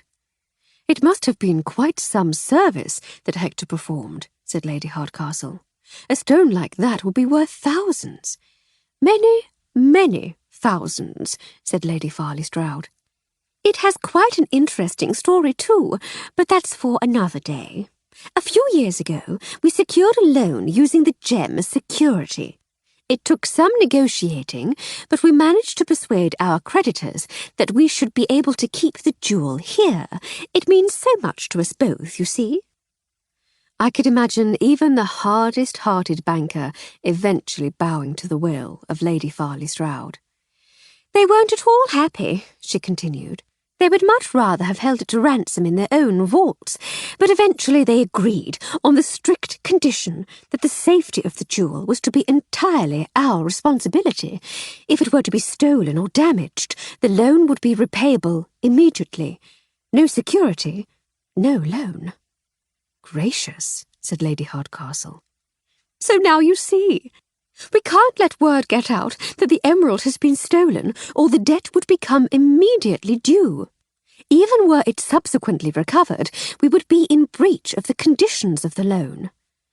I quite see your predicament, said Lady Hardcastle, but how can we help? I want you to find the thief and return the jewel. Lady Hardcastle said nothing. Through your mother, I have known of you and your exploits for many years, dear, said Lady Farley Stroud. I'm not such a foolish old woman as people round here would like to believe, and I can put two and two together as well as the next chap. You'd not have nearly so many exciting stories to tell if you'd just been another society lady. You've been engaged in some sort of secret work all these years, and I'd wager you know exactly how to get to the bottom of a matter like this. Even if I'm wrong, you're the best educated person for miles around, with the possible exception of Dr. Fitzsimmons. Trouble is, I really can't imagine him being able to solve the daily puzzle in the Bristol News, much less a jewel theft. Lady Hardcastle smiled. I'm flattered, Gertie dear, but I think you might be exaggerating our talent somewhat. Nevertheless, if you're certain that you can't involve the police, then it would be ungracious of us to refuse. What say you, Armstrong? Shall we try to find the emerald? Whither thou goest, my lady, I said. Oh, my dear, thank you, said Lady Farley Stroud. The problem shall be doing so without arousing suspicion and frightening the thief should he still be about. She paused a moment, lost in thought. I say, I've an idea. You couldn't have a word with Inspector Sunderland for me, could you? 9. A short while later, Lady Hardcastle and I were sitting at the dining table with Inspector Sunderland. Lady Farley Stroud had buttonholed him immediately after our own meeting to beg his indulgence. Would you mind awfully, she asked, if my good friend and neighbour were to sit in on your interviews? You'd think me remiss if I didn't at least ask why, he said. She thought quickly. She's writing a book, do you see? A detective story. It would be such a boon to see a real investigation at first hand. It's most irregular, he said. Interrogation is a delicate matter. It has to be handled with great care. I'm unsure of the wisdom of letting civilians interfere. Of course, Inspector, of course. But she's bright as a button. Terribly, terribly clever. She'll not interfere. He thought for a few moments. Very well, he said. To tell the truth, she has impressed me somewhat already. She's all there and halfway back, as Mrs. Sunderland says. Her company may actually be useful. It's your house, Lady Farley Stroud, so if you vouch for her, I shall allow her to sit in. If she hinders my investigations in any way, though, she'll be out on her ear. Agreed? Of course, she said. If she causes you any difficulties, I shall give her a stern talking to myself. While all this was going on, Lady Hardcastle had made another request of Lady Farley Stroud. Bert, the chauffeur, and a footman called Dewey, who swore continually and colourfully under his breath in Welsh and didn't think anyone could understand him, had been called upon to bring down a blackboard and easel from the nursery. She had set it up as her crime board in the dining room. While the inspector sat and looked through his notebook, Lady Hardcastle had been sketching the party guests, and we'd both been trying to recall any details of the previous evening that might be helpful. To whom else have you spoken, Inspector? Asked Lady Hardcastle, as she finished off a particularly accurate, if unflattering, sketch of Clifford Haddock. Just you and one or two of the staff, so far, he said. The majority of the guests left shortly after you, and most of those who stayed have slept in. Lady Farley Stroud insisted that I let them sleep, so you were the unlucky ones who got the wake-up call from Constable Hancock. I am sure it serves me right for something I did in a past life, she said. Are you familiar with the Eastern concept of karma? I've heard of it, yes. An old sergeant of mine, when I was new to the force, used to talk about it. Double-entry bookkeeping for the soul, he used to call it. Quite the philosopher, your sergeant. He served in the army in India, married an Indian girl. Fascinating man. Well, perhaps my early awakening was payment in respect of some karmic debt. Not too great a debt, though, he said. There are worse prices to pay than being awakened early with a sore head. Well, quite. And I've been rewarded again with your time and patience. I'm beginning to wonder if I might need to employ a metaphysical accountant. All of which is by way of thanking you for your indulgence, Inspector. I'm certain that you could imagine easier ways of conducting your inquiries than having a lady and her maid sitting with you. Lady Farley Stroud speaks highly of you, my lady, and my own impressions have been favourable so far.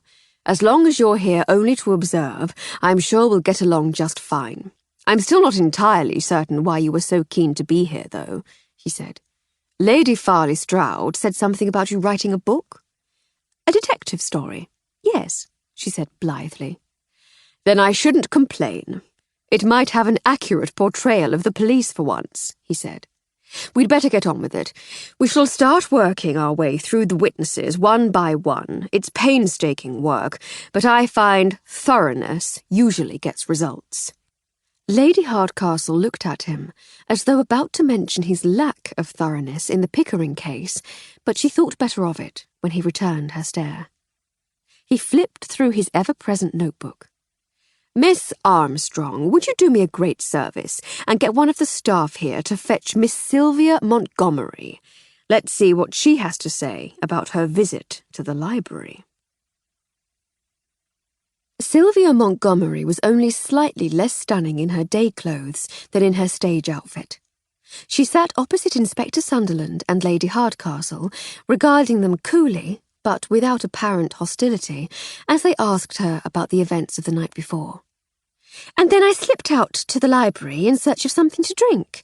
I'm not needed during the last couple of numbers in the first set, apart from to sway around and look gorgeous, so I usually just nick off at that point. I had a good hunt around, looking in the globe, behind the books, under the chairs, in the window seats. Nothing. Not a drop. So I gave it up as a bad job, and that's when I met you. She looked over towards me. I went back into the ballroom and stayed there until we'd finished. We managed to cadge some half-decent scotch from the birthday girl. It was her engagement party, the inspector corrected her. Was it indeed? That chinless chap with the wispy moustache?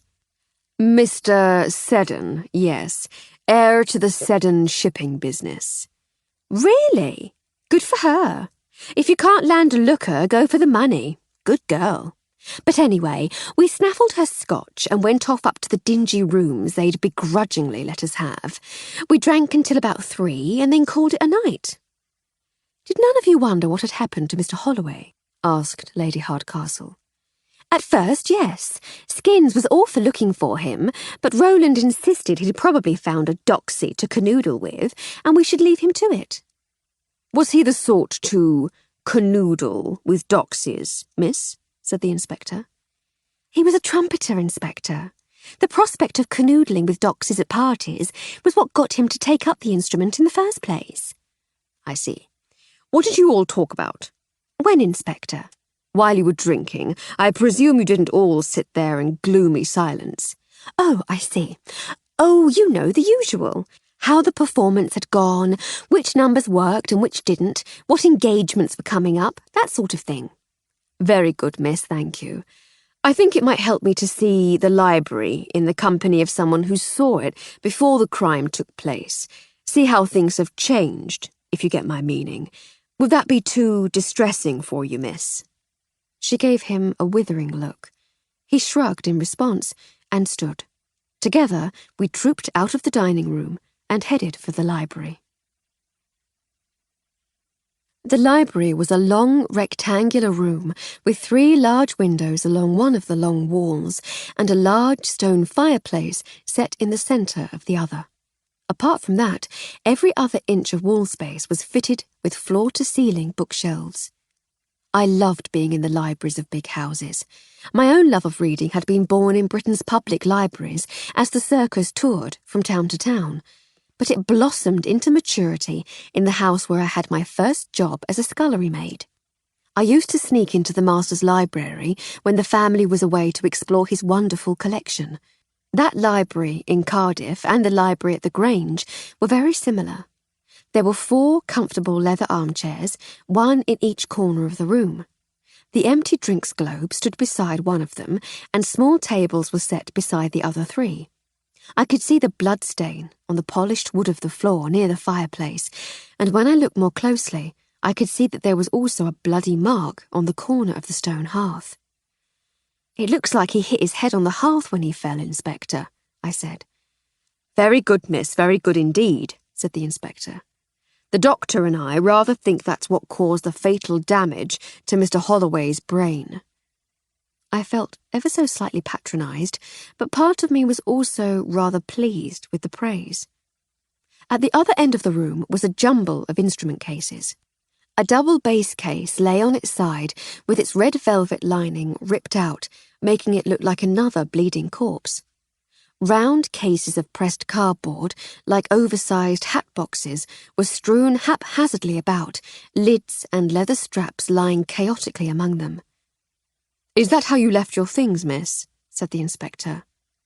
"I should jolly well say not," said Sylvia, walking towards the jumble of cases. "Our instruments are our livelihood, Inspector, and we treat them with the utmost respect. Even the cases we keep them in." She reached out to tidy them, as though the chaos were an affront. "Please don't touch anything, miss. Our fingerprint expert hasn't been here yet." "Oh," she said, pulling her hand back. "Sorry." Until now I'd been puzzled by her reaction to the whole thing. The band all seemed to get along well, and she'd not appeared to be in the least bit upset by the murder of one of her friends. Even the sight of the blood-stained floor had left her unmoved. But somehow, this apparently unimportant mistreatment of the instrument cases had affected her, as though it were the worst violation of all. She looked shocked and anguished for the first time. "Please sit down, miss," said the inspector, taking her by the arm and leading her to one of the armchairs. "I did try to warn you this might be distressing." "Yes," she said absently, "you did. I'm so sorry, Inspector. You must think me a frightful ninny. I suppose it hadn't really sunk in until I saw what they did to our things. It wasn't real somehow. Do you know what I mean?" "I do, Miss Montgomery," he said. "Wait a moment," she said, suddenly much more alert. "Where's Wallace's case?" "I beg your pardon, miss?" "Wallace's trumpet case. Have you removed it?" "No, miss, we've not touched a thing at that end of the room. Like I say, we're waiting for the fingerprint man." "I thought you detectives did all that sort of thing yourselves," she said, clearly having trouble maintaining her train of thought. "Some do, miss. We're trying a new system, though. Specialists, if you get my meaning." "Oh, I see." "Mr. Holloway's case?" he said, trying to get her train of thought back on the rails. "It's not there." "And it was there last night. He didn't leave it in his room, perhaps." "No, they unpacked in here. We warmed up here." "Warmed up?" "You know, ran through a few scales and so on. I did my voice exercises." "Ah, like sportsmen." "Just like that, yes. We need to loosen up, get ourselves prepared. And we did that in here. I distinctly remember Wallace getting his trumpet out of its case and putting it on top of one of Skin's drum cases." Inspector Sunderland stepped over to the jumble of cases and examined them all minutely. Seeming to find nothing of importance, he looked around the room for any trace of the trumpet case. That's most interesting," he said at length. "It's definitely not here now. It looks as though we might have found out what it was the thief was after. But why—" "An empty trumpet case?" said Lady Hardcastle. Certainly a trumpet case without a trumpet in it, he said.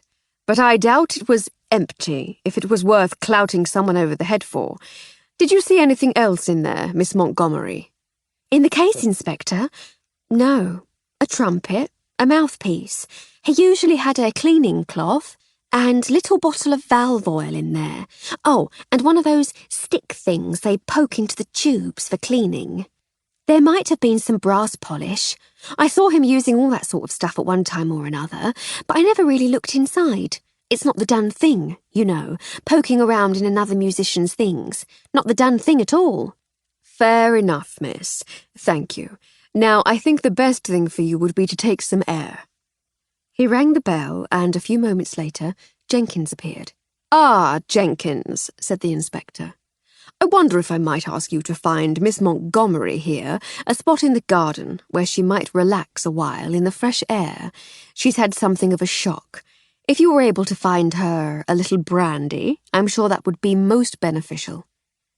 Jenkins looked briefly horror-struck at the thought of having to treat a mere musician, no better than a tradesman in his eyes, as an honoured guest, but a nod of agreement from Lady Hardcastle persuaded him that it was, after all, something he should just get on with. Yes, sir, of course, he said emotionlessly. Will there be anything else? No, Jenkins, thank you. Oh, Jenkins, said Lady Hardcastle. He stopped at once and turned to face her. We'll be returning to the dining room presently. Be an absolute darling and have some coffee sent in, would you? Of course, my lady. He had no complaints about helping a proper lady. Luncheon will be served at 1, my lady, in the garden, since the inspector— he paused and looked pointedly at Inspector Sunderland— has commandeered the dining room. Will you be joining us? I don't think so, Jenkins. Would Mrs. Brown make us a plate of sandwiches, perhaps? I'm sure she'd be more than happy to, my lady. He closed the door behind him. Of all the uppity, stuck-up, hoity-toity, said the inspector. Oh, come now, Inspector, said Lady Hardcastle. He's just a little old-fashioned. I ask him to help a girl in distress, and he's looking down his nose. You ask him to run around and bring you coffee and sandwiches, and he almost trips over his shoes in his haste. It's the accent and the title, dear boy, she said with a wink. He harumphed to indicate that she had entirely proved his point. Oh, and— she glanced down at her ample chest. The inspector gave her a look of good-natured exasperation. Really? He said, and left the room. You, my lady, are going straight to hell, I said as I followed him. She grinned. We entered the dining room to find a bewildered Captain Summers looking forlornly at the empty sideboard. What ho? He said breezily. I seem to be a bit late for breakfast, what? A little, sir, said the inspector. It's very nearly lunchtime. And you are— I might ask you the same question, sir, said Summers pompously, disdainfully eyeing the inspector's neat but unfashionable suit. I do beg your pardon, said the inspector. Inspector Sunderland of the Bristol CID. CID, eh? Detective, eh? What are you detecting? There's been a murder, Mr. Captain Summers. His face had whitened. A murder? Yes, sir, last evening at the party. Are you quite well, sir? Do you think you ought to sit down? Yes. Do you mind, my lady? He looked over towards Lady Hardcastle. I feel a little queer. He sat on one of the dining chairs, still looking very pale. Funny how a chap can spend his life fighting for king and country, queen and country, true, come to that, seeing death and carnage all around, and then be knocked for six by a death in the house. It was in the house, Inspector? It was, sir, yes. Good Lord! Not in here? No, sir, in the library. I see. He looked around, still somewhat befuddled. Who was it? One of the musicians, sir, said the inspector. Mr. Wallace Holloway, the trumpeter with the band. Good Lord! Music Waller, eh? They were good. I mean, that's what everyone kept telling me. Not entirely my cup of cha, if I'm completely honest with you, but, I mean, a chap doesn't deserve to die for playing American music. I don't think he was killed by a music critic, sir. We're almost certain it was a robbery. A robbery? Good Lord! Good Lord! What would a trumpeter have worth stealing? That's precisely what we're currently wondering, sir. Did you see anything last evening? Anything that might help us piece together what happened? Us? He said, looking around at Lady Hardcastle and me. I meant the police force, sir.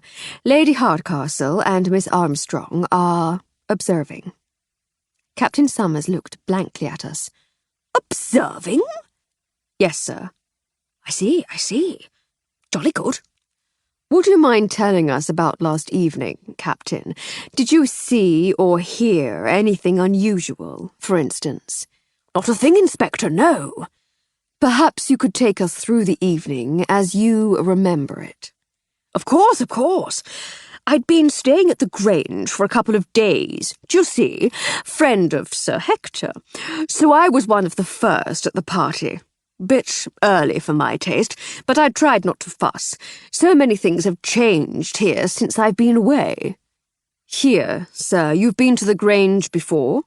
No, I mean, yes, I have, but I meant Blighty. Gone to the dogs, if you ask me. France, too. Stopped in Paris on my way here. See an old friend, what? Shabby place now. But there I was, best bib and tucker. Military dress, sir. What? No, mess jacket, still in India. Travelling light, what? Be back there soon. No point hauling all me traps halfway round the world, then hauling them all the way back. Quite, sir. Please continue. What did you do? I was trying to circulate, do the sociable thing, do you see? Trying to get back into the swing of it all, society, and all that. Hoping to be married soon, want to start a new life back in Blighty in a year or two. Doesn't hurt to make a few friends. Oh, congratulations, sir, said the inspector amiably. Who's the lucky lady? Captain Summers smiled ruefully. There's the rub. Not quite asked her yet. Colonel's daughter, and all that. Got to play it a bit carefully, what? Need to woo her, impress her. Do you see? Can't rush at these things like a bull at a gate. I see, sir, yes. Were you in the ballroom all evening? You didn't nip out for some fresh air? Can't say as I did, no. And did you notice any of the other comings and goings? Did anything strike you as odd? Not really, Inspector. Folk come and go all evening at a shindig like that. Did you see Mr. Holloway leave the room? The dead chap? Yes, sir. Can't say as I did. So you wouldn't have noticed, say, if someone followed him out? No, Inspector, not at all. I'm not really much help, I'm afraid, am I? Everything is helpful in an investigation like this, sir, said the inspector patiently. I can see you've had a shock, though, so I shan't detain you further. Thank you for your time. Free to go, what? Free to go, sir. I should be obliged if you were to stay at the Grange until this is cleared up. I may need to ask you some further questions when I know a little more about the events of the evening. I might be able to jog your memory a little. Certainly, Inspector, certainly. He stood to leave. Lady Hardcastle, he said with a bow, and walked round the table to the door. As he closed the door behind him, Inspector Sunderland rolled his eyes. What a buffle-headed ass, he said. Nice to see the Empire is in the hands of such bright and brave individuals. He'd had a shock, said Lady Hardcastle reproachfully. A shock, my Aunt Fanny. Man's a soldier. He's seen death before. Said so himself.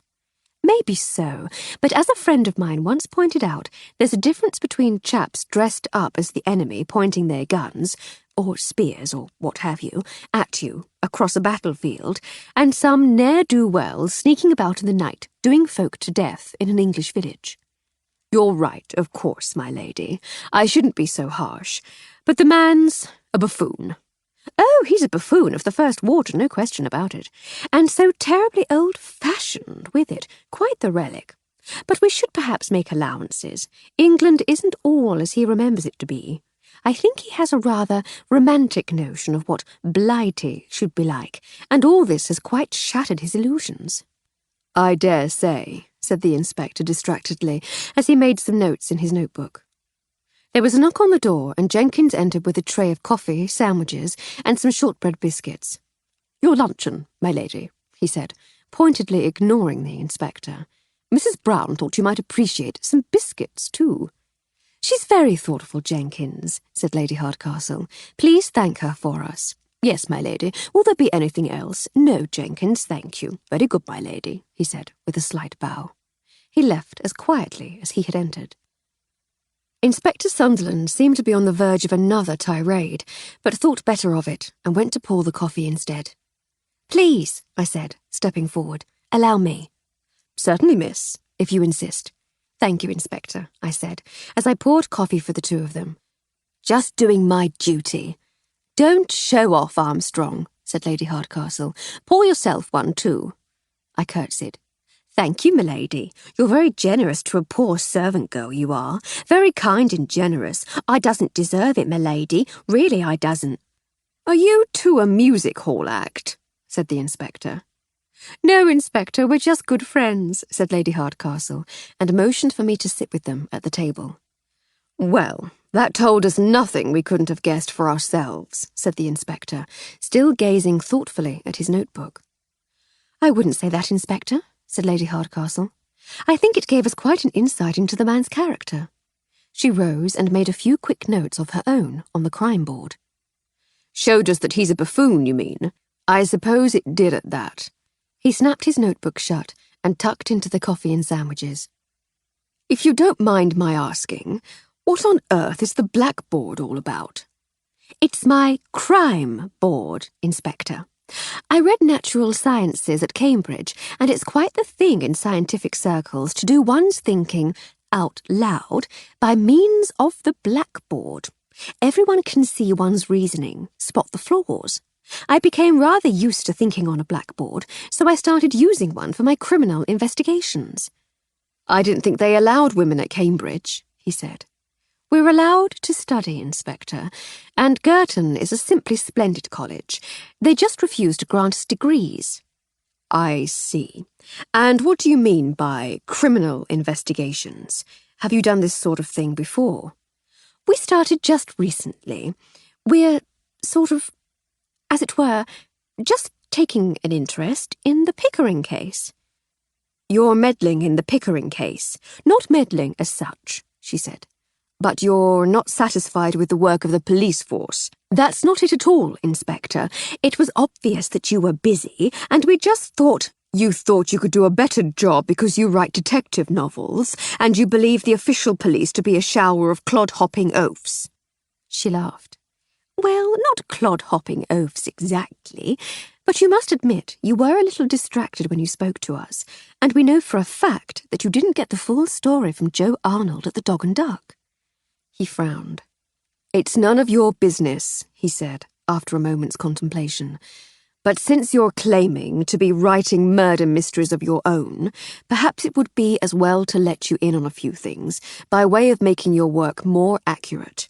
No, I haven't completed my investigations. No, I'm not at all certain that Bill Lovell is the murderer, though I'm certain he's up to something, and sweating him in the cells for a couple of days did him no harm. He's been released, then? He's about to be released, yes. His arrest, though, was extremely useful to me for other reasons.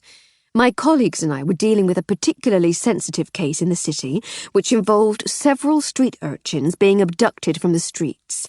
We were certain that they were about to be shipped off to Eastern Europe somewhere for who knows what horrible purpose. It was essential that the newspapers didn't get wind of it and blow the gaff on what we were up to. If the villains had been tipped off, all those kiddies would have gone for good. But a nice arrest for murder always keeps the gentlemen of the press amused for a while, and we were able to go about our business unmolested. The gang are banged up, yes, my lady, and Lovell is at liberty once more." "I must say it's all rather cynical," she said. "That's as may be, but it's not quite as inept as you believe now, is it?" "I'll grant you that." That's the start. Now then, you say you know that we haven't got the full story from Arnold. How do you know that? Have you spoken to him? Armstrong did, didn't you, dear? I did, I said. What did you learn? He asked. I briefly recounted my meeting with Joe and Daisy, complete with my observations about their characters. He chuckled. I'll have to have a word with this Arthur Tressel character, he said. I gather the cricket team were here in force last night. They were, said Lady Hardcastle. Teddy Seddon, the groom-to-be, plays cricket. Seddon, he said, flicking through his notebook. Oh, my word, I hadn't realised they were those Seddons. You know of them? I've heard of the firm, yes. They're shipping agents, aren't they? Said Lady Hardcastle. Were Seddon and Seddon involved in your child abductions? Is that why you know the name? He looked at her appraisingly for a few moments. I'm not at liberty to comment, he said. I don't wish you to be indiscreet, Inspector, she said. Shall we attack these delicious sandwiches and speak of lighter things for a while? And so we ate together, making small talk. We'd all noticed that the house had seen better days, that there was a faint air of shabbiness about it. The inspector asked about the Farley Strouds' financial position. Inspector, she said, you ought to know better than to ask about an Englishman's money. Call it professional curiosity, he said. I see. Well, they're not exactly impecunious, she said, but there doesn't seem to be a lot of spare cash around for decoration and modernisation. We finished the sandwiches and moved on to the biscuits. I say, said the inspector, these are rather nice. Mrs. Sunderland makes a lovely shortbread, but nothing like this. I'm sure Armstrong could get you the recipe, if you like. Tell me, my lady, if you were a policeman's wife, waiting anxiously for him to come home, never knowing what danger he'd got himself into that day, and you'd made some delicious shortbread for him to have with his cup of tea by the fire, how would you feel if he came home and said, Here you are, my beloved. I thought you made the finest biscuits in all the land, but I have found a far better recipe. Take these inferior things back to the kitchen and make me some of these others, as prepared by a servant in a manor house I've been visiting. You build a convincing argument, Inspector, she said. Armstrong, keep that recipe a secret. Do not divulge it to anyone, most especially not the Inspector. Right you are, my lady, I said. You too, said the Inspector, sipping his coffee. I got the feeling that he was warming to us, despite himself. Now then, to business. Let us cleanse our investigatory palates by interviewing someone who might actually tell us something. What do you say we talk to someone else from the band? I got the impression that Miss Montgomery wasn't all that close to them. Let's see what one of his fellow musicians has to say. He consulted his notebook. Let's go straight to the top. Roland Richman. He might be able to tell us a little more. He might, said Lady Hardcastle. The inspector nodded. There's another reason for talking to Mr. Richman. He flipped back a few more pages in his notebook. One of the servants says she saw him in the passage outside the library. She can't remember when and didn't think much of it at the time because the musicians were supposed to be there, but it does place him near the scene of the crime. Would you like me to fetch him, sir? I said. That would be grand, miss. Thank you. 10. I had found Roland Richman in the ballroom, tinkling away at the piano. Actually, that's not entirely fair. He had been playing a rather beautiful piece, which had turned out to be one of his own compositions. He followed me somewhat reluctantly to the dining room, and after the usual introductions, Inspector Sunderland plunged directly into the questioning. You'll forgive my directness, sir, but I do need to get to the bottom of all this as swiftly as I can. I have a witness who says she saw you... He flipped ostentatiously through his notebook. Hanging about in the corridor outside the library. She can't remember when, but perhaps you can. Mr. Richman laughed. I suppose it did look like I was just hanging about, yes. I was waiting for someone. Who, sir, and when? I was waiting for Wallace. I don't know the precise time. There are so damn few clocks in this place, but it was during our break. During the break, said the inspector, making a careful note. And did you meet Mr. Holloway? No, he never turned up. And now I know why. Perhaps, sir. Did you look for him at all? No, we were to meet in the corridor. I didn't want to go wandering off in case I missed him. And you didn't think to look in the library? That's where he told you he was going. That's what he told the others, Inspector. I knew where he was going. He was going to the corridor to meet me. I see, sir. Did you see or hear anything else? No, there was the usual hubbub of a party. I saw that servant girl. Rose, sir, interrupted the inspector. Really? I blurted in surprise. Good for her. I'm glad she escaped from the kitchen to see a bit of the party. Lucky girl, said Mr. Richmond unenthusiastically. There were a few others, but I was keen to get my meeting over with and get back to work, so I didn't really pay much attention. What was your meeting about, sir? Asked the inspector. Band business, I expect. He didn't say. Just said he needed to speak to me in private, probably after a rise, if I know Wallace. How long did you wait for him? Again, Inspector, I have no idea. No clocks. Quite so, sir. But you eventually went back to the party and played your second set, I believe you call it. Mr. Richmond smiled. Our second set, yes. Then off for a nightcap and an early night. Early night, sir? We usually turn in about 6 in the morning, Inspector. We entertain people at night for the most part.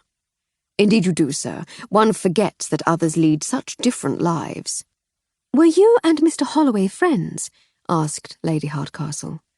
Friends, my lady, said Mr. Richmond. We got on well, if that's what you mean. He'd been with the band a few years, and we're a small group. It wouldn't work if we didn't get on. Of course, she said. But what I meant was, were you close friends or just colleagues? I'd say we were friends, yes. And did you have anything to do with one another outside your work? She persisted. What do you mean? Said Mr. Richmond. We had a drink now and again, maybe met for a meal or two, but we worked quite a lot, Lady Hardcastle. We spent a lot of time together. You had no other interests outside your work, then? No shared business interests? I'm sure I have no idea what you're on about, he said blankly. What manner of business do you imagine we'd have time for? Lady Hardcastle smiled. Forgive me, Mr. Richmond. My mind wanders sometimes. I was just trying to find out a little more about Mr. Holloway. You saw him outside the village hall with me yesterday, he said. He was a thoroughly decent chap, that's all you really need to know. An excellent musician, a good friend, and a proper gentleman. Not a gentleman as you'd know them, my lady. He came from the same back streets as the rest of us, but he was a proper gentleman. I shall miss him. Of course, Mr. Richmond. Forgive me for intruding on your grief. He nodded sadly. I've been asking everyone to remain at the house until this matter is resolved, sir, said the inspector, wrapping up the interview. I trust that won't be an inconvenience. Mr. Richmond took a look round the dining room. The place could do with decorating, he said, but I suppose I could slum it for a while. Thank you for your patience, sir. I'll send for you if I think of anything else I need to ask. Mr. Richmond stood. Thank you, Inspector. He left quietly. Do you have something on your mind, my lady? Asked the inspector. Just probing, Inspector. I was trying to find out if he and Holloway were up to anything else. Something illicit, perhaps. Did I spoil things for you? Probably not, my lady, he said. It's not the way I should have chosen to play it, but it was illuminating to see him so rattled when you asked him. Perhaps they were up to something after all. He consulted his notebook. Let me see now. Whom shall we see next? Ah, yes, Mr. Clifford Haddock. Let's see what happens when we get him on the hook. It's certainly the place for it, I said. Can't we just get on with it? Said Lady Hardcastle wearily. I shall summon him at once. I left in a hurry. I found Mr. Haddock with Sir Hector in a corridor towards the rear of the house. He was keenly examining what I thought was a rather revolting clock, which sat atop an ornate Chinese cabinet. "Ah, now then, Sir Hector," the dealer was saying. "This is a lovely piece. To be honest, I'd only give you a few bob for the cabinet. Reproduction, you see. But this clock is a very handsome piece indeed. 18th century French. I'm sure I could find you a buyer for this one. Yes, indeed." Sir Hector noticed my approach and rolled his eyes at the dealer's continuing prattle. He seized the opportunity to interrupt. "Yes, my dear, is there something we can do for you?" "Sorry to interrupt, Sir Hector," I said deferentially, "but Inspector Sunderland would like a word with Mr. Haddock." "Good Lord," said Haddock. "My turn for the Spanish Inquisition, eh?" "In the dining room, please, sir," I said. "Well, I'd better not keep the old Bill waiting, eh?" he said. "This way?" "Yes, sir, I'll take you."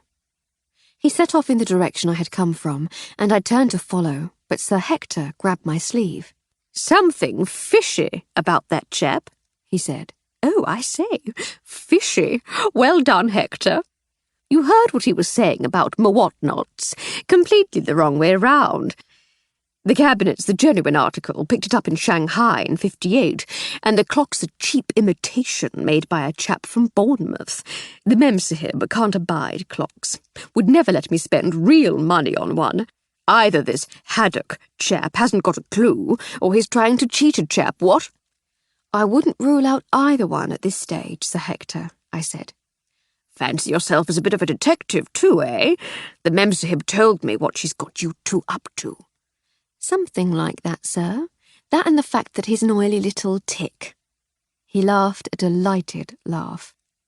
"Nail on the head, my dear. Oily tick indeed. You better catch him up before he pilfers anything, what?"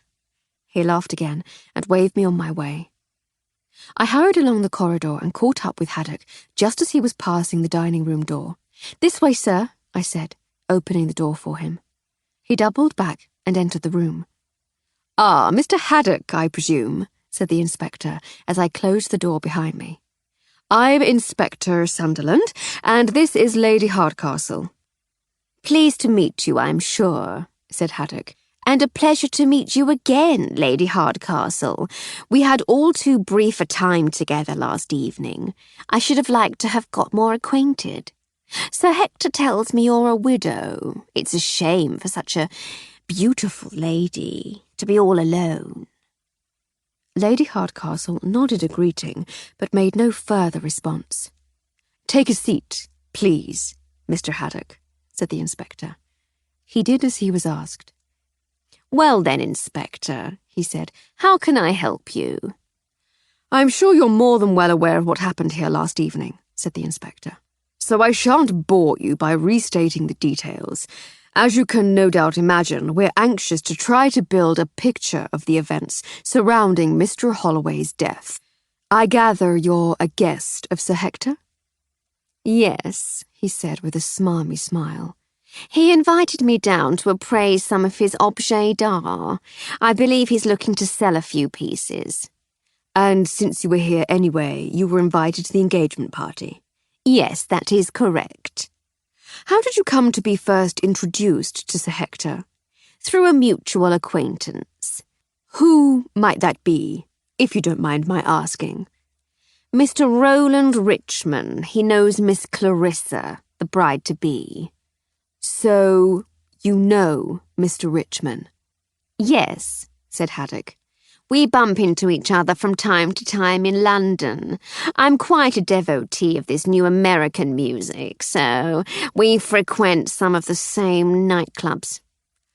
"I see, sir, I see. And were you at the party all evening?" "I was, Inspector, yes." "Mr. Holloway was last seen alive when he left the stage during the band's break at around 10 o'clock. Did you see him leave the ballroom?" "Not as such. They finished the Richmond rag, and then they all got down from that little dais they were playing on.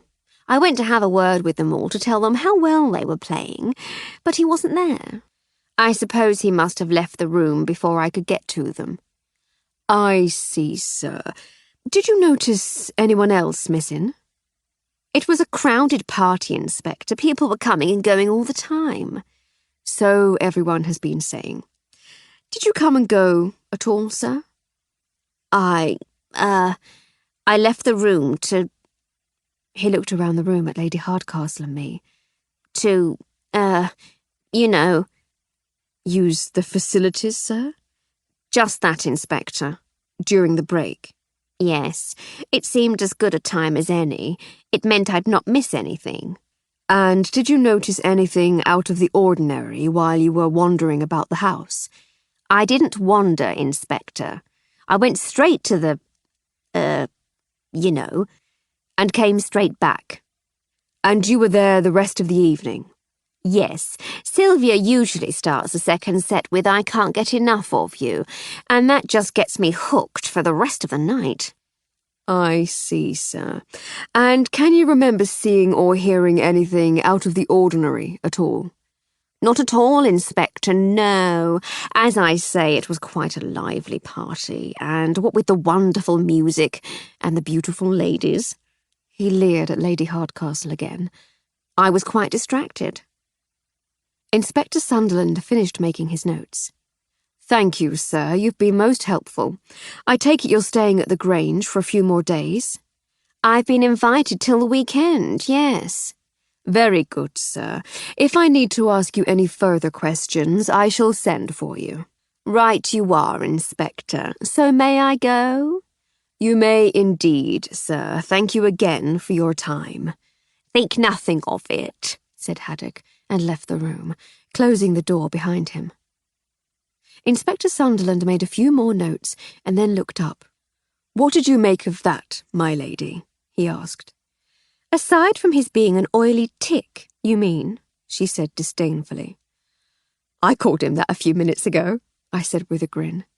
To his face, miss? Said the inspector. No, Inspector, though it shan't be long before I do. I found him with Sir Hector talking about some furniture outside the library. Sir Hector buttonholed me as Haddock set off for the library. Apparently, Sir Hector isn't impressed with Haddock's knowledge of antiques and wondered if he's a fraud or a swindler. Probably a little of both would be my guess, said the inspector. I'll be wiring Scotland Yard to see if they have anything on him. And that was when I passed my opinion of Haddock. What was Sir Hector's reaction? He said. He laughed, of course. Yes, I suppose he would. Not the sort of thing he expected a respectable lady's maid to be saying, I shouldn't suppose.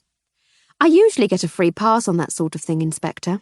I find that as long as one is polite and attentive to one's duties, one can get away with quite a lot, especially with someone as obviously mischievous as Sir Hector. I think he likes a laugh. The inspector smiled. I should imagine he does, miss. Yes. Lady Hardcastle had a pensive look about her as she examined the links forming on the crime board. One does try hard not to be a snob, she said, but he really is a frightful little man. I'm reassured to know that Sir Hector has seen through him. She drew a dashed line on the board, connecting Haddock to the library.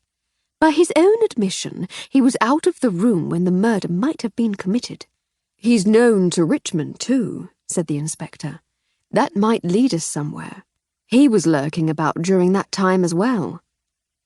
He took a handsome pocket watch from his waistcoat and glanced at it. I imagine this is the sort of place that serves tea at 4 o'clock, he said. On the dot, said Lady Hardcastle. And if I know Sir Hector, he'll still call it tiffin. The inspector sighed. It's another world, and that means that most of the house guests will be occupied. He consulted his notes. Let's see if we can find someone else from the band, then. How about the bass player, Mr. Bartholomew Dunn? Why not indeed, said Lady Hardcastle. Do the honours flow, would you, dear? I got up and went in search of Mr. Dunn. I found Dunn at the foot of the servant staircase, chatting up Dora, the housemaid. A man with his good looks would never have trouble chatting anyone up, I shouldn't wonder. His clothes were very natty, the latest American fashion, I guessed. Dora was giggling coquettishly when I breezed up. Afternoon, chaps, I said. How are we all getting along? Dora glared at me. We were getting along just fine, thank you. Glad to hear it. Mr. Dunn, Inspector Sunderland would like a word with you in the dining room, if you can spare him a few moments. Dora's look suggested that she had much more entertaining ideas for Dunn's next few moments, and that if I were to fall down dead there and then, she'd not waste even one of those precious moments mourning my parting. Dunn, though, was evidently a more pragmatic man, who recognised that a summons from the police, even one expressed with such casual politeness, couldn't be ignored. He tenderly kissed Dora's cheek. He seemed confident that he would be able to reignite her passions as soon as he'd finished with this Inspector Sunderland. "I'll find you the instant I've finished with him," he whispered. Dora looked at me again, a smug grin replacing the angry glare. "You'd better," she said, and set off upstairs. He watched her go and then turned to look at me. "The dining room, you say? Would you be a poppet and show me the way? I'm new round here." "New round here, but pretty experienced everywhere else, from the look of things," I said. "Follow me." He grinned, and I led him through the house to the dining room. He gave as much the same account of the evening as had Richmond and Haddock. He seemed to be quite a sociable sort of chap, though, and Inspector Sunderland decided to exploit this as he moved on to more personal matters. "Tell me a little more about the band, Mr. Dunn. Paint me a picture of the characters." "Blimey, really? Well, there's Rolly, of course, Roland Richmond, our beloved leader. He's a pretty decent musician, as it happens, and he's got very strong ideas about where he wants the band to go. Ambitious, you know? He's quite a sharp businessman, too, for a musician. We never lack for work, and we always seem to get paid. I've been in plenty of bands where neither of those were true. Then there was Ed. Nice chap. Easygoing, if a little easily led. Beautiful tone to his playing, too. Trumpets can be a bit brash in the wrong hands, but he had a delicate touch. He could make it cry if he wanted to. We used to have a clarinet player, but there was a falling out, and it turned out we didn't need him anyway. Ed covered that side of things beautifully. We missed him in the second set. I suppose we'll be missing him for always now." He lapsed into silence. "You seem very fond of him," said Lady Hardcastle. "I'm fond of them all, my love," he said. "Skins is quite a lad." "Mr. Maloney?" asked the inspector. "The very same. We work together most closely. The rhythm section they call bass and drums. He's tight, technically excellent player. I think he trained with one of the big orchestras. But he has a feel for the music, too. He's a dream to work with. Bright lad. Lots of fun. Always the life and soul. It's always a laugh when Skins is around." "And what about Miss Montgomery?" asked the inspector. "Sylvie?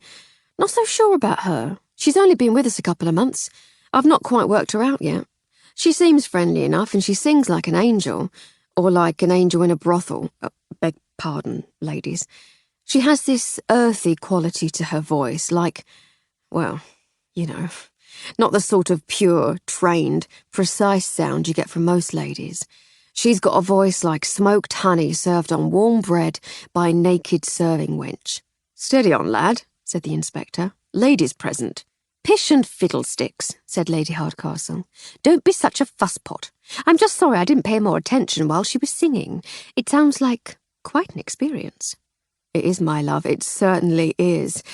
But as for her character, I'm not so sure. I don't think anyone's managed to get close to her. She's quite hard. I've met lads like it, but never girls. The lads have been toughs, you know, petty villains." "Are you saying you think she's a criminal?" asked Lady Hardcastle. He seemed genuinely taken aback. "Blimey, no, nothing like that. I was just trying to give you an idea of how she makes me feel. She can take care of herself, that one, that's for sure. But criminal? Have you seen her?" "She is rather beautiful," she said. "Exactly. How can someone who looks like that be a criminal? Criminals have a look, don't they? It's science. You can tell." "So they say," said the inspector, finally looking up from his notes. "Well, sir, that was quite comprehensive. Thank you. Is there anything else you think we ought to know?" Anyone else you noticed? Not really. What about Clifford Haddock? Old Fishface, what about him? I believe he's known to the band, said the inspector. He's a pal of Raleigh's. Seems to be quite keen on the music, so we see him about quite a lot. He's an antiques dealer, I understand. Dunn laughed, a genuine, heartfelt laugh. Is that what he's been telling you? Well, he's got some neck, I'll give him that. So he's not then, said the inspector, looking up once more from his notes. He owns a junk shop on the Old Kent Road. Antiques dealer. Wait till I tell Skins. His story is that he was invited to the Grange to appraise some of Sir Hector's knick-knacks. Fishface is more likely to nick his knick-knacks, I'd say. Mind you, he wouldn't know a Chippendale whatnot from a bowl of peonies, so he's unlikely to pinch anything of real value except by blind chance.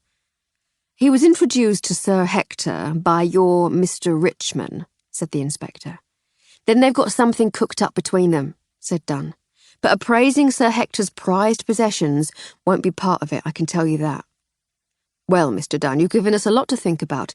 I'm asking everyone who is still at the Grange to remain here for the next few days, but I understand from Mr. Richmond's reaction that that won't be too much of an inconvenience. Indeed no, Inspector. He gave me a conspiratorial wink.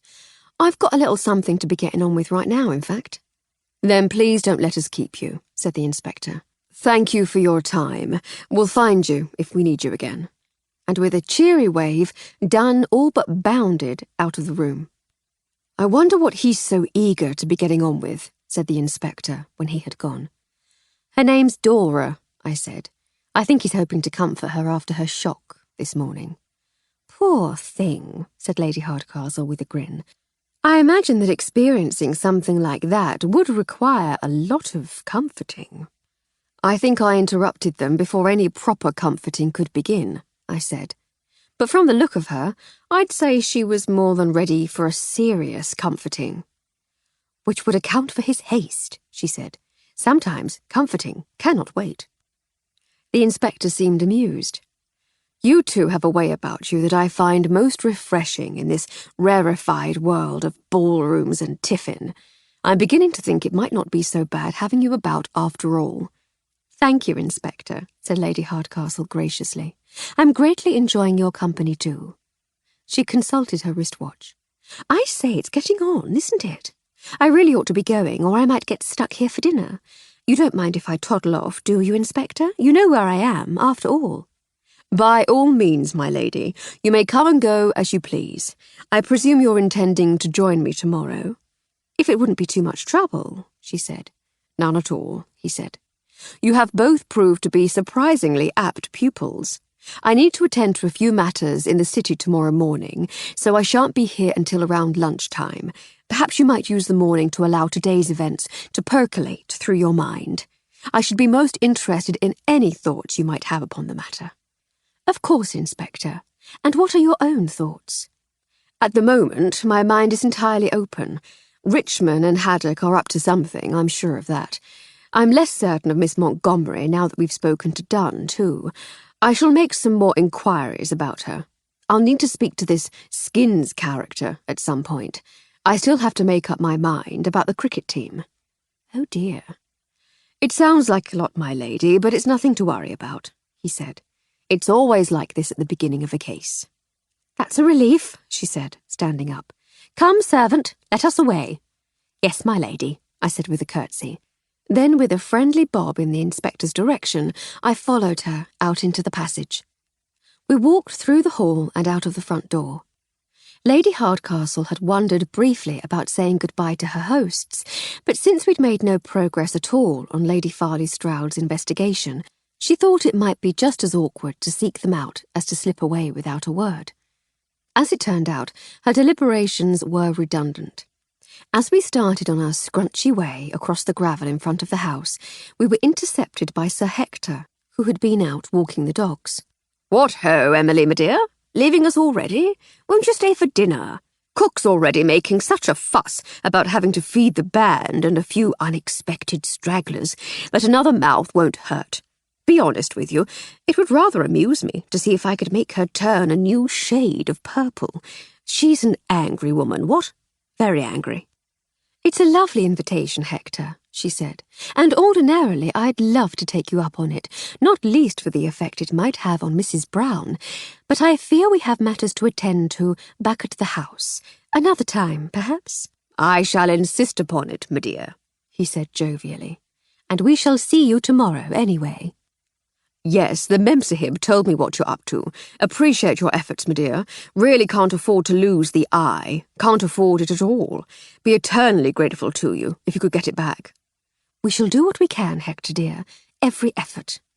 Can't say fairer than that, he said. But listen to me prattling on, my dear. Mustn't hold you up, what? Thank you, Hector. We ought to be on our way, and I'm sure we shall bump into you again tomorrow. Looking forward to it, my dear. Toodaloo for now. And with a cheery wave, he was off across the gravel towards the door. I wonder how the emerald came to be known as the Eye, said Lady Hardcastle, as we walked along the grass beside the long, winding drive, enjoying the late afternoon sunshine. I must remember to ask Gertie. But what's for dinner? I reminded her that Miss Jones had got us some pork chops, and that there were still some new potatoes in the larder. As we walked out of the gate and down the hill, she remembered that there was a bottle in the recent delivery from her newly appointed Bristol vintners that would complement such a meal very nicely. How's that, you chump? Our walk home took us past the village green, where it appeared that cricket practice was well underway. How do you know it's not a match? Asked Lady Hardcastle when I commented on it. Because there are only 9 men on the pitch, and 3 of them are still in their work boots, I said. And I recognise them all from the party, so they must all be from the village team. We'll make a detective of you yet. The batsman had clearly grown bored of hitting well-placed balls to give his friends some fielding practice. The next ball pitched perfectly for him, and he laid into it, sending it sailing towards us as we walked along the boundary. Without thinking, I reached up my left hand and plucked the ball from the air as it passed over my head. The players jeered their teammate. I might have simply tossed the ball to the young man who was running towards us, if the fateful words, "by a little girl," hadn't been carried to us by the evening breeze. Little girl, indeed, I said indignantly. Well, you are quite tiny, dear, said Lady Hardcastle, laughing at my irritation. I'll show them what little girls can do. With that, I launched the ball back towards the wicket. It bounced just once before flying directly into the wicket-keeper's gloves. Nicely done, said Lady Hardcastle. That'll teach 'em. I earned a smattering of polite applause from the players, one of whom shouted, "Thanks, miss." The young man who had been on his way to collect the ball was still heading in our direction. I say, who's this coming towards us? I should say that was Bill Lovell. What on earth makes you say that? She said. You see our cook Blodwen over on the other side of the green? The attractive dark-haired girl with her is Daisy the barmaid. Their conversation became much more animated once he set off towards us, and there was a good deal of pointing. I should say that means it's Daisy's chap. She wouldn't make so much fuss if it were just one of the other lads. I say, you really are getting rather good at this, aren't you? She said. As the young man approached, she said, Mr. Lovell, is it? He seemed surprised to be recognised. It is. Lady Hardcastle. In the flesh, I believe we saw each other at the Farley Stroud's party, but we weren't introduced. How do you do? How do you do, my lady? He said. Forgive my blundering over here, but I believe I have you to thank for my release from the cells. I should love to be able to claim the credit, Mr. Lovell, but I'm afraid I played no part in that. Oh, he said with slight embarrassment. Daisy, Miss Spratt, said you was investigating the murder. She and her pal, Blodwen, are convinced you're the brainiest lady they've ever heard of. They're sure it was all your doing. I do beg your pardon. Not at all, not at all. I wish I had helped, but it was all Inspector Sunderland's doing. But you are looking into it. We are, yes. We've got ourselves a little sidetracked by all the goings-on up at the Grange, but we found poor Mr. Pickering, and I'm really rather eager to find out who was responsible. I'm certain the police will get their man, but it can't hurt to make a few discreet inquiries in the meantime. You don't reckon it was the same man, do you? He said. Armstrong and I did consider that, she said, though we can't see any way that the two men are linked. Can you?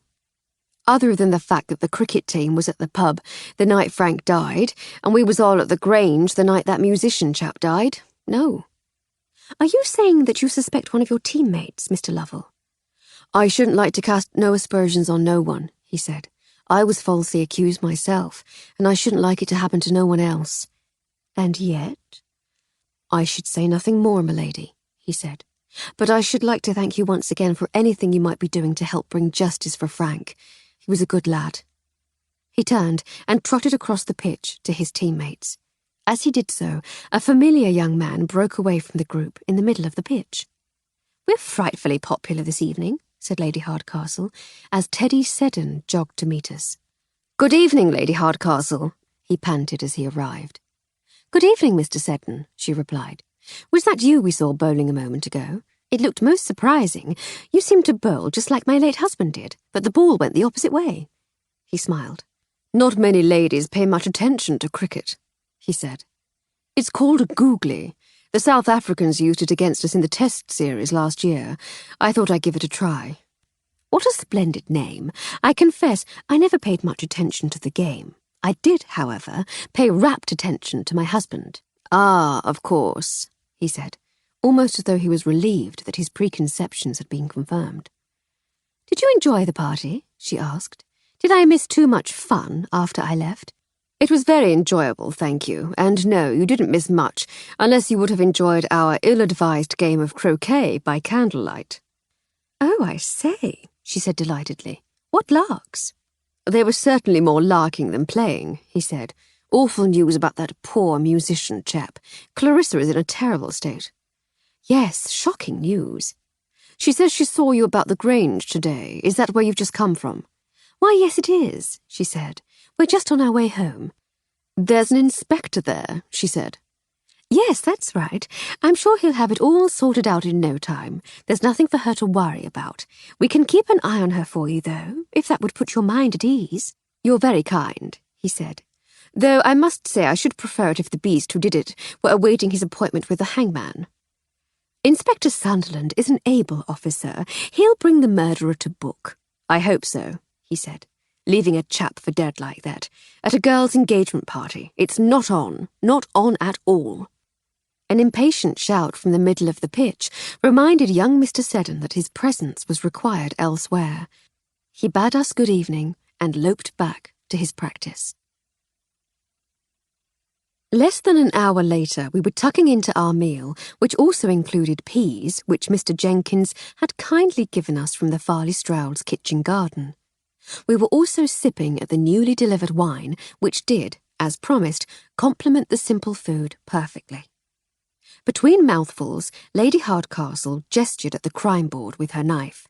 The thought plickens, she said. It does at that, I agreed. It doesn't help with the Pickering case, though, she said.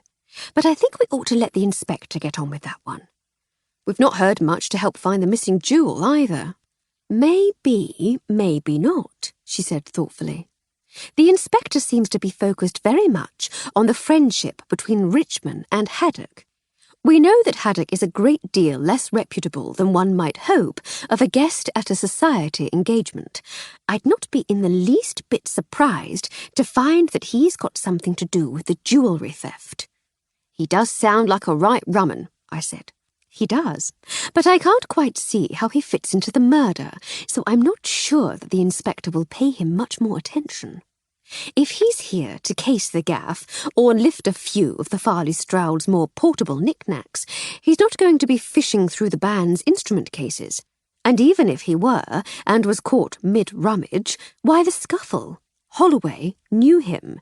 There might have been stern words, but no one would have been smacked on the back of the head and left for dead. It might have been an accident, I suggested. It That might, but there's still no real reason for him to be in there. The gem was in Gertie and Hector's bedroom. Would he have known that? Something like that is more likely to be on display in a drawing room or library, somewhere it might be admired by guests. Good point, she said. Why do we not think the culprit has already done a bunk? I've been thinking about that one, she said, now gesticulating with a small potato on the end of her fork.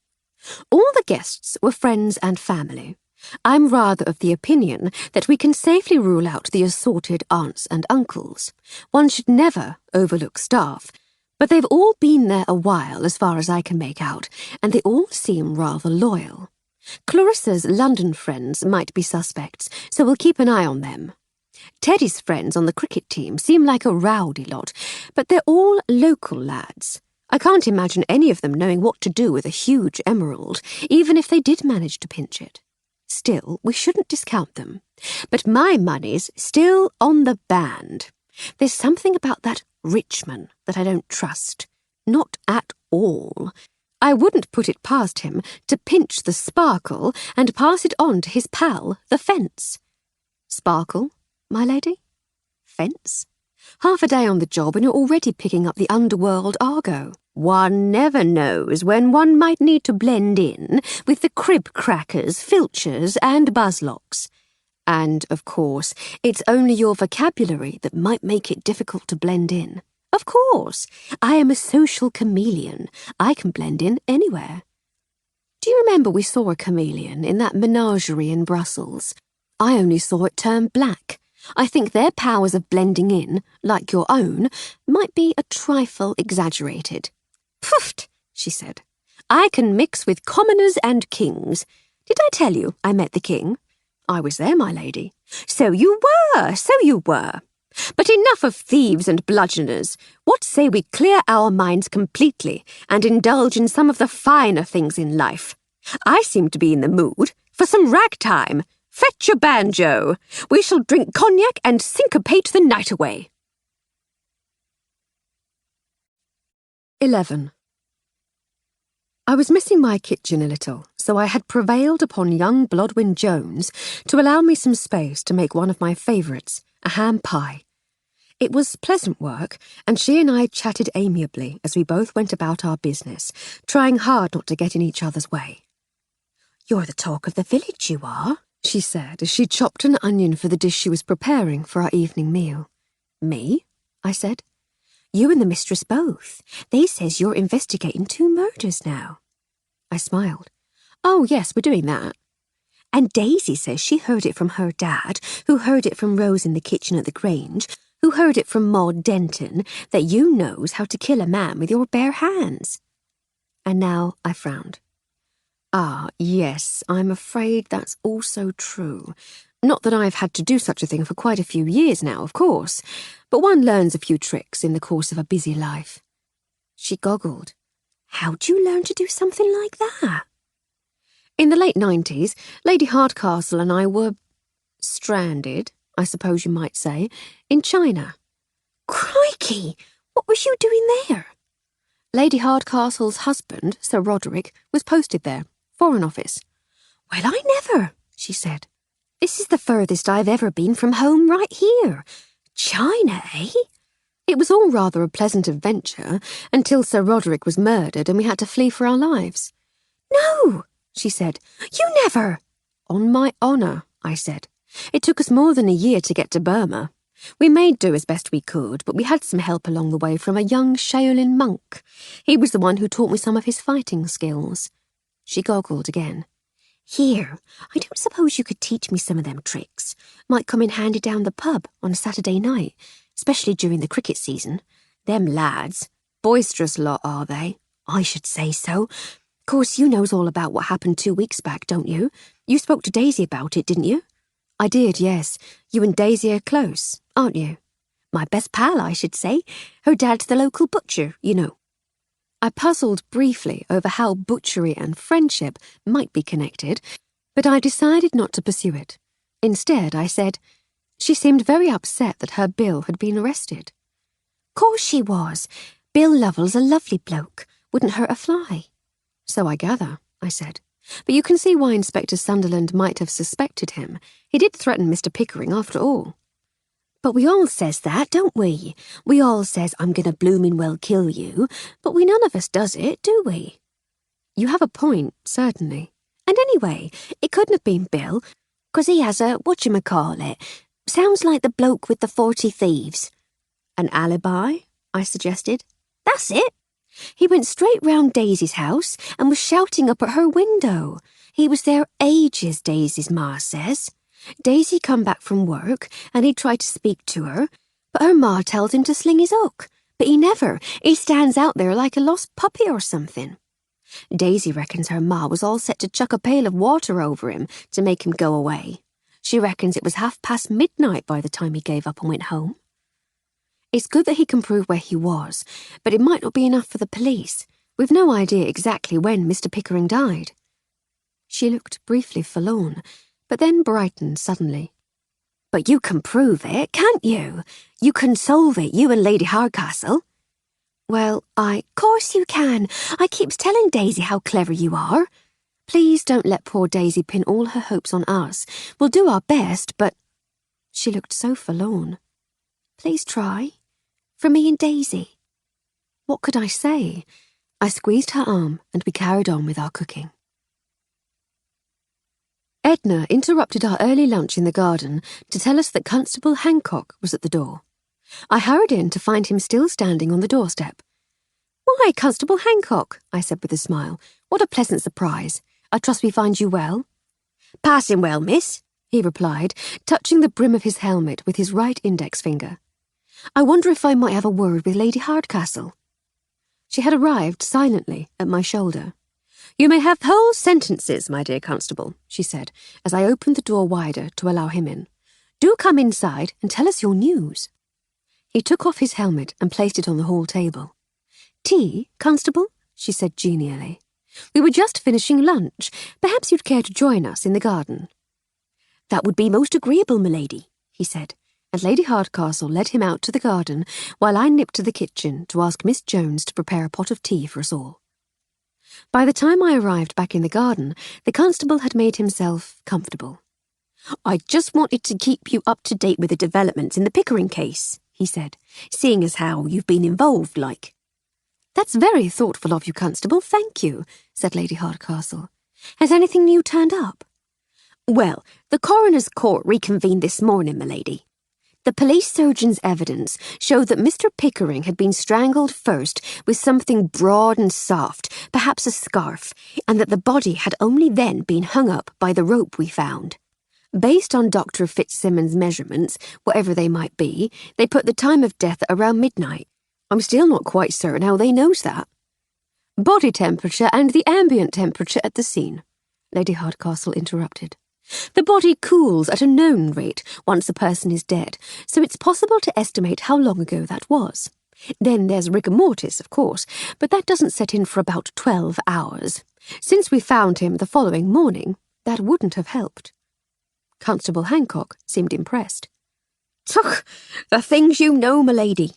Anyway, they weighed all that up and brought a verdict of willful murder and impressed upon Inspector Sunderland to redouble his efforts to track down the perpetrator. Poor Inspector Sunderland, said Lady Hardcastle, as if he doesn't have enough on his plate. Did he give any indication of what he might be doing next? The constable looked puzzled. I should say you're better placed to find that out than I, m'lady. He'd not confide that sort of information in the likes of me. I knows as how there's some down there at Bristol still trying to build a case against Bill Lovell, though. I heard that from a pal of mine at the police headquarters in Bristol. Oh, I said, that will never do. Again, the constable's face betrayed his astonishment. Will it not, miss? He said. And why's that? I was just speaking to our cook, Blodwin Jones. It appears that Bill Lovell has an alibi. I recounted the conversation I'd had with Miss Jones. Well, I dare say the CID boys knows what they're doing, said Constable Hancock earnestly. Clever chaps down at HQ. But I suppose I ought to let them know about lovesick Lovell. He stood. I'd best be on my way. Thank you for the tea, m'lady. Not at all, Constable. Thank you so much for keeping us informed. It really is above and beyond. Armstrong will show you out." Lady Hardcastle was no longer in the garden by the time I shut the door, but I quickly tracked her down to the dining room, examining her crime board. "You're not going to leave this one alone, my lady, are you?" "No, dear, I'm not. It must be possible to work it all out." "But Inspector Sunderland can do that." "Yes, I'm sure he can. I suspect that the inquest was among the few matters that he had to attend to in the city this morning. But he's going to be busy with the murder at the Grange for a while, isn't he? And while he's doing that, the trail goes colder and colder. I'm sure we can help things along a bit." "How, my lady?" I said, sitting on one of the dining chairs and staring at the crime board. "We can draw up the schedule of events for a start. No, that's no good. That's a hopelessly inadequate term. We need something snappier. I know. Timeline. We need to draw a timeline just as we would on a graph and plot the events. I'm sure it would help." I had no real idea whether it would help or not, but as she worked, drawing her line on the blackboard and marking the movements and events we knew of, it did start to make sense. "Right then," she said, "let's see what we have now. We know that Frank Pickering, Bill Lovell, and Arthur Tressel were all at the Dog and Duck on the night of the murder. Along with the rest of the cricket team, my lady. Indeed. We know little of their actions, though. What we do know is that Pickering had rows with Lovell and Tressel in turn. Lovell said he'd see him hanged, and Tressel said he'd never let him do it, whatever doing it might entail. Old Joe was certain it was about Pickering taking over control of the cricket club, I said. We shall assume he's right for the time being. Pickering left the pub just before 11, followed soon after by Lovell. Tressel stayed until about 1:15, and then he, too, left. He was the last one out, I said. Just so, she said. And with him gone, Joe sent Daisy home and locked up. Then Daisy walked home, where she found Lovell waiting to talk to her, I said. He'd been there for a while, so he probably went straight there from the pub. He stayed in the street until midnight, according to Blodwen. Lady Hardcastle wrote quickly. Meanwhile, Arthur Tressel's whereabouts are unknown until he's discovered in the cricket pavilion the next morning, sporting a hangover and in possession of a stolen handcart. It seems that someone ought to speak to Arthur Tressel. At the very least, he's a key witness. He very much is. We ought to get down to the police station. If Constable Hancock is going to telephone the inspector with the new information about Lovell's alibi, he can tell him he ought to speak to Arthur Tressel, too. It took us a few minutes to ready ourselves for the short walk into the village. We arrived at the little cottage that served as our local police station just as Constable Hancock was about to set off on his bicycle. "Good day again, ladies," he said. "Is there anything I can do for you?" "Have you spoken to Inspector Sunderland yet?" asked Lady Hardcastle. "I left a message with the desk sergeant at the Bridewell," he replied. "Seems he was unavailable. May I ask why?" "We had a little cogitate," she said, "and we think he ought to speak to Arthur Tressel. He's an important witness." "I dare say the inspector will fathom that for hisself," said the constable. "We don't just appoint any old duffer to the CID, you know." "Indeed, no. Perhaps we could save him a job, though, and speak to Mr. Tressel ourselves. Where in the village does he live?" Hancock chuckled. "He don't live in the village, m'lady. He lives down in Bristol." "Bristol!" she exclaimed. "Doesn't anyone involved in all this actually live here? I thought he played for the local cricket team." "That he does, m'lady. He grew up round here, went to the village school over Woodworthy, but soon as he got himself a job, he moved down to the city. Been down there near 10 years. He comes up here for cricket matches, loyal to his old club, see? It was unusual for him to be in the village on a weeknight, but they had their special club meeting, or whatever it was." "Do you have his address?" she asked. "I'm not sure that would be at all proper, my lady. If you'll take my advice, you should go back home and wait for the official police to do their job. I'll pass on your message, and if Inspector Sunderland needs any further information, I'm sure he'll contact you." "You're quite right, Constable, of course. I can be such a fussy old biddy at times. Please forgive me my interference." "Think nothing of it, m'lady," he said, swinging his leg over his bicycle saddle. It's reassuring to know that the public takes such a keen interest in our work. I must be off, though. Good day to you. And good day to you too, Constable, she said. We watched him leave, and then she turned to me and said, "Let's see if we can't wheedle Tressel's address out of Sergeant Dobson before leading the way inside the police station." Good afternoon, my lady, said the sergeant, looking up from his paperwork. and to you also, Miss Armstrong. "Good afternoon, Sergeant," said Lady Hardcastle. "How are you this fine day?" Passing well, my lady. "What can I do for you?" "I was wondering if you could help me," she said. "I've had a letter from Arthur Tressel, you see. He's heard that I've been meddling in a few things, and he's asked if I might go and visit him. The trouble is, in his haste, he rather scrawled his address, and I can't quite make it out. Do you have a record of it anywhere?" The sergeant grinned. I've seen the notes he writes for the cricket club, my lady. Fellow ought to be a doctor, the state of his handwriting sometimes. I'll have a look. We should have it somewhere. He disappeared into a back room, while I frowned at Lady Hardcastle. "What?" she said innocently. "I thought you'd be pleased that I hadn't lost the old skills." Before I could say anything, the sergeant returned with a scrap of paper torn from a notebook. Here you are, my lady, he said with a smile. It's a bit of a jaunt, mind. Other side of the city. "Thank you so very much," said Lady Hardcastle.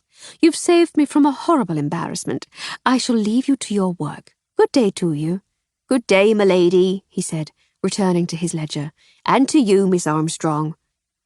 We stepped out into the June sunshine. "I've absolutely no idea where this is," said Lady Hardcastle, showing me the scrap of paper. "We can take a train into town, but I've no idea how we'd proceed from there. What we need is— Oh, I say, what a dunderhead! Come, tiny servant, I have it." "Have what, my lady?" I said. "Where are we going?" "To the Grange," she said triumphantly. "We'll get Gertie to lend us her car. And Bert, of course." Lady Farley Stroud had been only too delighted to oblige Lady Hardcastle, saying that it was the least she could do after all we were doing for her. Within just a few minutes, Bert was waiting for us on the drive with the engine running. Bert knew Bristol well, and we soon reached the terraced street on the outskirts of the city. There were children playing in the street as we drew up outside the address Dobson had given us, and they came rushing over, noisily exclaiming over the gleaming motor car and bombarding poor Bert with a cacophony of questions about it. Fortunately for us, this meant that the lady and her maid in the back were of no interest at all, and we slipped quietly up to the front door of the small house. The door was answered by a small woman of late middle age, wearing a housecoat and headscarf. Yes, she said suspiciously. What do you want? "Is Mr. Tressel at home?" asked Lady Hardcastle. What if he is? "I'd like to speak with him, if I may." "I don't allow my lodgers no lady visitors. This is a respectable house." She made to close the door. Lady Hardcastle took a card from her silver case and handed it to the landlady. "Please give him my card and tell him I'd like to speak to him. Tell him it's about the Littleton Cotterell Cricket Club." The fearsome woman took the card and glanced at it. Her manner changed instantly. Oh, come in, your ladyship, she gushed. Cricket club, you say? Please wait in the best parlour, and I shall tell Mr. Tressel you're here. Can I get you something? Tea, perhaps, or something a little stronger? She grinned, a gap-toothed grin. "Thank you, no. You're very kind, but I've only recently had some tea. Just fetch Mr. Tressel for me, if you please." A few moments later, a neatly dressed young man with thinning hair appeared at the door. He squinted through grimy spectacles at the calling card he'd been given. "Lady Hardcastle," he said, looking myopically at each of us. "That's me," said Lady Hardcastle. "This is my maid, Armstrong." "Pleased to meet you both, I'm sure. Mrs. Grout said you'd come about the cricket club. You haven't come about the cricket club, have you?" "No, Mr. Tressel, I haven't. Shall we sit down?"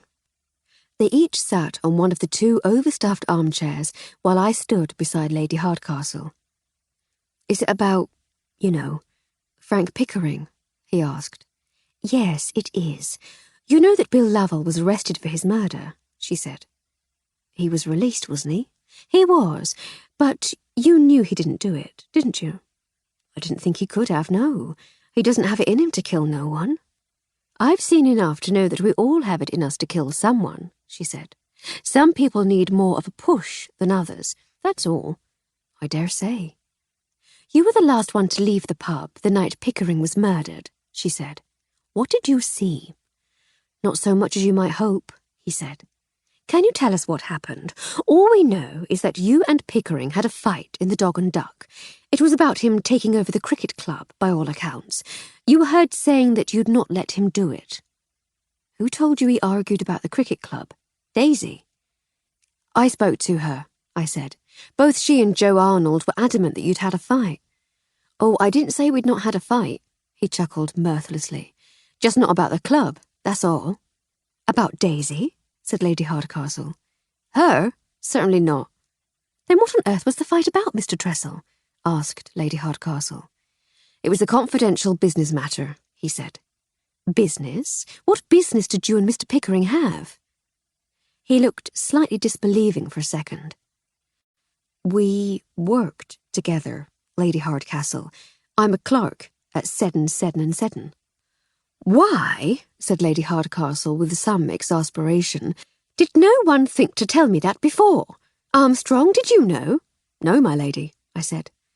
Please tell me, she said, when she had collected herself, exactly what happened that evening.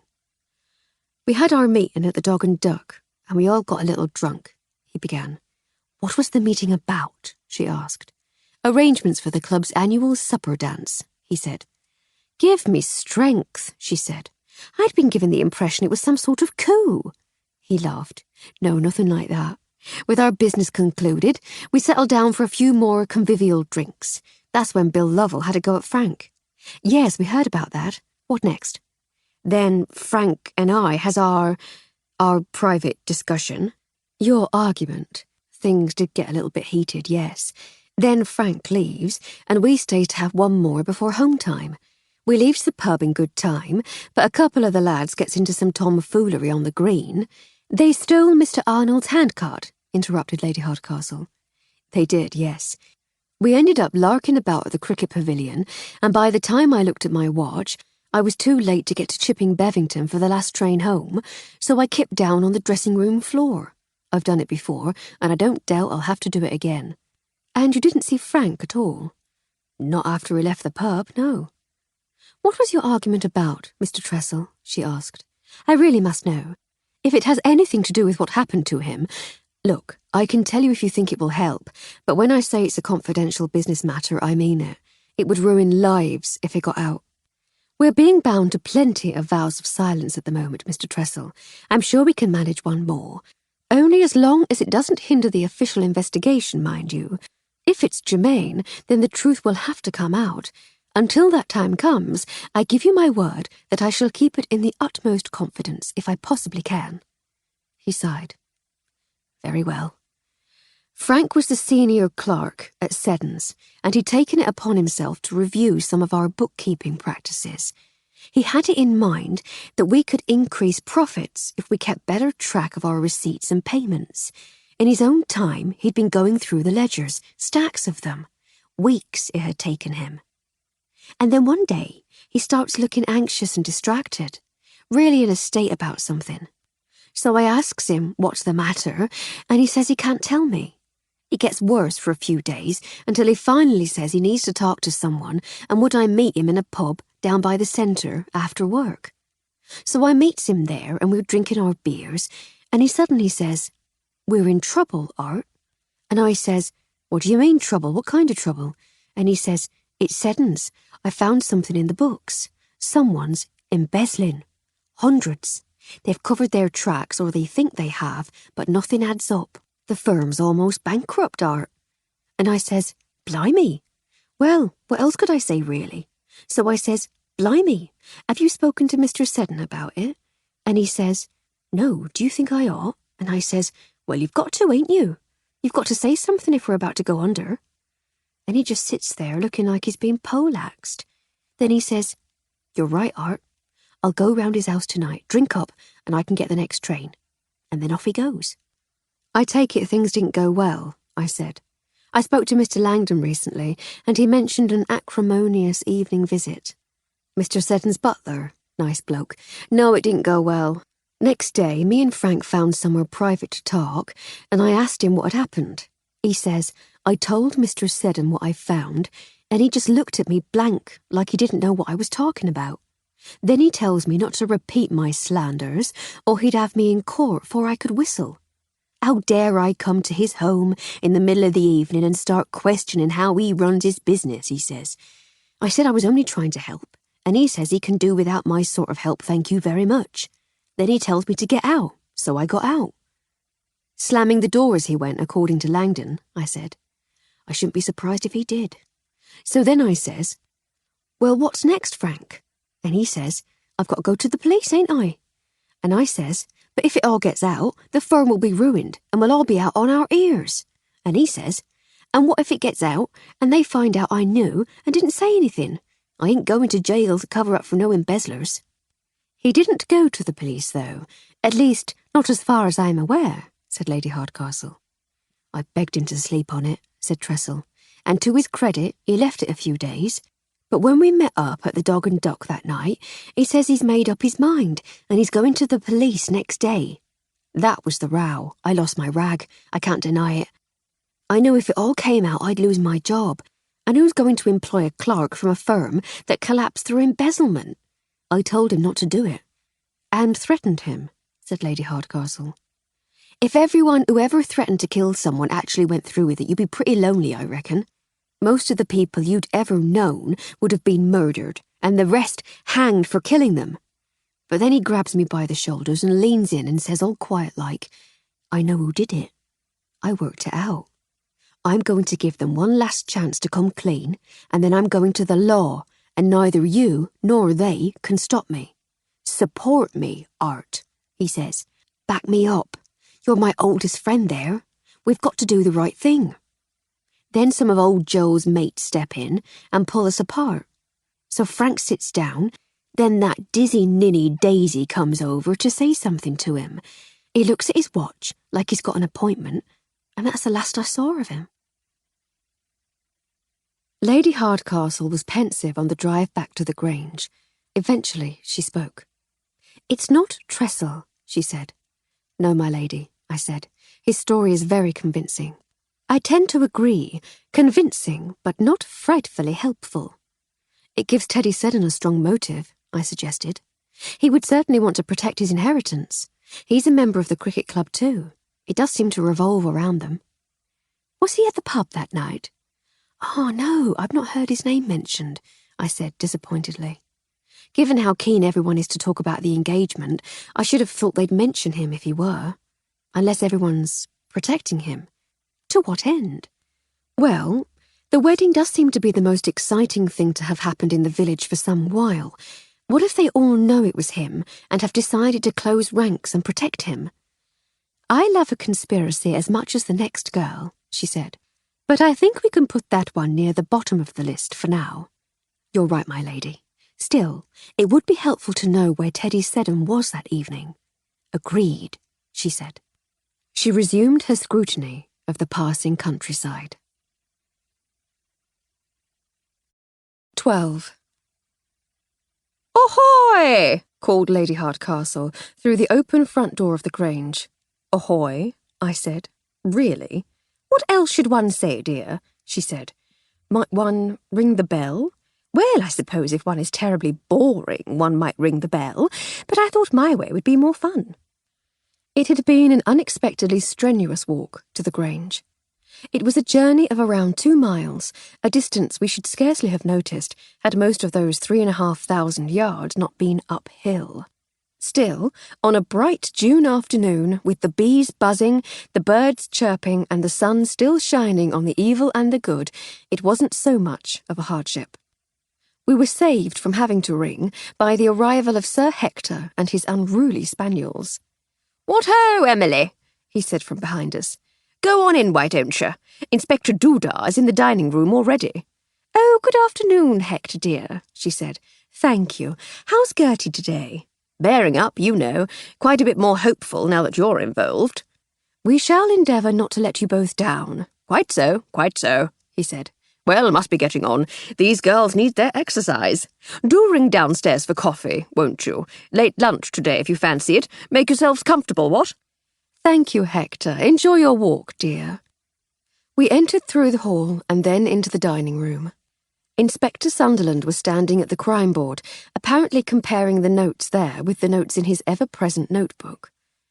"Ah, good afternoon, Lady Hardcastle," he said genially. "Good afternoon, Miss Armstrong." "And good afternoon to you, Inspector," said Lady Hardcastle. "It's a pleasure to have you back with me, I must say." "It is? Well, thank you. I'm a little surprised to hear it, but it's pleasing, nonetheless.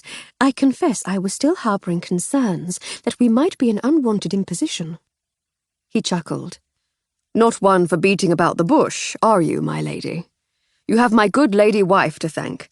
I told her of my frustration at having you sitting with me yesterday, and she told me in no uncertain terms that I should take great care not to behave like—" he consulted his notebook theatrically— "an insufferable oaf." Lady Hardcastle and I both laughed. "I shall do my utmost to remain as un-oafish as possible," he said, with a small bow. "You're very charming, Inspector," said Lady Hardcastle. "Did your dear wife say anything else?" "A good many things, my lady, a good many things. But the long and the short of it is that you're doing neither me nor my investigation any harm by your presence, and that I should be glad of a little feminine insight. She has strong views on the importance of women in the world." "She sounds like just the sort of woman the world needs more of, Inspector." "I count myself as very fortunate to know her," he said, with a fond smile. "As for feminine insight, I fear that might be something of a myth. I've certainly not heard of any studies on the subject. We can bring you news of the Pickering murder, though." She told him Tressel's story. "That's most helpful, my lady. I might have to have words with the sergeant about releasing personal information about witnesses to members of the public, mind you." "Oh, he was just trying to help a lady with a little difficulty she was having," said Lady Hardcastle. Said the inspector. "It's a shame you didn't think to ask him about Teddy Seddon while you were there." "It only occurred to me in the motor car on the way back here," she said. "I still had it in the back of my mind that Tressel might be the murderer when we went into town. It wasn't until I was able to think it through on the way back that Armstrong made the Teddy connection." "No matter," he said. "It gives us another avenue to explore. I shall get my own sergeant to make some inquiries. If he were out this way, he would probably have been brought by motor car. I'll get one of the lads to lean on the Seddon chauffeur, see what he has to say for himself." "Thank you, Inspector." "What for, my lady?" "For taking us seriously." "I should be a fool not to, I think," he said. "You're very kind." "Not at all, my lady. Perhaps if you don't think it an impertinence, we might take some time to try to get to know each other as we go about today's business. I confess to being more than professionally curious about you both." "Then we must do our best to satisfy at least some of that curiosity. But first things first, have you been offered coffee? Tea?" "No, not a drop. Jenkins showed me in here with his customary cold courtesy, and then left me to it." "That will never do. Flo, dear, be a pet and ring the bell. Let's see if we can get some coffee and cake." I did as I was asked, and while we waited for Jenkins to arrive, we sat together at the table. "Well now, Inspector," said Lady Hardcastle, "what is it that you wish to know?" "Let me see," he said, chewing pensively on his ever-present unlit pipe. "You were born in London?" "I was indeed," she said. Let me see, 40 years ago." "There's no need to go into personal detail, my lady," he said quickly. "I shouldn't wish to embarrass you." "Nonsense, Inspector. We make altogether too much fuss about ladies' ages." "Your father was influential, but not titled. You have your husband's title." "Daddy was something high up in the Treasury. So far, so good," she said. "Swiss finishing school?" She laughed. I should bally well say not. I was tutored by a succession of increasingly frustrated governesses. My older brother went up to Cambridge, and I made such a fuss about wanting to go too that my parents eventually relented. I managed to win a place at Girton, where I read natural sciences. Cambridge, he said with approval. Very impressive. What else? You wear a wedding ring and you have a wife's title, but you never speak of your husband. A widow? Yes, Roddy died 9 years ago. I'm sorry, but your life has been an eventful one. You're adept at getting information from people. I can't decide whether that's a talent or something you've learned through experience. Shall we say a little of both? Interesting, he said. You've travelled. You mentioned that you'd spent time in India, and you weren't just a Raj wife either. You paid attention to the local ways. You know at least something of Eastern religions, for instance. Well done, Inspector, she said. Yes, I married my university sweetheart, and we had lots of adventures together all over the world. Then I employed young Flo here as my maid, and the three of us had some more adventures. Roddy was murdered in Shanghai. We fled. We came home. We had yet more adventures in London. We settled in Littleton Cotterell. These adventures, said the inspector. How is it that a civil servant's daughter came to be having murderous adventures in Shanghai? All in good time, Inspector. You surely don't expect me to give you the Fawkney version all at once. You must allow me to tease it out. Very well, my lady. And what of you, Miss Armstrong? Where are you from? We were interrupted by the arrival of the butler, and after Lady Hardcastle had asked for a pot of coffee and a few slices of cake, the inspector turned his inquisitive gaze once more upon me. Do go on, he said. Ah, I said. Well, now, you see, that's a rather more complicated question. We have a few moments, he said. I want to talk to the drummer this afternoon, but I don't suppose he's going anywhere. Well, now, I was born in Cardiff, but I grew up all over the country. Don't tell me, he said with a wry smile. Your father was a circus performer. I looked at him with my eyebrows raised. He wasn't, he said. Was he? The great Coltello. He was a knife thrower. So I grew up in the circus. But then when my grandma fell ill, they moved back to Aberdare, where my man was from. He was Italian. No, he was Joe Armstrong from Carlisle. Il Coltello is Italian for knife. The inspector continued to look dubious. It would certainly explain your relaxed attitude to the social niceties, he said. And how did you... There was a knock at the door, and Jenkins entered with the coffee tray. A reprieve from the interrogation, said the inspector. Actually, I think it's time we had a word with Mr. Maloney. I'll pour your coffee if you go and find him for me. I found Skin sitting on the low wall outside the door that opened from the ballroom. He had his back to the house and was looking out across the grounds and down into the valley of the River Severn. I coughed politely. Mr. Maloney, I said. He turned and smiled. Call me Skins, pet, everyone does. What's your name? I'm Armstrong, sir, I said. And that's what your mother calls you, is it? As long as she calls me in time for supper, sir, I don't mind. Inspector Sunderland would like to speak to you. No problem, darling, you lead the way. He stood up, and I was surprised to see that he was not much taller than me. Whip-thin, too. But seriously, what do they call you? I went back into the ballroom, through the open back door, and he dutifully followed as I led him through the house towards the dining room. Seriously, Mr. Skins, they call me Armstrong. He chuckled. Mr. Skins, you are a caution. So I've been told, sir. My name is Florence. My mother calls me Flossie, my friends call me Flo, and you... I shall make up my mind about you presently. You can't say fairer than that, Miss Armstrong. I eagerly await the results of your deliberations, but please don't call me sir. I ain't nobody's superior. Except when it comes to the drums, then I'm the absolute cake, second to no man, and all shall bow before me. I smiled, and we walked on.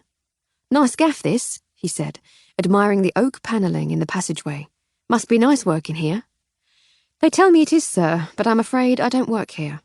Oh, right, he said. So how come you're dressed up in all the clobber and running errands for this inspector geezer? The detectives round here have maids or something? Something like that, sir, I said, and opened the dining room door. Lady Hardcastle, Inspector Sunderland, this is Mr. Maloney. I gestured for him to enter, and he walked in grinning. Call me Skins, Gov, he said, reaching out to shake the inspector's hand. Everybody does. He waved a salute across the table. Lady H, he said, and sat down before anyone could say anything. I took up my unobtrusive place in the corner. Thank you for agreeing to speak to me, Mr. Maloney, said the inspector, pulling out his own chair and sitting down. My sympathies on the death of your friend. Were you close to Mr. Holloway? Close enough, Inspector, said Skins. We've been working together for maybe 3 years, travelling and that. You get close to a bloke when you work together like that, don't you? You do, sir, yes. And what about the rest of the band? Are you close to them? Again, Gov, close enough. Me and Barty get on best, I'd say, and Rolly's all right for a manager, I suppose. So, yeah, not bad. What about Miss Montgomery? Asked the inspector. Odd bird, that one. Sings like a nightingale, mind you. Odd, sir? Oh, you know, bit standoffish, like she's always got something else on her mind, other fish to fry. Know what I mean? Actually, sir, I think I do, yes. Now then, this engagement party engagement, sir, it's your normal line of work. Our bread and butter, Gov, yes. So it must have been reassuring to know it was coming up. Do what, Gov? Good to know there was a nice little earner on the horizon. Takes the pressure off paying the bills, eh? It would have been grand, Gov, yes, except this one was sprung on us. Oh? Yeah, train ticket and pack your bags are on the 6 o'clock train tomorrow morning, and if you miss it, you're sacked. Not really time to look forward to it. I see, sir. Was that usual? With Rolly, everything's usual. He's a bit of a fly one, our Rolly. Like Sylvie, always got an iron or two in the fire what we don't know about. Usually we know about bookings weeks, even months in advance. Plan them together like. But every once in a while... What happens every once in a while, Mr. Maloney? Every once in a while, Inspector, he takes a whim, and we scarper off dead quick like. Scarper, sir? Is it like that? Running away? Or running towards, I never know for sure. But you have your suspicions. You can't help but have suspicions, Gov. And what were your suspicions this time? Nothing I could make sense of, that's for sure, but I've heard what happened in the library and I've been wondering about a few things. I've been closeted away in here for the most part, sir, so I've not heard the gossip. What have you heard about Mr. Holloway?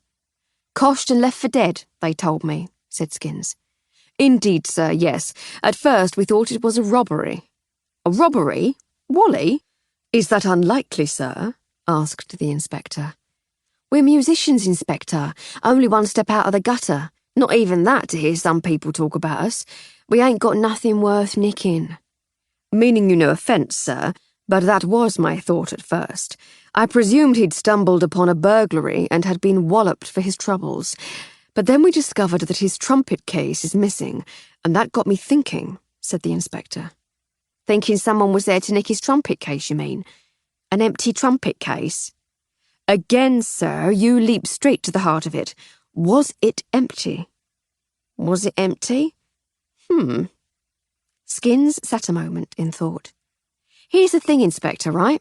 See, I don't like talking out of turn, and I ain't the sort to go dropping no one in it, but there's a chance, just a chance, right, that there was something in that case.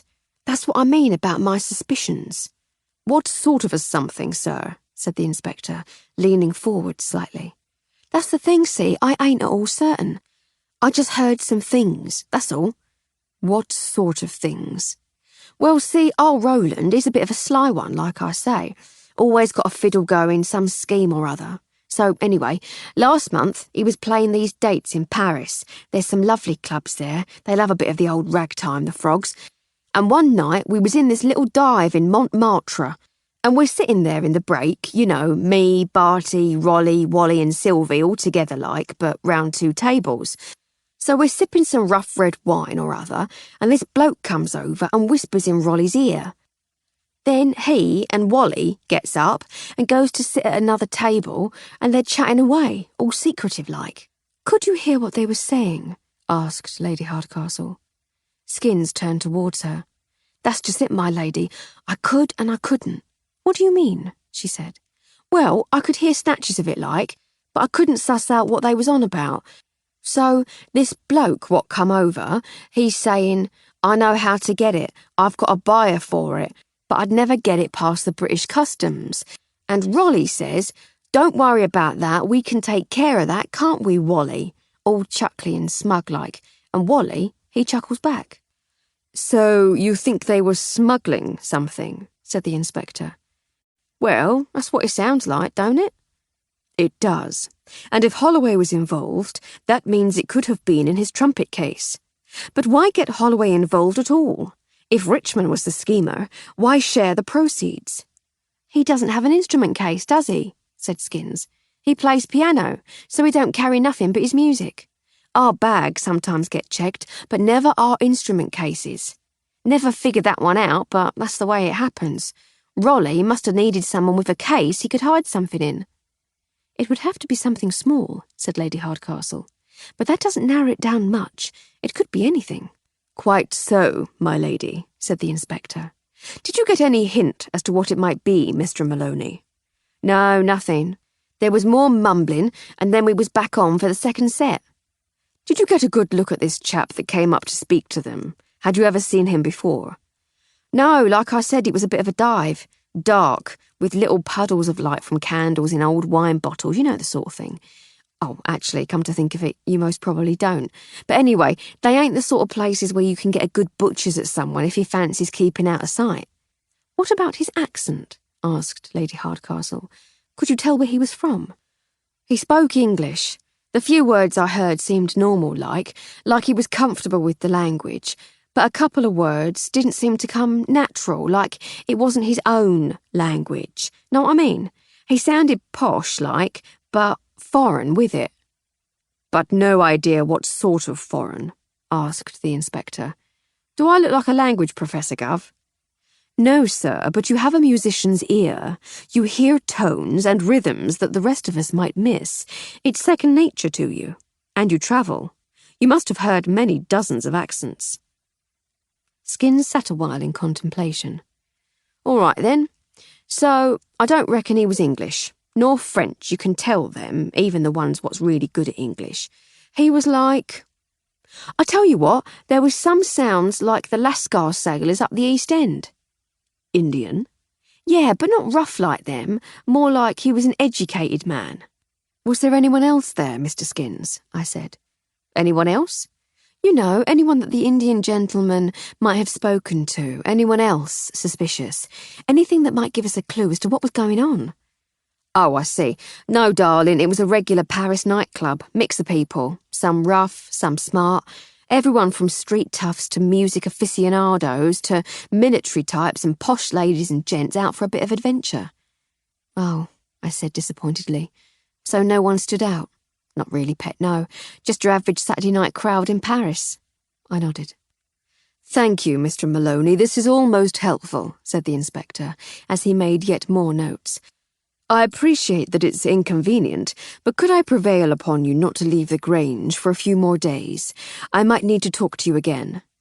Inconvenient, Gov, said Skins with a grin.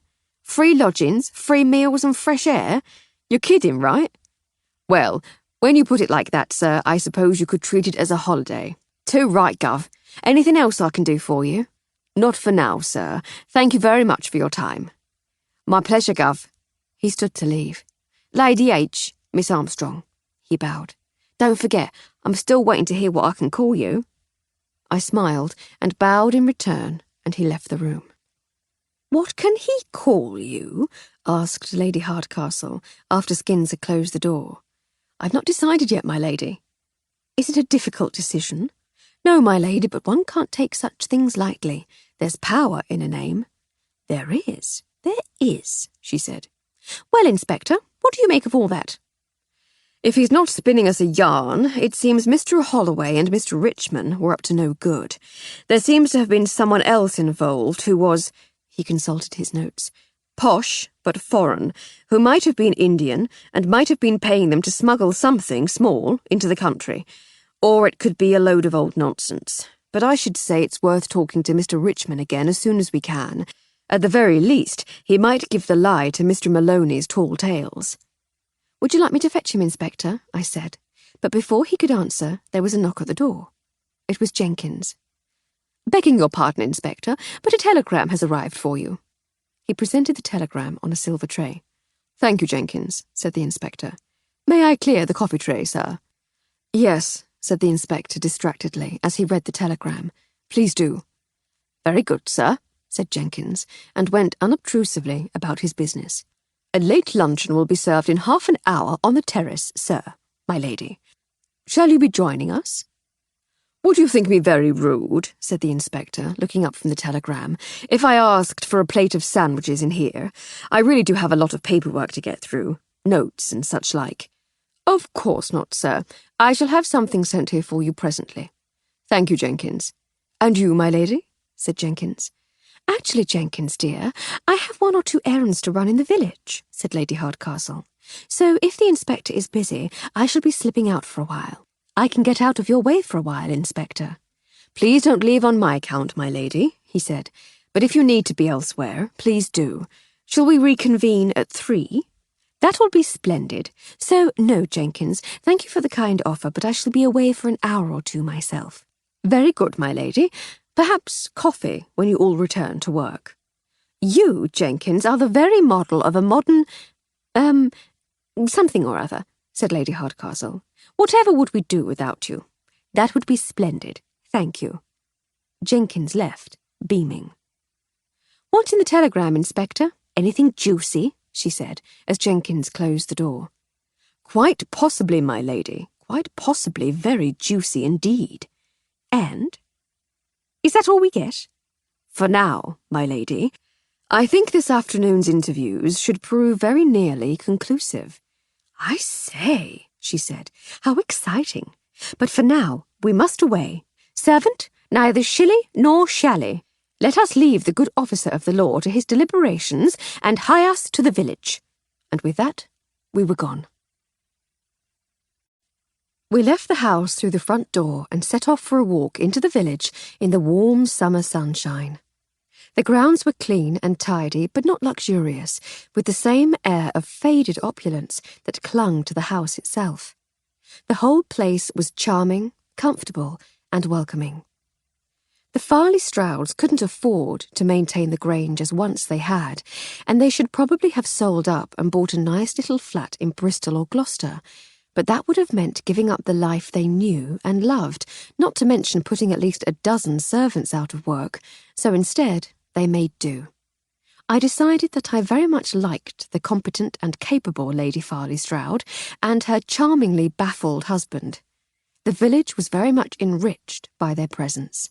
I say, is that a red pole over there? Said Lady Hardcastle, as we walked along the grass beside the drive. A what, my lady? That tiny bird. Is it a red pole, do you think? I couldn't say, but that's definitely Lady Farley Stroud over there. She was dressed in her customary tweeds. The giant sun hat, stout gloves, and a pair of secateurs in her hand indicated that she had been gardening. What ho, Gertie, called Lady Hardcastle. The garden is looking lovely. Not entirely my doing, said Lady Farley Stroud proudly. Gardeners do all the heavy work, but I do take an interest. It shows, dear, said Lady Hardcastle. The older lady beamed. How goes your investigation? We heard something just now which might help, actually. I have a sneaking suspicion that your jewel is still around here somewhere. Really? Why, that's excellent news. Who has it? When shall you be able to lay your hands on it? We're not quite there yet, dear, but we're definitely closing in. It was frightfully hard not to tell the inspector all about it. Some of the answers he got would have made much more sense if he knew about the emerald, but we had to keep it to ourselves. Thank you, my dear. I do appreciate it. You'll be able to tell him all about it when you finally track it down.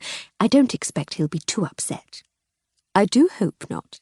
Yesterday you said there was a story behind the gem. I should love to hear it sometime. Are you in a rush now?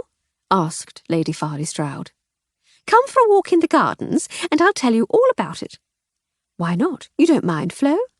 Not at all, my lady, I said, and we fell in step with Lady Farley Stroud as she led us back towards the house and the formal garden at the rear. The story, said Lady Farley Stroud as we walked, begins in Nepal. Did you ever venture north, my dear? Beautiful country, Nepal. Hector and I spent some time up there. Beautiful. Fascinating, too. It's a very ancient country. Complex history, very religious. Lots of idols about the place. In the last century, one of the villages presented one of these idols to the new king as a coronation gift. Do you see? Beautiful thing by all accounts, cast in gold, jewels all over it. And the most impressive of all the jewels was an emerald. It sat right in the middle of the idol's forehead. His all-seeing eye, deepest green, size of a hen's egg. And that's your gem, said Lady Hardcastle. Lady Farley Stroud laughed. Patience, my dear, all in good time. So they placed the idol in a temple to the north of the capital, Kathmandu, do you see? And the people would come from miles around to see it. Once a sacred object, but now just this thing of great beauty. They revered it almost as much as when it had been a symbol of their religion. You paint a vivid picture, dear. I wish I had your gift with words, my dear. I just stumble through. At first, the idol was guarded day and night by the royal guard, men on it round the clock, do you see? But no one was going to steal it. The people loved it too much. So, after a while, they stood the guard down, and it sat there on its pedestal, looking out as people came to gawp. Let me guess, said Lady Hardcastle. It was stolen. It was stolen, said Lady Farley Stroud. Public outcry. Young and old, rich and poor, everyone was horrified. Joined the hunt for the thief. They looked for a month. Several false accusations. But then they caught a gang of Indian thieves at the border, attempting to smuggle the statue into Bengal.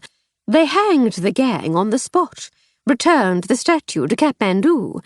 It would have ended there, but while it had been missing, there'd been some damage. Several of the jewels had been prized loose, including the emerald eye. They got most of them back and replaced the rest with similar stones, but the eye was never found. So your gem is the eye, suggested Lady Hardcastle. You're like the girl who skips straight to the last page of the book, said the older woman. Let it unfold, my dear, let it unfold. So, the eye was missing, and the king's agents searched everywhere. They picked up new trails here and there, but every time they got close, it slipped from their grasp. Eventually, it came into the possession of Hector's friend, the Rajah. The Rajah was an honourable man, though, very honourable. So he immediately sent word to the King of Nepal that his grandfather's emerald had been found. The king was delighted, but by then he had decided that it was not destined that the eye should be his, and so he gave it to the Rajah as a birthday gift. I say, said Lady Hardcastle, it really does have a remarkable story, doesn't it? It does, my dear, and so very famous throughout northern India, and that's why it's so distressing to have lost it. Losing the security for the loan is bad enough, but the eye is almost, how shall I say it, almost mystical. I can't bear to think we might have lost it forever. Not forever, dear, said Lady Hardcastle, patting her friend fondly on the arm. I'm certain that we're closing in on it. We'll get it back for you. Thank you, Emily. I feel simply awful that I'm making such a fuss about an old stone when a man lost his life in our library, but I just can't help it. Don't worry about that either. Inspector Sunderland seems like a fine detective. He'll see justice done in no time. I do hope you're right, said Lady Farley Stroud. She stood for a while, lost in her thoughts, but then suddenly pulled herself together with a little start. Sorry, my dear, you must take no notice. It's all been rather a strain, that's all. And poor Clarissa. It's all quite overshadowed her big news. At least it wasn't the wedding, I suppose. To her evident surprise, Lady Hardcastle reached out and hugged her. "Oh," she said. "I say, thank you, Emily, dear. I'd better be getting on, I suppose." She turned away, sniffing slightly, and we took that as our cue to slip discreetly away and resume our walk into the village. We walked in silence for a while, each lost in our own thoughts about the two cases. The obvious question had occurred to us both. It's more than just a little bit probable that the murder and the theft are linked, isn't it, my lady? I said, as we emerged from the end of the lane and saw the village green ahead of us. The odds seem to favour it, certainly, she replied. A single serious crime is unlikely, even in these perilous times, but two unrelated crimes in the same place, jolly near impossible, I'd say. So we ought to tell the inspector about the eye, don't you think? Eventually, but not yet. I'd be extremely surprised if the murder and the theft had nothing to do with each other, but let's see where his mystery telegram takes him this afternoon. And, before that, I need to send a wire of my own. I want to know a little bit more about that awful army fellow, the buffer from India. Captain Summers, my lady. That's the chap. There's something about him that's not quite right. Other than that he's an old-fashioned fool. Old-fashioned, yes. But no one could be that stupid and keep hold of a commission in the modern army. He was so vague about what happened at the party, too. That's no reason to suspect him of anything other than being a bit of a... What was it the inspector called him? A bufflehead. Let's consider it our contribution to his investigation, then.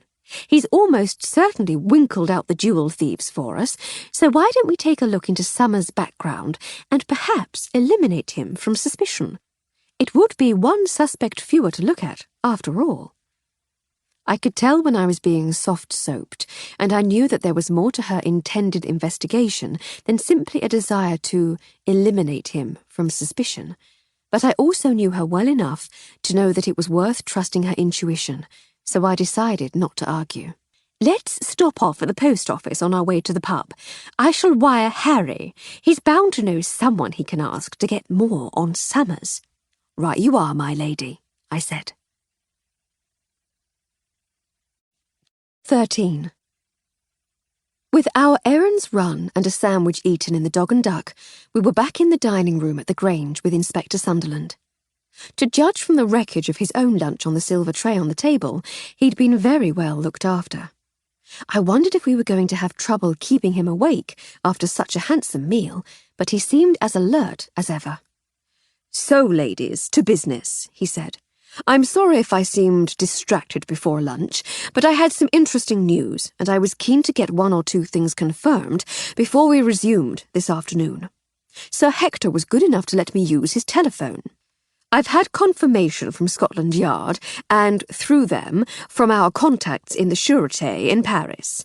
It seems that Mr. Roland Richmond is indeed a known smuggler. He's been picked up a couple of times at Dover with bottles of cognac in his duffel, but never anything more. The French lads were sure he was responsible for moving some diamonds that had come down from Amsterdam last year, but nothing was proven." "That does seem to square with what Skins told us," I said. "It does, miss, yes, but there's more. It seems that acting on information from customs officers in Marseille, the Sûreté has just picked up one Pravir Sengupta, an English-educated Indian gentleman from Bengal.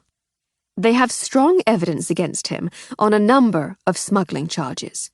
"Well, well," I said, "so he's posh but foreign. This is all very encouraging." "Very encouraging indeed, miss." "What's our next move?" I asked. "Do we rattle Richmond's cage? Thumbscrews and Chinese water torture till he squeals?" "We know a little about smuggling in the West Country. We're famous for it. As a matter of fact, I'm close to cracking a local outfit. Much more efficient than these jokers. I think we'll get more from him if we just sit him down and ask him a few more questions, all calm and polite like." "If you insist," I said. "But I know a few ways of hurting him that'll leave no marks if you want."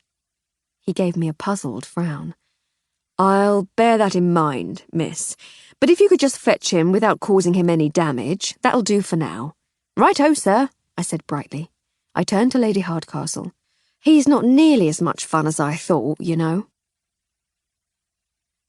Once again, Roland Richmond was sitting in the dining room at the Grange, but he didn't look nearly so comfortable and self-assured as he had last time.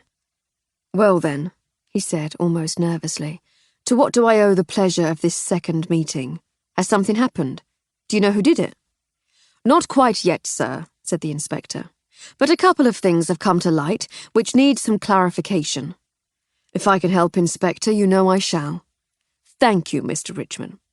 I wonder what you can tell us about Mr. He consulted his notebook. "Mr. Pravir Sengupta." "Pravir Sengupta," said Richmond thoughtfully. "Name rings a bell. Indian gentleman, I take it. Have we performed for him? I vaguely recall playing an engagement at a do in Cheltenham with some ex-Raj types. Was that it?" "Not quite, sir, no. This particular gentleman has just been arrested in Paris. Have you ever been to Paris?" "More than once, Inspector, but I don't recall. You see, I've been in communication with my opposite number in the Sûreté in Paris. I've been told that you met Mr. Sengupta in a bar in Montmartre last month. I'd been wondering how he was going to reveal what we knew without dropping skins in it, and without actually lying too. Clever chap, that Inspector Sunderland." Richmond, meanwhile, didn't seem nearly so delighted. "Ah," he said at last. "Ah, indeed. Shall we start again? What business did you conduct with Mr. Sengupta?" "It was, some courier work," said Richmond.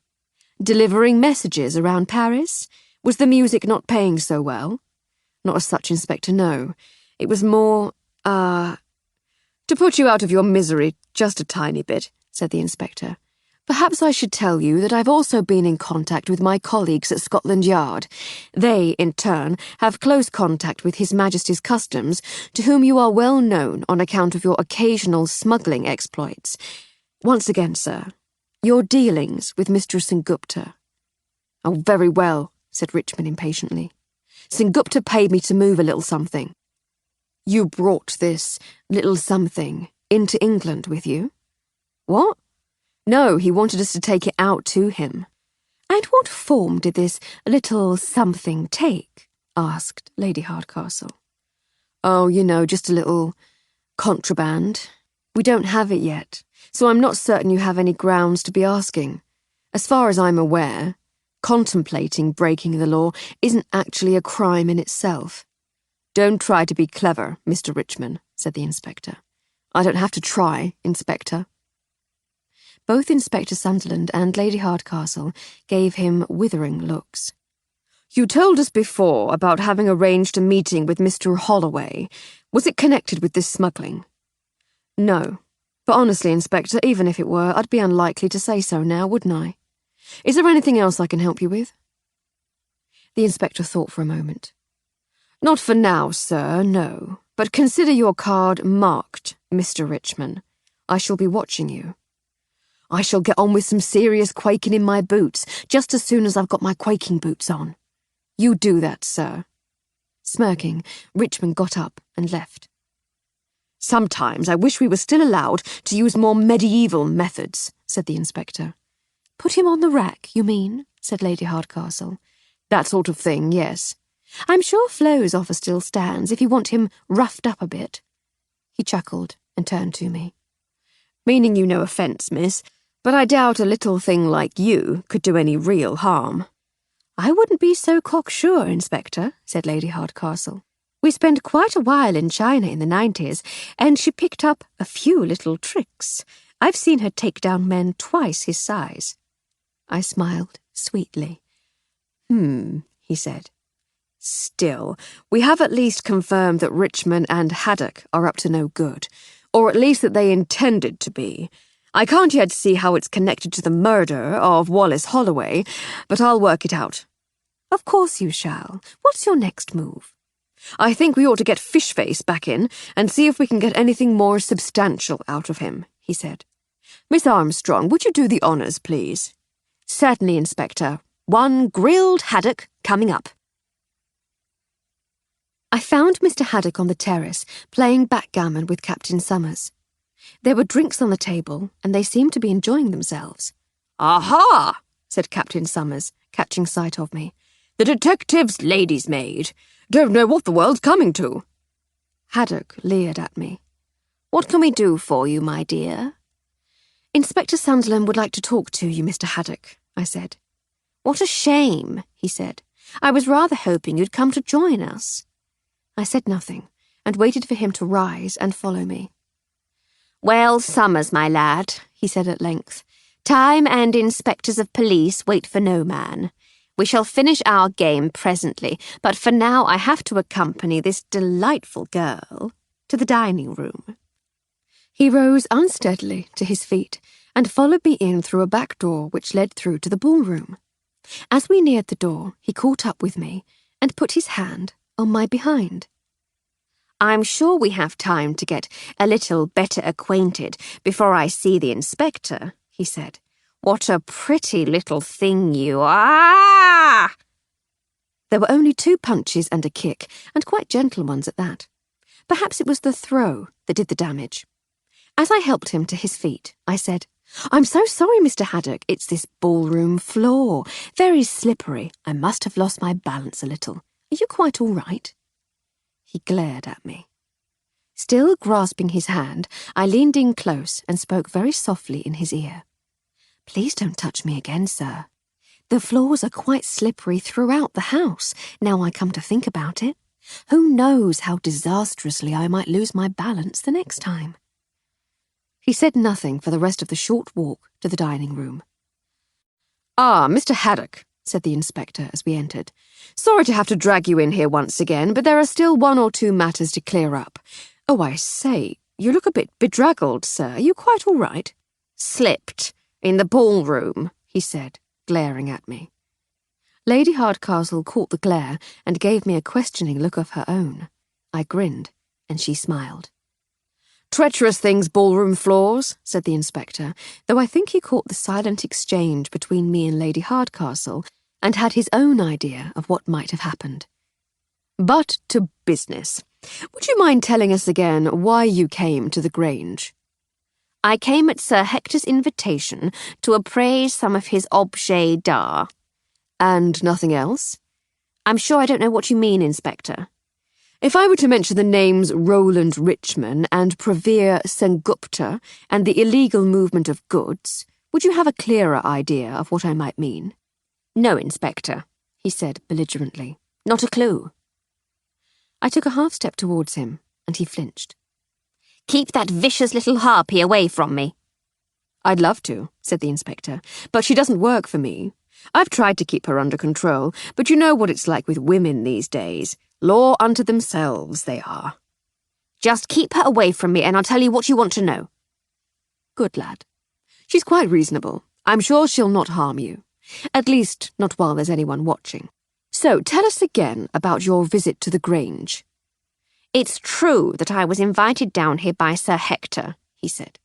"But on the day of the party I got a telegram from Richmond saying that he was going to be playing and that we should complete our business down here." "Your business being—" said the inspector. "I thought you said you knew," said Haddock slyly. "Indulge me," said the inspector.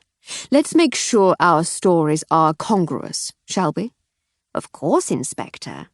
Why don't you tell me what you already know, and I'll fill in anything you're missing?" The inspector sighed.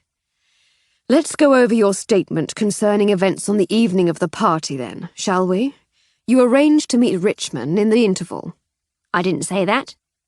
"You arranged to meet in the interval, but you didn't show up. Had you already killed Holloway by then? Were you hiding out in case Richmond saw Holloway's body and worked out it was you?" What? No. I got delayed, that was all. I went to the... I told you before. When I got back to the library, Richmond wasn't there." "So you just left it at that?" "No, What, sir?" He sighed. "I went into the library." "And what did you see?" "Chaos, Inspector, chaos. The band's things had been torn apart." "Did you see Mr. Holloway?" "No. No, I stayed long enough to see what had happened and got out. I wasn't going to hang around and have people think it was me. I see, said the inspector. Did you see anything else? He paused. I think I heard the far door clicking shut as I came in, but I can't be certain. And it never occurred to you to mention this when we questioned you before? Oh, come on, Inspector. It wouldn't have taken you long to find out my reputation, and then how would it look? I reckoned it would all blow over, and I'd be long gone before you figured out who I am, and then there'd be no awkward questions and no unpleasantness. I see. Well, if what you say is true, then aside from being a lying little toe rag, I've got nothing to hold you on. But don't leave the Grange until I say you can. On your way, Haddock. Charming, said Haddock. Don't push your luck, sir, said the inspector. I shifted my weight slightly, and he was out of the door like a startled rat. Inspector Sunderland sat in one of the dining-room chairs, chewing contemplatively on his pipe. We're missing something vital, he said. We have a dead body in the library and some smuggling musicians, but I'm jiggered if I can tie the two together, or even if I need to try. I don't mind telling you, ladies, I'm stumped.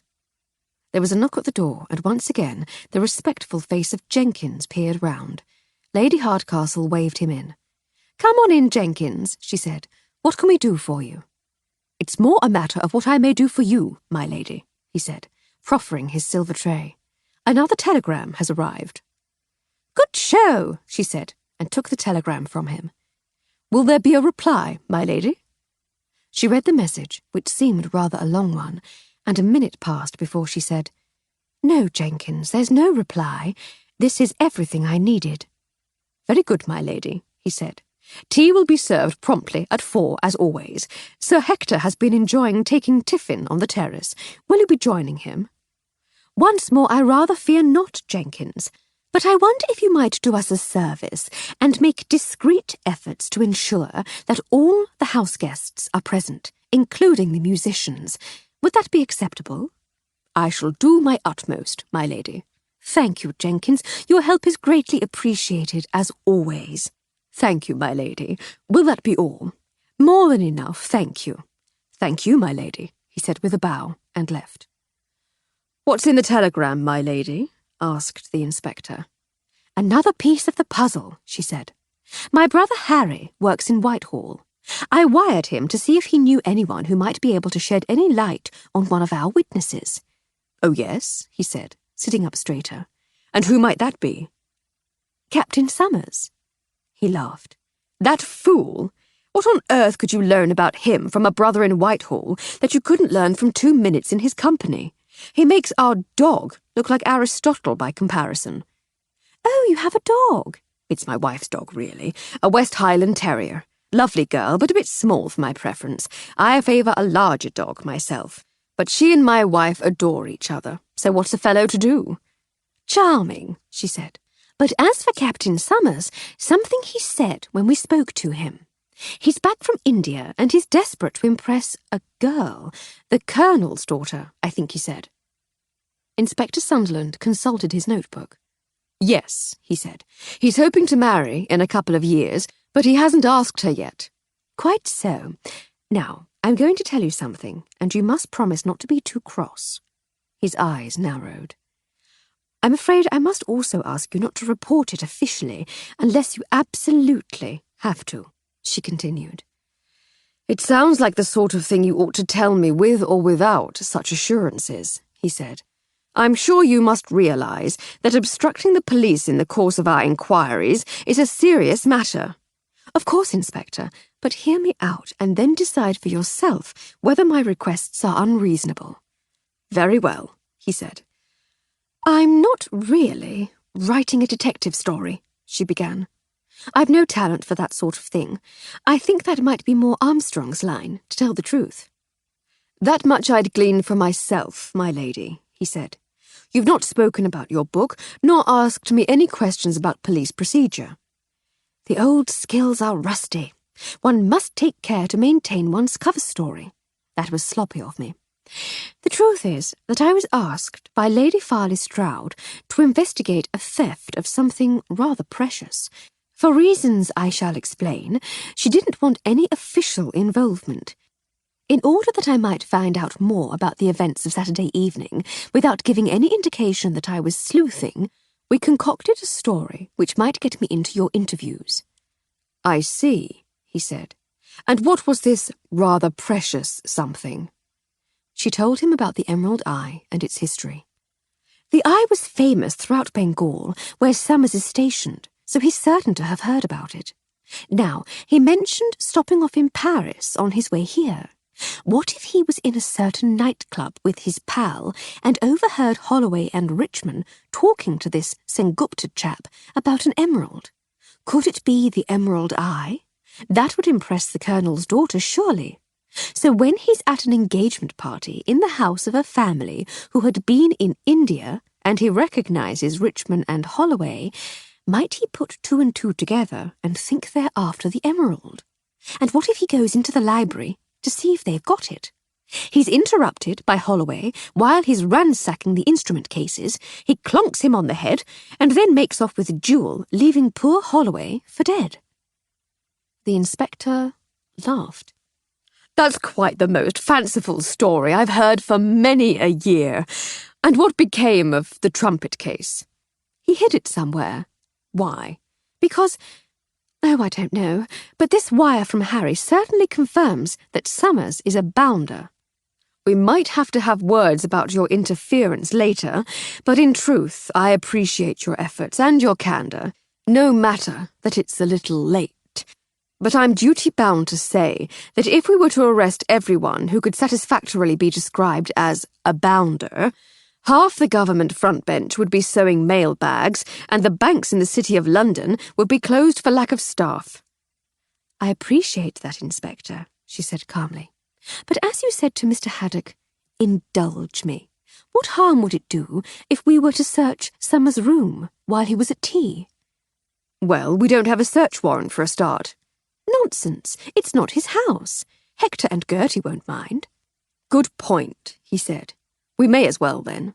But if you'll return the favour and indulge me, I think we might search Richmond's and Haddock's rooms as well. Very well, Inspector, she said. The band are billeted in the attic, but I don't know where Haddock is staying. We shall have to explore. It shall be an adventure for us then, my lady. Miss Armstrong, will you keep cave for us, please? I'd rather not have to explain myself to any of them if there's nothing there and they catch us poking about. Of course, sir, I said. I shall lurk at the bottom of the stairs and head them off if they look like coming up. Just the job, he said. If I can't deflect them by guile, I'll just knock them unconscious. They came back downstairs some minutes later with Inspector Sunderland in the lead and Lady Hardcastle a couple of steps above him, holding the largest emerald I've ever seen and pointing at it with her other hand. Her grin was silly and triumphant and vanished immediately when the inspector turned round to see what I was smiling at. It returned as soon as he turned back, and I couldn't help but give a little chuckle. "You found it then," I said. "Wrapped in a sock and stuffed inside one of his dress shoes," said Lady Hardcastle. The inspector, though clearly pleased, was trying to maintain a more professional air. "If I go and fetch him, Summers will realise that the jig is up and might very well bolt. It shouldn't be a problem, but it would be untidy. Miss Armstrong, would you be so kind as to step out onto the terrace and invite the captain to come and have a quiet word with me in the dining room, please?" "Of course, Inspector," I said. "I shall have him with you in a trice." I left them to settle into the dining room and hurried out to the terrace, where I found Captain Summers sitting next to Clarissa Farley Stroud. The poor girl was trying her very best to look interested as the empty-headed captain finished off some dreary tale of life in the Raj. I saw a look of relief pass across her face as I leant in and whispered in the captain's ear that Inspector Sunderland wished to see him. With apologies to the table, he rose and followed me back into the house, along the corridor and into the dining room, where we found Lady Hardcastle and the inspector seated in their usual places at the large dining table. The inspector looked up from his notebook as we entered and casually gestured towards a chair with his pipe, inviting the captain to sit. "What ho, Inspector?" he said blithely. "What can I do for you this afternoon? Having any luck with the murder?" As a matter of fact, said the inspector, I think we've made some significant progress today, yes. He held out his hand to Lady Hardcastle, who produced the eye from under the table. She placed it in his open palm. Summers turned white. I wonder if you would be good enough to explain why this rather large emerald should have been hidden in one of your shoes, sir. "You've been through my things?" said the captain, with an impressive imitation of righteous indignation. "How dare you, sir? I shall—" "Please don't embarrass us both with empty threats, Captain Summers," interrupted the inspector. "This emerald, a one might say legendary jewel known as the Emerald Eye, is the rightful possession of Sir Hector and Lady Farley Stroud. It was taken from their bedroom sometime on Saturday evening during a party held here in the house to celebrate the engagement of their daughter. You know about the party because you were there. You know about the jewel because you stole it. It is my belief that the jewel thief is also responsible for the death of Mr. Wallace Holloway, and that's the only part of the case that I'm unable to resolve. It will go better for you at the trial if you come clean now and explain exactly what happened." Captain Summers sat for a moment in stunned contemplation.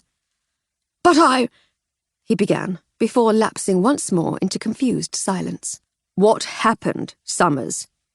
"Captain Summers," interrupted the captain, still pompously defending his right to be addressed by his rank in spite of his predicament.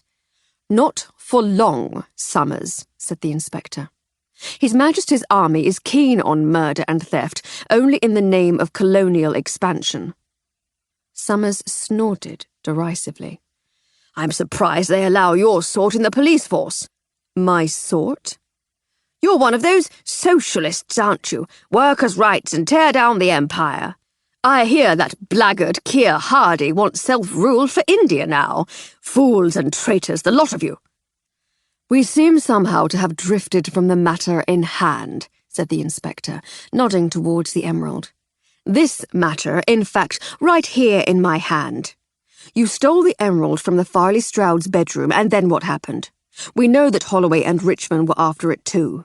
Did Holloway challenge you? There was a scuffle. You struck him on the head and ran off?" The captain was slowly calming down, and was starting to think more clearly. "I can't deny that I had the emerald. I think you've got a bally cheek going through a chap's possessions, but the gem was there, and there's nothing I can do about that. And I can't deny that I stole it, but I didn't steal it from the Farley Stroud's room. Frankly, I'm insulted that you think I could be so vulgar as to ransack my host's room. I took the gem from its hiding place in Holloway's trumpet case, but I most certainly did not kill Holloway." "Let us for a moment assume that you're telling the truth," said the inspector. "What were you doing in the library in the first place? Did you go in to rifle through the band's instrument cases on the off chance that there might be something in there worth pinching?" The captain sighed. "I knew it was going to be there. Or at least, I strongly suspected and fervently hoped it would be there. I stopped off in Paris on my way here, as I told you, visiting a pal. I overheard some musicians talking to an Indian fellow. They were talking about pinching a jewel from a house in England and smuggling it back out of the country in a trumpet case. When I saw those same musicians here at the party, I thought it might be worth a look to see if they had the stone." "It was an opportunist theft, then," said the inspector. "Is it stealing if one takes from a thief, Inspector? I didn't steal it from the Farley Strouds. I just happened to be the one who ended up with the spoils when the music stopped." "We'll leave the philosophy to the judge, I think," said the inspector. "If you thought the jewel might be in the trumpet case, why did you make such a mess of the other cases?" "Throw them off the scent a bit. I thought I might be able to make it look more like a random theft that a chap going straight for the gem might slow them down. I wasn't thinking too clearly, to be honest. It just seemed like a clever thing to do at the time." "I see.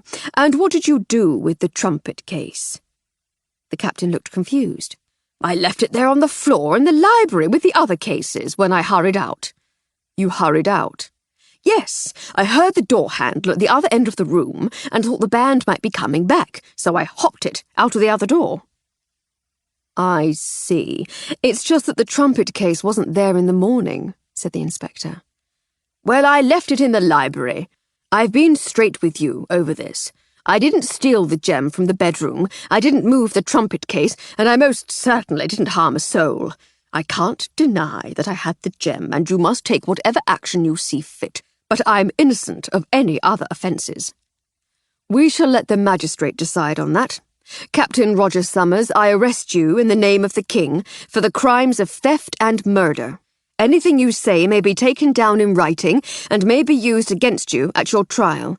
"But Miss Armstrong, will you be good enough to telephone the station in Littleton Cotterell, please, present my compliments, and ask one of them to come up to the Grange to escort a prisoner back to their cell. We'll arrange for him to be taken to the Bridewell later." I went to do as he asked, leaving a deflated Captain Summers staring forlornly at his boots. It took us quite a while to get away from the Grange. We had hoped to slip away when Constable Hancock arrived to get Captain Summers away. Lady Farley Stroud, though, had other ideas. She had been so effusively grateful when Lady Hardcastle told her that her emerald had been found that we were trapped for at least another half an hour. On the way home, I added my own congratulations. "Oh, don't be silly. I made a few leaps in the dark and got one right answer quite by chance, but we haven't solved anything. Perhaps not, my lady, but it was thanks to the power of your deductions that the inspector was persuaded to search Summers's room." "Abductions, dear." "What?" I said. "It's abductive reasoning, not deductive. Working from observation to theory is abduction, not deduction." "But I thought—" "Yes, you and so many other people. We know who to blame, of course, and I've written to him more than once, care of his publisher, but he takes no notice. Well, I was impressed anyway." "Thank you, Flo. You're a poppet. But we still don't know whether Summers is telling the truth, and if he is, then we still have a thief and a murderer to catch." "We, my lady?" "Oh, surely Inspector Sunderland will let us stay on, now that we've proved to be so helpful. It's the least he can do." I laughed, and we walked home, where a delicious meal was awaiting us, courtesy of Miss Jones. All I had to do was cook some vegetables and pour the wine. 14. The early-to-bed life of the country meant that we were both also early to rise, and while that might very well have seen a consequent increase in our levels of health, wealth, and wisdom, it did rather mean that we were kicking our heels, waiting until it was time to go up to the Grange. I had left Lady Hardcastle dealing with some urgent correspondence, and was just pressing one of her dresses when she appeared at the kitchen door. "I say, Flo," she said, "what with your efforts at the party and your general charm and easygoing nature, do you think your stock is reasonably high below stairs at the Grange at the moment?" "How do you mean, my lady?" "Well, if you were to pop up there right now, slip in through the servants' entrance, and say you'd been sent on ahead to meet the inspector and me, would they smile and greet you, or would they turn you away?" "Oh, I see," I said. "I imagine I'd get a warmish welcome, possibly even the offer of a cup of tea and a bun. There's a camaraderie among the serving classes that the likes of you shall never know. It is very much my loss, I feel. If you declined their kind offer and said you'd been asked to wait in the dining room, would they think it odd or out of place?" "I shouldn't think so, my lady, no." "I hoped as much. Is that what you'd like me to do, my lady?" "No, silly. I'd like you to go snooping. Inspector Sunderland is so stuffy about it. I don't know why he doesn't just turn the place over. But they're used to seeing you about the place, and you'd have an excuse to be wandering about above stairs if you were challenged, so I'd like you to have a good old explore. See what you can see. Find what you can find." "Oh, what fun," I said, suddenly rather taken with the idea of some proper detecting. "May I take your deerstalker and meerschaum? Perhaps the large magnifying glass?" She raised an eyebrow. Just be as nosy as possible. Look under rugs and into plant pots. Open a few cupboards. What shall I be looking for, my lady? The trumpet case, of course. Right-o then, my lady. I shall discreetly snoop, then meet you and the inspector in the dining room at 10 o'clock, as though nothing has happened. That's the spirit. Good girl. And with that, I hurried off to get my hat and gloves and set off at a brisk pace up the hill to the Grange. Despite the overcast day, it was nevertheless still a delightful walk. The hedgerows were alive with twittering birds that I was still unable to identify, but I was on firmer ground with the mammals. I spotted 3 rabbits and a squirrel before the Grange hove into view. I found the gates already open and made my way as quietly as possible round to the servants' entrance at the side of the house. From inside I heard the first signs of life. Mrs. Brown was already berating poor Rose, and I could just make out the sound of Mr. Jenkins' voice as he tried to calm things down. I poked my head round the kitchen door. "Morning all," I said breezily. "The door was open. Do you mind if I come in?" Mr. Jenkins looked mightily relieved. "Of course, Miss Armstrong, do come in. To what do we owe the pleasure? Can we offer you some tea?" Mrs. Brown looked as though having to make me a cup of tea would be just about the last straw, so it was fortunate that I had other things to be getting on with. "Thank you, no, Mr. Jenkins, I'm under orders," I said, "but perhaps a little later? My mistress is due to arrive in a while to continue the investigation with Inspector Sunderland, but she sent me on ahead to make a few things ready in the dining room. Do you mind awfully? I shall try not to get in the way." "Of course, Miss Armstrong. It's never an inconvenience to have you about the place," he said with a smile. "The mistress is delighted with your efforts, you know. She's been singing your praises non-stop since you left yesterday. Is there anything we can do to help? The room has been swept and dusted, but I gave strict instructions that the blackboard should not be touched. I trust that was the right thing." "Absolutely perfect, Mr. Jenkins, thank you. I think I shall be fine, but I shall come and find someone if I require anything further." "Please just ring, Miss Armstrong," he said with a smile. "There's no need for you to come all the way down here." Mrs. Brown glared at us both. My mind was working overtime, trying to think of ways of irritating her further, but I had other fish to fry. There would be time later for me to think of a way to take the bullying Mrs. Brown down a peg or two. "Thank you, Mr. Jenkins, you're most kind," I said. "Think nothing of it, my dear," he said. "You know your way by now, I'm sure. Please feel free to do whatever you need to do." Once above stairs, though, I didn't go directly to the dining room. If we wanted to search that, we'd have all day. Instead, I walked down the corridor to the entrance hall and then down the opposite corridor to the library. The library was where it had all started, and I was certain that it was the place for me to start, too.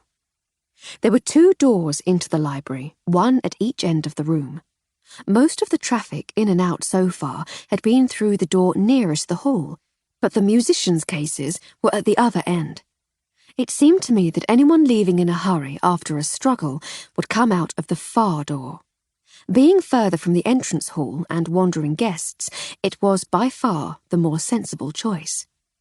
I decided to try to put myself into the mind of the killer, to see what he saw, to retrace his steps, and perhaps find what he might have tried to conceal. I went into the library through the nearer door and took a look around. The cases were still where we had found them yesterday, but now covered in a thin dusting of fingerprint powder. I stood among them, imagining myself in the role of the unknown killer. Was I looking for something? Or was I looking for somewhere to hide something? In the present, the real me had no idea. Then what might have happened? Perhaps I had picked up the trumpet case. The door behind me opened. I had turned. It was the trumpet player himself. He challenged me. He thought I was looting the cases. I tried to explain myself. We struggled, and I hit him with the trumpet case. He fell. He was out cold. I could hear the door handle again, so I fled out through the nearest door and into the corridor just as someone came into the room behind me. Had they seen me? I had to get rid of the trumpet case. Perhaps I'd had time to conceal something in it, or perhaps what I was looking for was still in it. Either way, I had to put it somewhere I could find it again, so I could search it properly and retrieve the mystery item. Somewhere it wouldn't be seen, somewhere easy to reach. I had to hurry. Back in the present, I stood in the corridor. I was not, as I had imagined I might be, simply further along the passageway that led from the entrance hall. This was a completely different corridor, the one where I had found Haddock talking to Sir Hector the day before. The door closed behind me, and I turned to see that it was a concealed door, designed to blend in with the panelling. No wonder I hadn't realised that it opened into a different passageway. Unless you were looking for it, you might not even notice that there was a door here at all. I looked at the ornate Chinese cabinet opposite the door, the one Haddock had misidentified as a reproduction. I'd seen that cabinet several times before, and it had never struck me as particularly interesting until Sir Hector had told me a little of its history. But now, in my imaginary panic, it stood out as my potential salvation. A vase of dried flowers stood on top of the cabinet, next to the revolting clock that Haddock had been so excited about. There was a tantalizing gap between the clawed feet beneath, but it was the brass handle on the intricately inlaid doors that caught my attention. I reached out and opened one of the doors. There, inside, was the missing trumpet case. I rushed into the dining room, almost bowling the inspector over in my haste. "Inspector," I blurted, "I'm so sorry. Calm down, young lady," he said kindly. "What's troubling you?" As succinctly as I could, I told the story of my morning's adventures. "Well, bless my soul," he said. "I shall have to have words with the local uniformed boys. How on earth did they miss that? I'd been assured that everything had been thoroughly searched." "It's an anonymous little cupboard, sir," I said. "I only noticed it because it's directly opposite the door. It's in a little alcove, so it's easy to ignore it otherwise."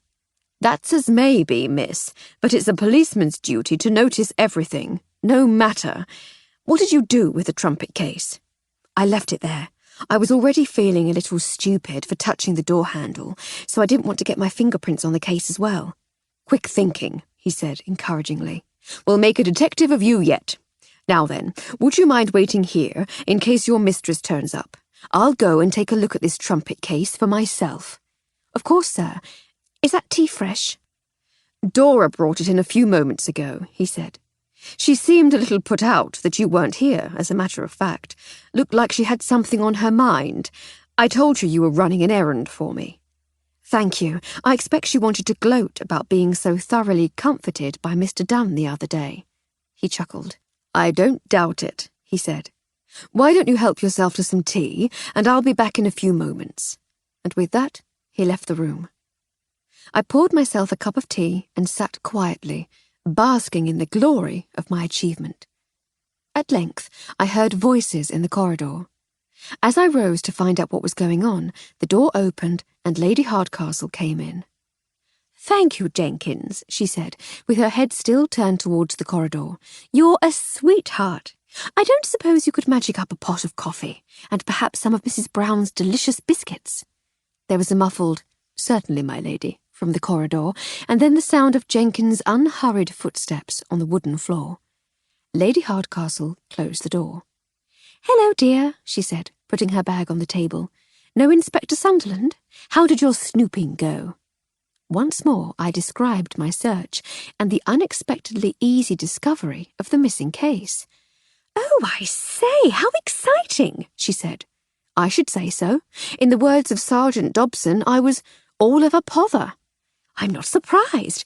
Actual detecting. Well done, you. We have even more to tell the inspector when he turns up." "Oh, sorry, my lady. I neglected to say that he's already here.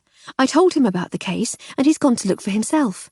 "Splendid," she said, and sat down to await his return. We didn't have to wait long. We'd only just begun to chatter excitedly, speculating on what the significance of the discovery might be, when the inspector came in, carrying the trumpet case. "Aha!" he said. "Good morning, Lady Hardcastle. I trust you're well." Splendidly well, thank you, Inspector, she said. And rather proud of dear Flo, too. What a find! Quite a breakthrough, my lady, yes. Well done, Miss Armstrong. This should help things along nicely. How exciting, I said. But don't we have to wait for... what did you call him? The fingerprint man. We'll send it to Bristol later, but for now, as long as we're careful, we shouldn't do too much harm. As you see, I made certain to put my own gloves on before handling it. There's unlikely to be anything in it. We already have the trumpet itself and the stolen emerald after all, but it's worth having a look. Very carefully, the inspector flipped open the two catches and slowly lifted the lid. The lining was of red velvet, slightly padded to protect the instrument in transit. There was a lidded compartment along the side nearest the handle, and the inspector opened it by lifting a small leather tab. The compartment did indeed contain a small glass bottle of some oily substance and a rag, as well as the stick thing that Miss Montgomery had described. The inspector lifted these few items out, and it was obvious that the red velvet base of the compartment was slightly askew. A false bottom. Inspector Sunderland pried it loose. And there, he said, is where they hid the emerald for transport back to Paris. How very thrilling, said Lady Hardcastle. A secret compartment. May I have a look at the case, Inspector? I said. By all means, he said. I took my own gloves from my handbag and put them on. On impulse, I flipped down the cover of the storage compartment and closed the case, latching the lid shut. I picked it up and hefted it. A passable weapon in a scuffle. The edges were reinforced with leather, with a double layer on each corner. I imagined myself swinging the case to strike someone and pictured one of those corners making contact with his head. I looked closer at the corner farthest from me.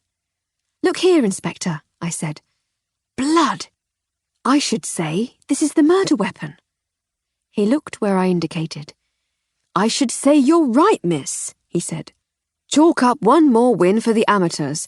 Even I'd miss that. Lady Hardcastle beamed at me. How does it help us, though? I said. There may well be fingerprints if you and I haven't smudged them all, miss, said the inspector, and every piece of evidence helps us build the picture. I suppose so, I said dubiously. Oh, and then there's this. He produced a telegram from his jacket pocket. I've been waiting for a wire from Scotland Yard in answer to a few inquiries, and this arrived at the station in Bristol this morning. He handed me the telegram. I read in silence for a few moments and then handed the telegram back to the inspector. I say, was all I said. Well, said Lady Hardcastle impatiently, what does it say? It says, my lady, said the inspector, that Sylvia Montgomery is better known to Scotland Yard as Olive Sewell, a notorious sneak thief with a particular fondness for diamonds, and that Clifford Haddock, junk shop owner and oily tick, is currently under investigation for fencing stolen goods, most particularly a diamond necklace owned by the Countess of Tenmouth. The necklace in question was last seen before a party at which Roland Richmond's Ragtime Review provided the musical entertainment. Superintendent Witham is even now on an express train to Bristol and asks that we detain our songbird until he can make his way to the Grange to ask her a few questions of his own. Gracious, I said. Indeed, said the inspector. Sergeant Dobson is already on his way up here to keep an eye on her, but we need to get her in here for another little chat before he arrives. But I'm afraid you shan't be here, Miss Armstrong. Oh? I said disappointedly. Shall I not? Indeed you shall not, miss. While Lady Hardcastle and I apply the thumbscrews in here, you did remember to bring the thumbscrews, my lady? Sadly no, Inspector. Thumbscrews and coches are entirely Flo's province. No matter, we shall improvise. But while we do that, Miss Armstrong, you shall be putting your new-found searching skills to good use in Miss Sewell's room. We should have searched it yesterday, but we all got a bit carried away once we'd located the emerald. I brightened at once. Oh, goody, I said. I shall turn the place over good and proper, Gov. You see if I don't. That's the spirit, he said. I doubt there'll be anything suspicious there, but it's worth a look while we have her safely in here, out of the way. My maid, the bloodhound, said Lady Hardcastle. You flatter me, my lady, I said. You couldn't have given it a few moments more thought and come up with a more attractive dog? Pish and fiddlesticks, she said. You know full well what I meant by it. Pfft, I said, eloquently. I think I'd better ring for that Jenkins character to go and find Miss Sewell, said the inspector. But as he reached for the bell, there was a knock at the door, and Jenkins appeared with the coffee. My dear Jenkins, said Lady Hardcastle, what a propitious arrival. Set the coffee down over there, if you please, and then might I ask another favour of you? Of course, my lady, he said. Whatever you need. Would you dispatch one of your minions to Miss Montgomery's room, please, present our compliments, and ask if she would be good enough to join the inspector and me in the dining room? Certainly, my lady. I shall send Dora, if that suits. A run up and down stairs might do her some good. She's been insufferably cheeky and mischievous these past couple of mornings. I don't know what's got into her. There was the briefest of pauses. Lady Hardcastle composed herself before she said, That will be splendid, Jenkins. Thank you so much. He bowed respectfully, showing no sign of being discomfited by the reaction his innocent comment had provoked, and left the room. You'd better get going, dear, said Lady Hardcastle. Lurk somewhere for a few minutes to give them time to get down here, and then slip up to the attic rooms and do your snooping. I left the dining room and headed for the library, reasoning that there would be no one there. I hid out in the library where Sir Hector had built an impressive book collection. I noticed a copy of Emma, the book I'd been caught reading by my first employer all those years ago. He had been the one who had encouraged my continuing education, which had, in turn, led to my move to London and my eventual employment by Lady Hardcastle. There were some much more recent novels, too. I made a note to ask Lady Hardcastle to ask Sir Hector if he wouldn't mind my reading some of them. I should have liked to linger, but, disappointingly, duty called. I managed to get all the way to the top of the servants' staircase without meeting anyone, but that wasn't really a surprise at that time of day. During the working day, all the servants would be hard at work, surreptitious, comforting, notwithstanding, but the musicians were self-proclaimed late risers and might still be in their rooms. There was a brass card holder on each door frame, holding a small white card bearing the occupants' names, written in a scrupulously neat hand. The rooms nearest the stairs belonged to the household servants, so I kept going down the passageway to the smaller rooms at the end. Roland Richman had his own room, as had the late Mr. Holloway. Skins and Dunn shared a room, which meant that the last one must be Miss Sewell's. I opened the door and entered quickly, not wanting to linger outside lest I be spotted. I closed the door. There was a bed, slept in and unmade. There was a washstand, jug empty, bowl full, face towel scrunched up on the floor. There was a small wardrobe, door open, clothes strewn on the floor. Miss Sewell had the voice of an angel, but she lived like a pig.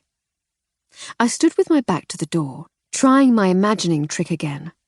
I imagined I'd stolen something from the house in addition to the emerald, something just for me. I had just a few moments to stash it and get back to the party before I was missed. I looked around. There were stockings on the floor, a dress over the back of the chair.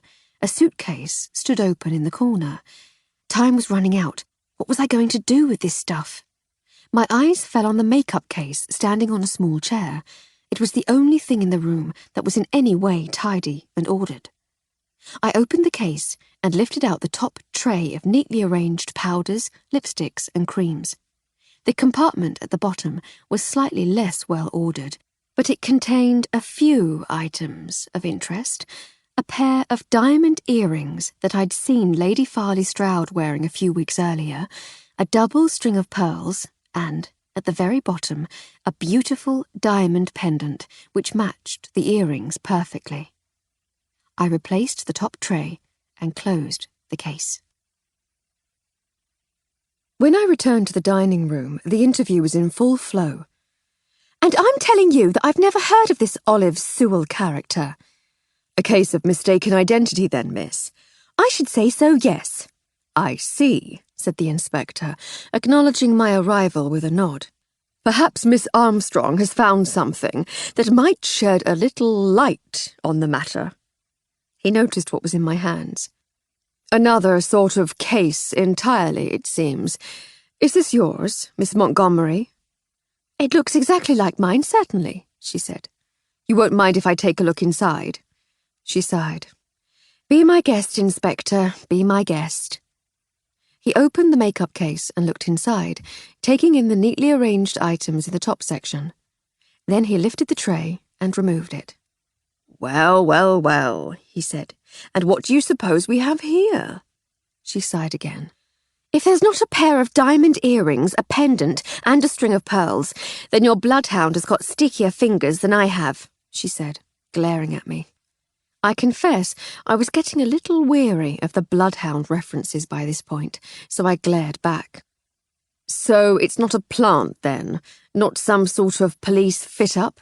Asked the inspector, holding up the jewellery.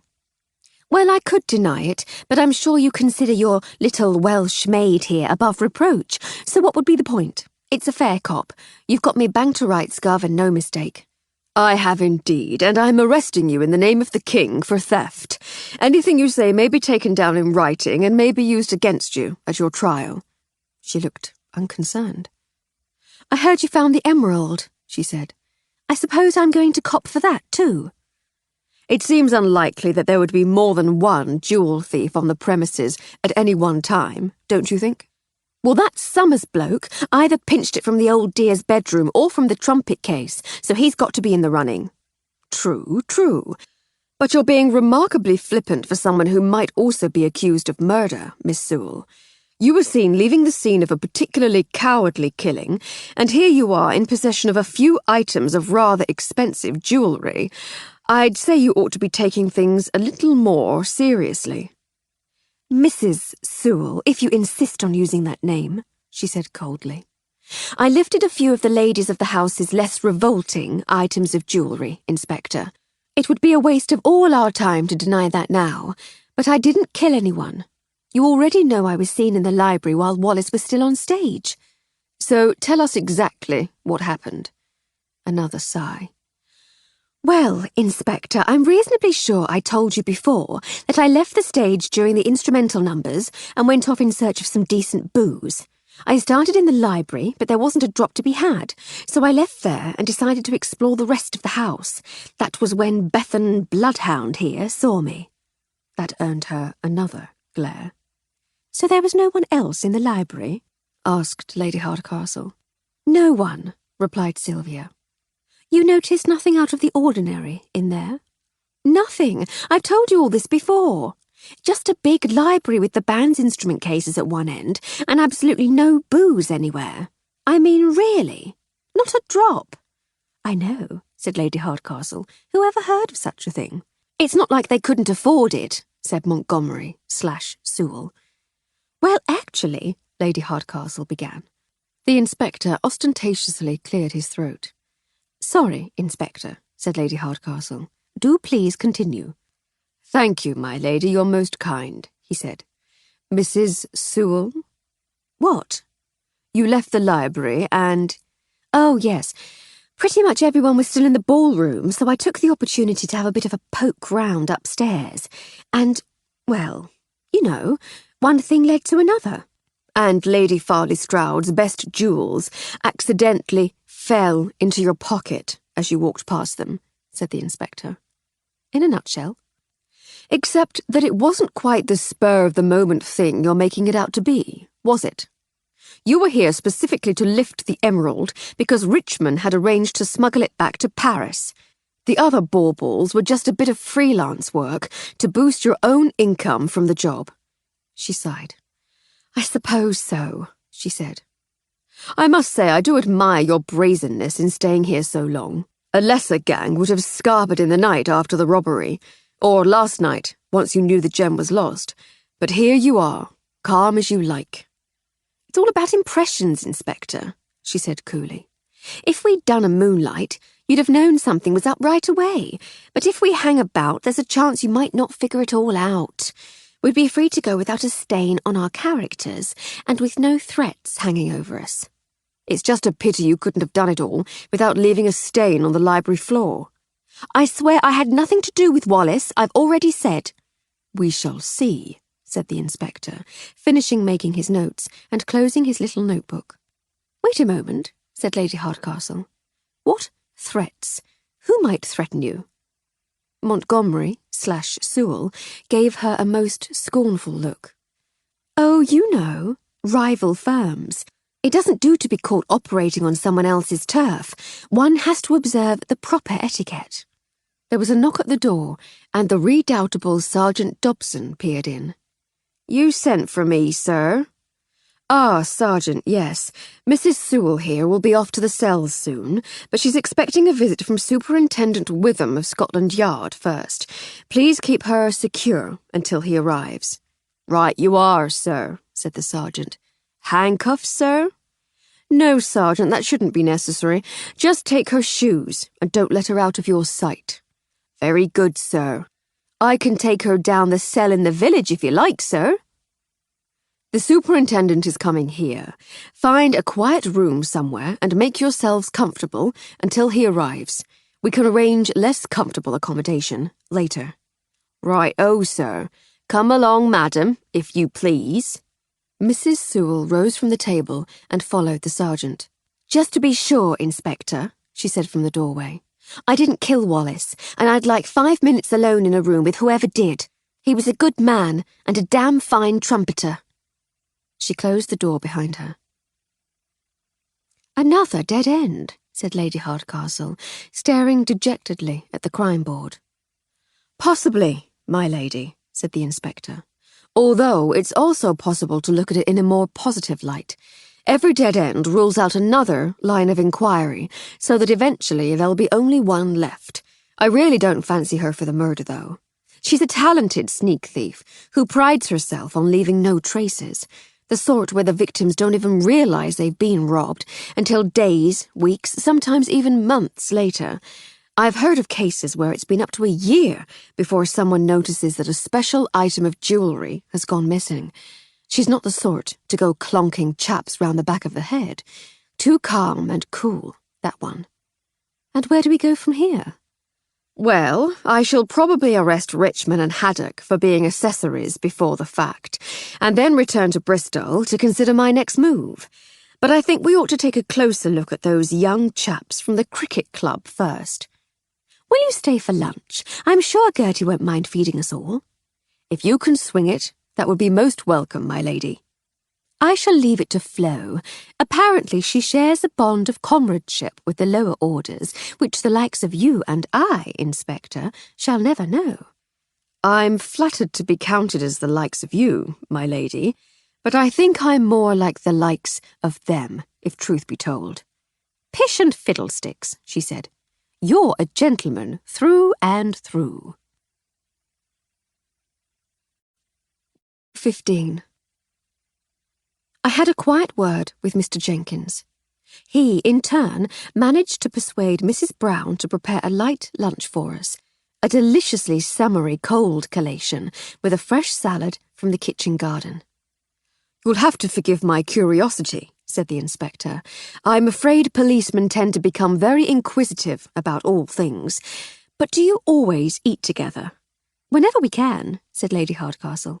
I must say that I find it very strange, and yet oddly refreshing. It feels both wrong and right at the same time. As long as we're not making you too uncomfortable, Inspector. Far from it, he said with a smile, though I would wager I'm in the minority there. To some extent, but I sense a change in the air. The labour movement is gaining supporters, after all. I'm not at all certain I should like to be overthrown by the proletariat in the way that Herr Marx suggested, but a little mutual respect between all classes would work wonders. I'll drink to that. We tucked into our meal. It must be frightfully out of the ordinary for you to be out here so much, Inspector, said Lady Hardcastle. How do you mean, my lady? Well, 2 murders in less than a week.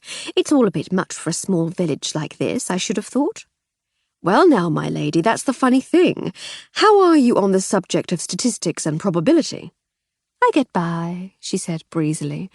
I read natural sciences, but I like to keep up with the new developments in mathematics too, and I like to think I can hold my own if the subject should turn to statistics. I rather thought you might. You see, there's a funny thing about this part of Gloucestershire. There's those as would say that London would definitely be England's murder capital. Others are sure it's Birmingham or Manchester or Liverpool. Some even suggest my own home city of Bristol. There's a cluster of villages in Oxfordshire that regularly vies for the title, but have a guess where it really is. I should suppose, given the devilish twinkle in your eye, she said, that it's here. It is, as you suggest, my lady, right here. There are more murders per head of population in this part of Gloucestershire than anywhere else in the country. A person is more than twice as likely to be murdered here than anywhere else. It's the reason we in the Bristol Constabulary are so often called off our own patch to help out. We have to share the load with the Gloucestershire boys or they'd be swamped. Good heavens! Most people go their whole lives without knowing of a single murder, and yet you've already seen 2 in a week. I'd known more than my fair share before I even arrived. Perhaps it's me. Yes, of course, my lady, there was your husband. I'm terribly sorry. I didn't mean to be insensitive. She waved a friendly dismissal. Please don't worry, Inspector. It was a long time ago now. He nodded and continued. But no, it's not you. It's what they call a statistical anomaly, and it's centred on Chipping Bevington. I see. And so I'm often out this way. I'm sure we shall see a lot of each other as the years go by. I'll drink to that, she said, raising her glass. Oh, I say, I've just made a toast to the continuation of murder and mayhem. I'm so terribly sorry. No amount of toasting will change the facts, my lady. Don't worry. But you can do something for me, if you will. Anything, Inspector. Name it. The next time you feel compelled to get involved in a case, to start meddling and interfering and generally making a nuisance of yourself, please don't spin any yarns about writing detective stories. Please promise simply to call me, wire me, or even send a trusty carrier pigeon my way, and I'll be glad of any help you can offer. Right-o, Inspector, she said. I promise. That's agreed, then. And for my part, I promise not to send burly constables to your home when you'd probably rather be resting in bed, nursing a hangover. It was a rather nasty one. I hoped it might be.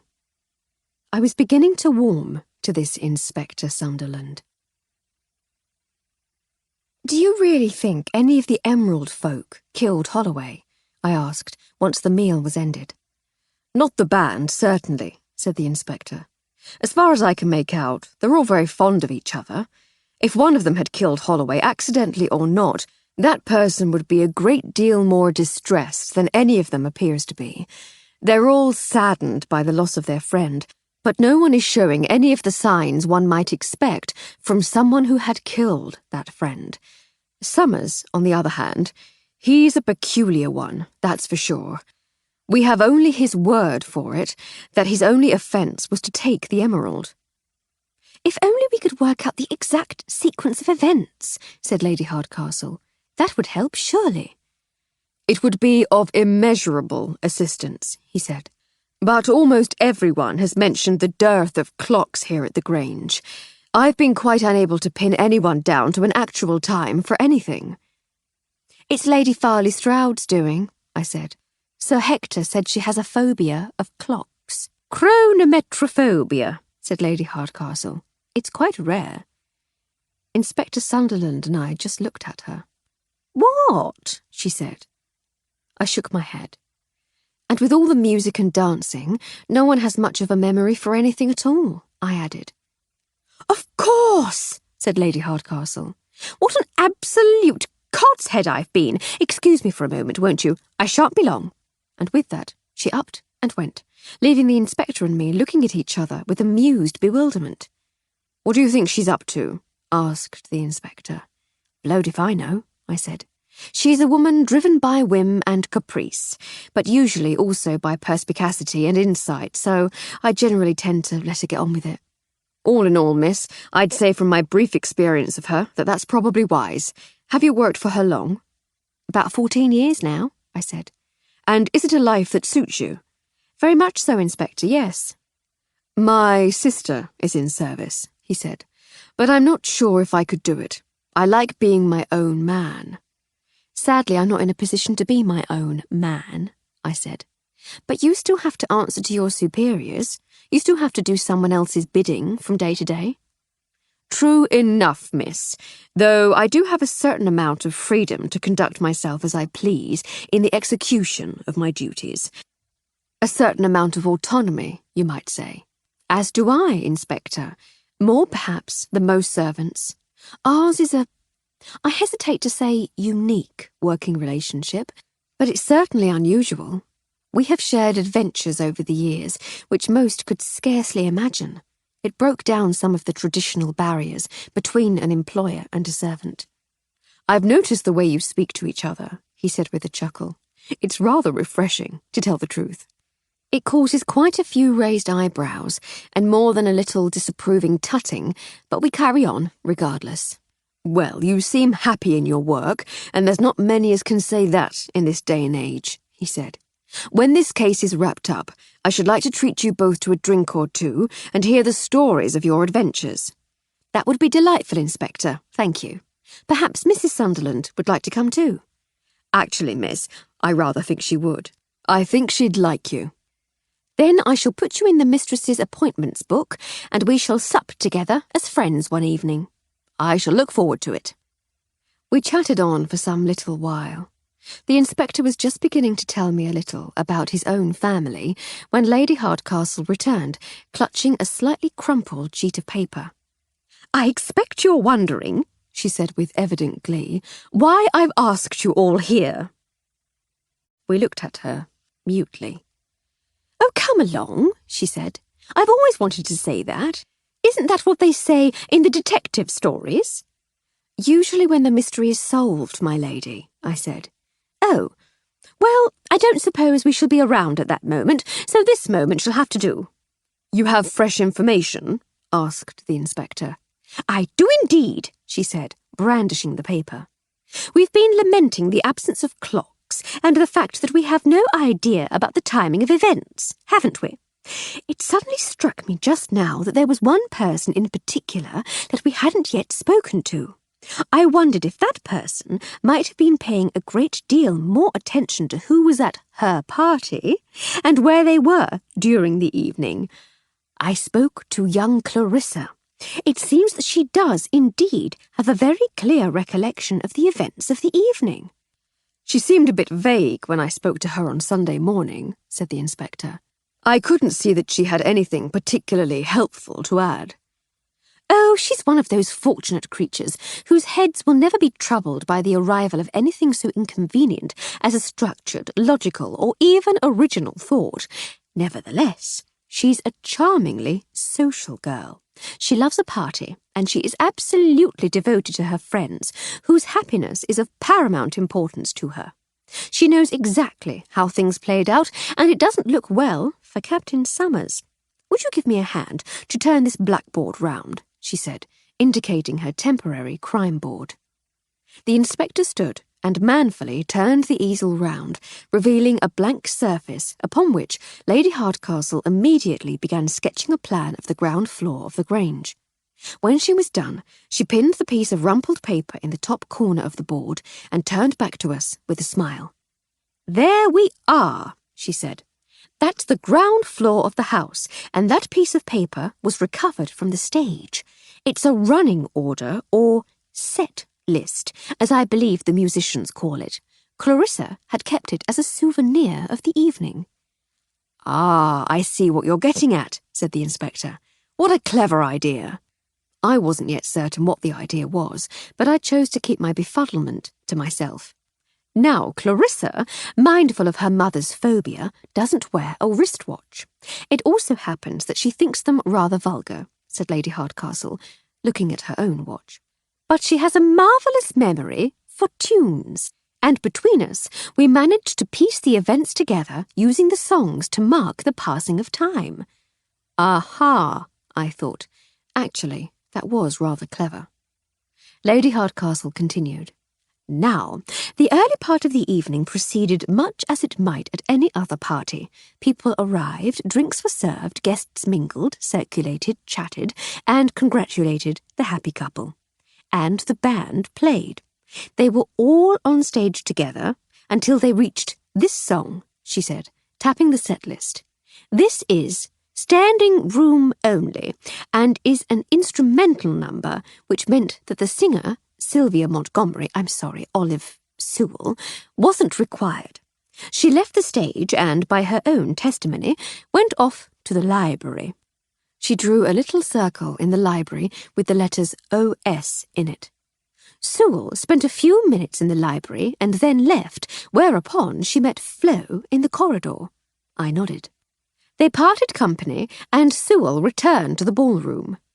She rubbed out the O.S. circle in the library and redrew it in the ballroom. Flo continued with her errand in the servants' section of the house, and when she returned, she thought she caught a glimpse of someone else going into the library. She couldn't be certain, though, and had no idea who it might have been. She couldn't even be sure if there had been someone there at all. During the next song, she tapped the set list again, The Richmond Rag, Clarissa noticed Captain Summers leave the ballroom.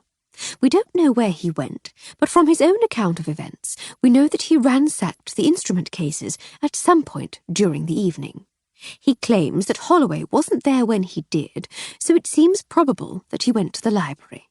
He might well have been the person that Flo saw going in there. It goes some way to corroborating his story, certainly, said Inspector Sunderland. When the Richmond Rag ends, the band take their well-earned break, and Wallace Holloway goes off to the library, ostensibly to retrieve a bottle of scotch that he had hidden among his things, but actually to check that the emerald was safely stowed in his trumpet case. And when he got there, he discovered either Summers or an empty case. Exactly so, she said. At about this time, Clifford Haddock left the ballroom, followed a short while later by Richmond, presumably to confer and check that their felonious endeavours were proceeding as planned. Haddock went straight to the bathroom, believing he had time before the planned rendezvous. He was delayed, leaving Richmond waiting for him outside the library. Richmond thought that something had gone wrong and abandoned the meeting. She drew a series of lines on the plan, indicating Haddock going upstairs in search of the bathroom, Richmond waiting outside the library, Richmond returning to the ballroom, and Haddock coming back downstairs. At this point, she continued, Haddock found that Richmond wasn't where he expected him to be, so he decided to check whether he had gone into the library. He went in just as someone came out through the other door. She drew a new line showing the missing guest leaving the room. The chaos Haddock saw in the library shocked him. The instrument cases stored there by the band had been ransacked, and there were signs of a struggle. He left the library, and then he, too, returned to the ballroom. His arrival was again noticed by Clarissa. During the first song of the second set, an angel fell. The band was without Holloway at this point, but while some people noticed a slight change in the sound, few noticed the absence of the trumpeter. It looks very black against Summers, said the inspector thoughtfully. It does rather, doesn't it? By his own account, he fled when he heard someone else coming in, and from the sequence you've constructed there, it seems probable that it was Holloway. So it's just as likely that instead of fleeing, as he says, he was caught mid-rummage by Holloway. They struggled. He clouted Holloway with the trumpet case, then legged it into the hall, where he hid the murder weapon in the cabinet. Perhaps the fingerprints will tell us, I suggested. They might at that, said the inspector. I'll make certain the trumpet case goes into town with Olive Sewell. I ought to make a few notes about this timing idea of yours, too, my lady. This really is most excellent work." He began writing in his ever-present notebook, and Lady Hardcastle was just about to ring for some coffee when there was a knock at the door and Dewey, the footman, came in. "Begging your pardon, sir, but there was a telephone call for you," he said. "Gentleman couldn't stay on the line, so he asked me to say—" He screwed up his face in concentration, trying to remember the exact words. "Tell the inspector that Superintendent Wickham has been delayed at Swindon by a fallen tree on the line and has had to return to London. Hold Sewell locally until someone from the Met can pick her up." "Thank you. Doughy, is it?" said the inspector. "Close enough, sir," said the young man, followed by some rather harsh words under his breath in his native Welsh. "Watch your tongue, lad," I said in the same language. "You never know who might be listening." He blushed crimson. "Sorry, miss." "Right," said the inspector. "Can you please find Sergeant Dobson and ask him to bring Miss Montgomery to me?" "Yes, sir. Right away, sir." He hurried out. "What was all that about?" asked the inspector. "He cast doubt on your parentage, suggested what he imagined your mother did for a living, and then expressed his contempt for the English in general." "The cheeky little beggar," he said, slightly hurt. "My mother was a school teacher." "It's just his little act of rebellion, Inspector, like a safety valve on a steam engine." "I understand that, miss, but I mean, really." A few minutes later there was yet another knock at the door, and a very flustered Sergeant Dobson peered in. "Ah, Dobson, good man," said the inspector. "There's been a slight change of plan, and I'm going to need you to take Miss Montgomery to the police station after all." "Ah, now, see, I've got some bad news on that score, sir." "What sort of bad news?" "It's the lady, sir. She's done a bonk, sir." "Oh, for the love of—" "I'm most dreadfully sorry, sir." "How, Sergeant?" "Well, Sir Hector let us use one of the empty bedrooms upstairs, sir. So we was up there and she starts fidgeting with her under things. And she says, 'Sorry, Sergeant, but my corset seemed to have got a bit twisted. Would you mind popping outside while I straighten myself out? Just for a minute, there's a love.' So I did. I went out and sat on a chair on the landing like." "How long did you leave her?" "She was ages, sir. A good few minutes." "And you didn't think to check what she was up to?" "Well, no, sir, not at first. She was rearranging herself." The inspector sighed. "But after a few minutes I did knock on the door, but there was no answer," said the sergeant. "And when you went in, she'd gone?" "She had, sir, out the window." "But you took her shoes?" "Well, no, sir, didn't seem much point. We was up on the first floor. Where's she going to go?" "Out the window and down the blessed drain pipe," said the inspector, with no small amount of exasperation. "Yes, sir," said the sergeant sheepishly. "Did you look for her?" "I had her run round the house, sir, but she'd vanished." The inspector sighed again. "Oh, well, she'll not get far on foot. Get word out, Sergeant, and we'll see if we can pick her up before she manages to catch a train." "Right you are, sir. Sorry, sir." He hurried out. "I despair," said the inspector, but unfortunately Lady Hardcastle and I were laughing, so we couldn't commiserate. "Really?" he said. "We're laughing now, are we?" "Oh, come on, Inspector," said Lady Hardcastle. "You've got to admit it's rather funny. And poor old Dobson. He wants so much to get things right. He offered to take her to the cells, and we knew she was a slippery customer." "So it's my fault?" "Well, if the shoe fits." "Don't mention the shoes," he said. "If he'd taken her blasted shoes, she'd still be sitting up there in her wonky stays." We laughed again. We were still gently chiding poor Inspector Sunderland when Lady Farley Stroud popped her head round the door. "Ah, splendid," she said. "You're still here. Clarissa is going back to London this afternoon, so I thought we might have a little farewell drink in the drawing-room." Thank you, Gertie, said Lady Hardcastle. That would be lovely. Miss Armstrong and Inspector Sunderland, too, said Lady Farley Stroud unexpectedly. He and I exchanged puzzled looks. You were all involved in recovering the Emerald Eye, and I think you all deserve a drink. Thank you, my lady, said the inspector. I should like that very much. Splendid, splendid, she said. Well, come along. We went along. Sir Hector was in the drawing-room, looking out of the window.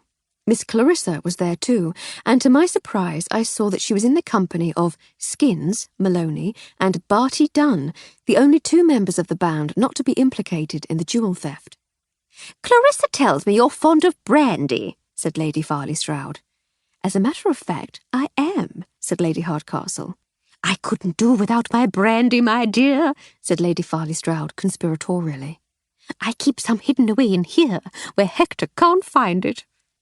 She opened her large sewing box and rummaged around, eventually producing a bottle of very fine cognac, which she proceeded to pour into 4 glasses. Your very good health, she said, and thank you once more for retrieving the eye. I was quite beside myself with worry, but you clever things have made everything all right. Happy to be of help, dear, said Lady Hardcastle. And what of the murder, Inspector? Said Lady Farley Stroud. Well, my lady, we have a man in custody. The circumstantial evidence, especially some fine work undertaken by Lady Hardcastle here, certainly speaks against him, but we have no proof yet, so my mind remains at least partly open. Oh, I say, Emily, well done you, said Lady Farley Stroud. I can't take all the credit, said Lady Hardcastle. That must go to the inspector for all the painstaking interviews he conducted. You're very kind, my lady, but your song list idea was rather clever. Oh, pish and fiddlesticks. Miss Clarissa and the 2 musicians erupted into raucous laughter. None of it appears to have dampened Clarissa's spirits overmuch, said Lady Farley Stroud. I'm glad she's not distraught, but I confess I was expecting a little more of a reaction. Very robust, the young, said Lady Hardcastle. So it would appear. There was a nervous knock at the door, and Sergeant Dobson's head appeared around it. He scanned the room anxiously until his eyes alighted on Inspector Sunderland. You'll have to excuse me, ladies, said the inspector. I think the sergeant wants me. Thank you for your hospitality, Lady Farley Stroud. I wonder if I might impose upon you for just one more day. I should like to take another look about the place tomorrow morning, if I may. Then I shall wrap up a few local matters and be out of your hair. Of course, Inspector, said Lady Farley Stroud. You know the way. Thank you, my lady, and thank you both for your help. Lady Hardcastle, Miss Armstrong. He shook us warmly by the hand and went out to the corridor where I heard him say, At Chipping Bevington Station? Thank you, Sergeant. Tell them to cuff her this time and get her down to Bristol. Lady Farley Stroud went to the window to talk to her husband. Meanwhile, Skins, the drummer, came over to us. Watcher, Lady H, he said. Hello, Mr. Maloney, she replied. Are you well? Not bad, mustn't grumble. We got the word about old Summers and his unrequited love. What a story! A golden idol with shining green eye. I met a bloke once up north. Milton, his name was, Milton Hayes. He writes poems and that. He'd love this one. I might write to him and tell him the story. Might have to embellish it a bit, make it a bit more melodramatic, but it's got promise. Oh, I say, said Lady Hardcastle. What fun. Yeah, he said. Do you reckon he killed Wally? The inspector thinks it likely, said Lady Hardcastle, but his investigations continue. Right, he said. He seemed like a rumman. He did indeed. What will you do now, with poor Mr. Holloway gone, and Richmond and Montgomery facing charges for theft, smuggling, and who knows what else? There's only you and Mr. Dunn left. Don't worry about us, Lady H, he said cheerfully. There's always work for the likes of us. Best rhythm section in London, us. We'll be all right. That's reassuring, she said. And your immediate plans? Well, I don't suppose the Farley Strouds will want us hanging about now half the band's in chokey. Not sure, really.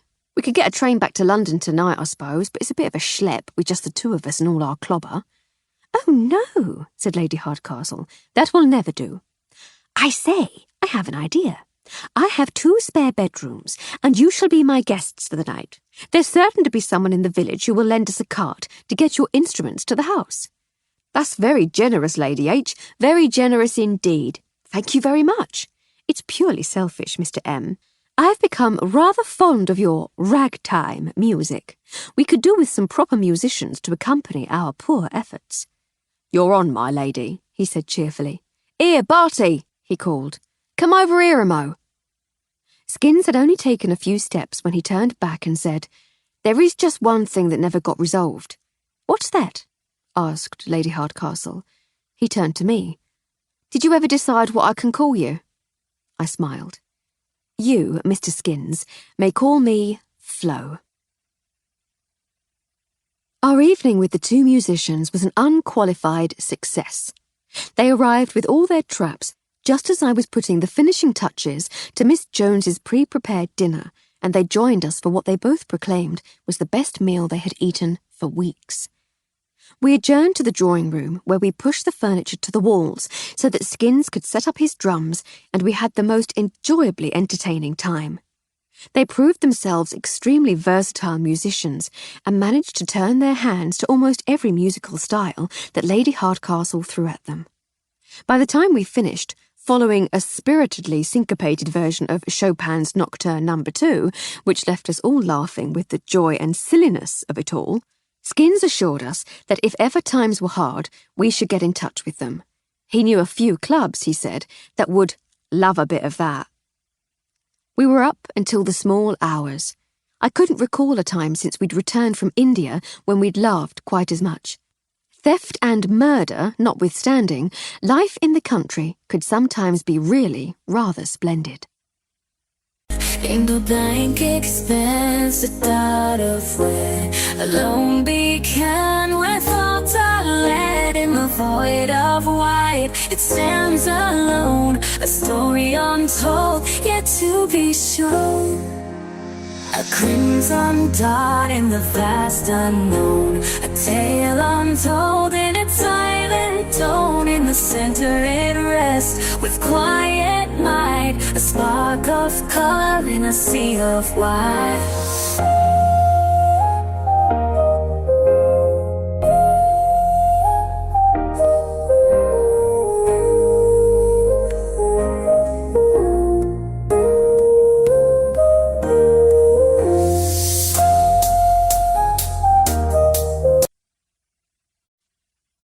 16.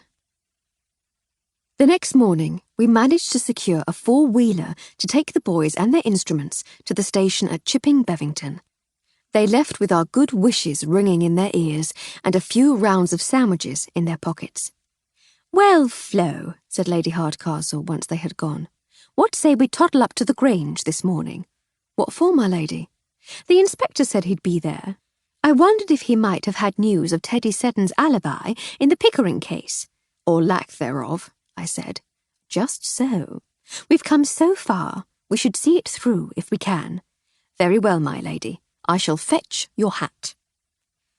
When we arrived at the Grange, there was no sign of Inspector Sunderland. Lady Farley Stroud was in a buoyant mood, though, and invited Lady Hardcastle to join her for coffee on the terrace. Lady Hardcastle was trying to explain some of the techniques of making moving pictures when Jenkins rounded the corner of the house in the company of one of our friendly local policemen. "Sergeant Dobson, to see you, my lady," said Jenkins with a bow. "Good morning, my ladies," said the sergeant. "I'm sorry to intrude, but I has a message for Inspector Sunderland." He brandished a piece of paper torn from a notebook. "He's not here," said Lady Farley Stroud. "Not arrived yet. Have you tried the station at Bristol?" "Oh," said the sergeant. "The message come from there. They said to give it to him when he got here." "If he's definitely on his way, I'm sure we can pass it on." "If you're sure it's not too much trouble." "None at all," said Lady Farley Stroud. "Thank you, Sergeant." He knuckled the brim of his helmet and passed the note to her. Jenkins escorted him back round the outside of the house. "What does it say, dear?" asked Lady Hardcastle. Lady Farley Stroud unfolded the paper and looked at it for a moment. Just some police business by the look of things, she said. Here. She passed the note across the table. Oh, I say, said Lady Hardcastle. Do you think we might borrow Bert for one last mission? Lady Farley Stroud was suddenly much more interested. Certainly, my dear. It's important, is it? I should jolly well say so. Come on, Armstrong. I think we've got our killer. In the car, Lady Hardcastle showed me the note. It was scrawled in Sergeant Dobson's inelegant hand. Sergeant Hawthorne spoke to Dan, Seddon's chauffeur. Teddy at home on Tuesday the 9th. Drove Ida Seddon to Littleton Cotterell. Ida Seddon, I said. It was Ida. It all fits, dear, said Lady Hardcastle. She's a grubby little woman on the make. She'd do anything to protect her wealth. She must have decided to get rid of Pickering. Why are we not waiting for the inspector? I asked. We're just helping out a little, she said. All the evidence is circumstantial. If I can manipulate her into confessing in front of witnesses, we'll have her. Very well, my lady, I said. You have a plan? She did indeed. When we were about 100 yards from the house, she had Bert stop the car to let us out. We'll wait here for 15 minutes, she told him, and then go in. You hurry back to the village, fetch Sergeant Dobson and Constable Hancock. Bring them back to the house as fast as you can. We stood, hidden behind a large tree beside the road, with Lady Hardcastle consulting her wristwatch every few moments. At last, she nodded, and we walked to the gates of the Seddon house. We walked across the drive. Then I made my way round the side of the house to the servants' entrance, leaving Lady Hardcastle to ring the front doorbell. I hurried towards the kitchen. A very surprised Mrs. Birch let me in. I'm so sorry to intrude, Mrs. Birch. The game, as they say in the stories, is afoot. Might I impose upon the hospitality of your delightful scullery for a few moments, until the time comes for me to play my part? Of course, dear, she said, wiping her hands on her apron. But what the deuce is going on? All will be explained in the fullness of time, Mrs. Birch, I promise. I stood by the door that led into the main house, listening to what was going on in the entrance hall. As Langdon had already said, it was difficult to hear much from other parts of the house, but I was certain I'd heard Langdon announcing Lady Hardcastle. After a brief exchange in the hall, I heard their footsteps as they went into one of the rooms. I gave it a few moments more to make sure the way was clear, and then slipped out. Thank you, Mrs. Birch, I whispered over my shoulder. I'll explain everything as soon as I can. I tiptoed along the passageway, listening carefully for sounds of conversation. As promised, Lady Hardcastle had made sure her confrontation was in the dining room, and I stood quietly outside the partly open door, listening. Mrs. Seddon's voice bristled with indignation. Mean by bursting in here unannounced? I didn't think it could wait, said Lady Hardcastle coldly. Didn't think what could wait? What on earth are you doing here? Demanded Mr. Seddon. Oh, come, Mr. and Mrs. Seddon, let's stop playing games. I know one of you was stealing from the firm. Why was that? To try to keep up with Ida's vulgar-tasting clothes? I know Frank Pickering knew too. I know he confronted you. I know you lured him to a meeting late last Tuesday night. I know you got Daniel to drive you to Littleton Cotterell, Mrs. Seddon. You strangled Pickering with your scarf. You carried his body to Combe Woods on a handcart you found near the cricket pavilion. I know. I missed what else she knew, because I was somewhat distracted by the distinctive click of a revolver being cocked and the all-too-familiar feel of its barrel being thrust into my ribs. Even through the sensation-deadening embrace of my corset, I'd never forget that feeling. I think you'd better join your mistress, hissed Teddy Seddon. Don't you? He jabbed the revolver into my ribs again, propelling me through the door and into the dining room. Look what I found in the hall, Mummy, he said. Lady Muck's lackey doing a bit of snooping. He waved the gun to indicate that I should join Lady Hardcastle by the dining table. Oh, Teddy, said Mr. Seddon despairingly. Good boy, Teddy, said Mrs. Seddon. Here, let me have that. She took the revolver from her son's hand. Ida, really, said Mr. Seddon. Just another bit of tidying up to do, she said. Then we can get back to business. business, said Lady Hardcastle. Murder is part of the shipping business now. Shipping? Said Mrs. Seddon. You think his tuppenny-halfpenny firm pays for all this? She waved her free arm to indicate her garish surroundings. Does it not? Asked Lady Hardcastle. But... Oh, I see. See what? You're the smuggler that Inspector Sunderland is investigating. He said he was familiar with your firm. So you underwrite your smuggling ventures by siphoning off funds from the shipping agency. It seems a clumsy way to go about things. One would have thought it would be cleverer to have the money passing the opposite way, hide the proceeds of your crimes in legitimate business transactions. You're quite the clever one, ain't you? Said Mrs. Seddon, all traces of the upper-class veneer disappearing from her voice. Yes, we was doing exactly that. But it's a risky venture. Ships sink, crews double-cross you, outsiders start operating on your turf, making folk suspicious. We had some cash flow problems, so I used some company money. And when Mr. Pickering threatened to report the theft to the police? Yes, your lady hoity-toity ship, I got rid of him. Choked the interfering life out of him with a very expensive silk scarf from Paris, and then strung him up in an oak tree. All carefully planned it was. Nothing could go wrong. Not until you started poking your beak in. Excellent work, said Lady Hardcastle. Apart from tying him too high so his feet couldn't reach the log. Oh, and not leaving an impression in the ground from the log. Other than that, an exemplary effort. Details. The police would never have noticed anything like that. You're an interfering snooper too, ain't you? And I reckon you know what happens to them. I believe so, yes. But satisfy my curiosity.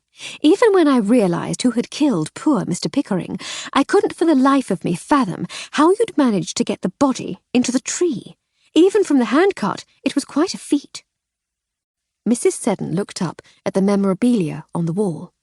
Lady Hardcastle followed her gaze. Of course, she said at last. The block and tackle. That display isn't asymmetrical by design.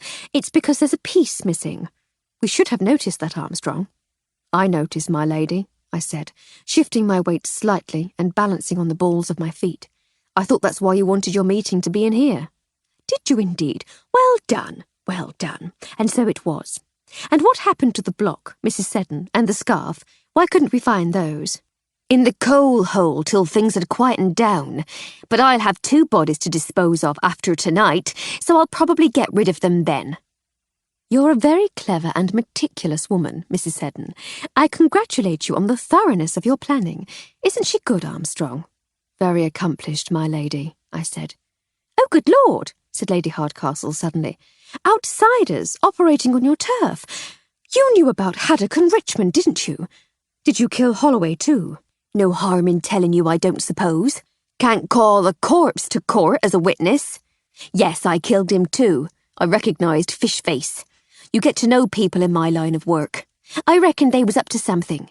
Instrument cases is a good place to hide things. We've used that a couple of times ourselves. Very good. So I had a look to see if they'd pinched anything. That Holloway bloke caught me, so I clumped him one. And left him for dead, said Lady Hardcastle. They knows the rules. You don't go round nicking stuff on someone else's turf. Serves him right.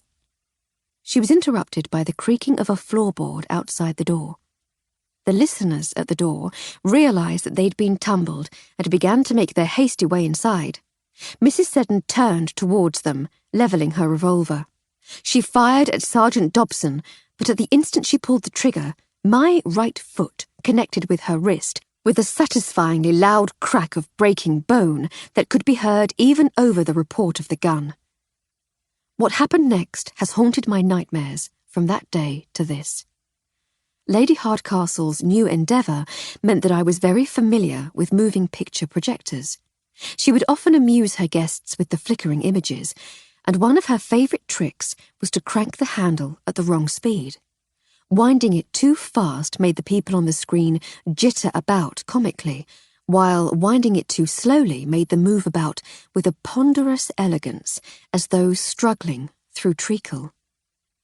My kick had been a fraction late, or perhaps Ida Seddon's aim was a little wild. Instead of hitting Sergeant Dobson as he barged into the room, or loosing her shot harmlessly into the woodwork, she had hit something else. Lying on the floor, blood pulsing from a wound in her stomach, was my Emily. A week later, on the 1st day of July, there was a ring at the door. Having reassured the new servants that they would continue to be paid, I had invited them to take some time off, and so it was left to me to make my way downstairs to answer the door.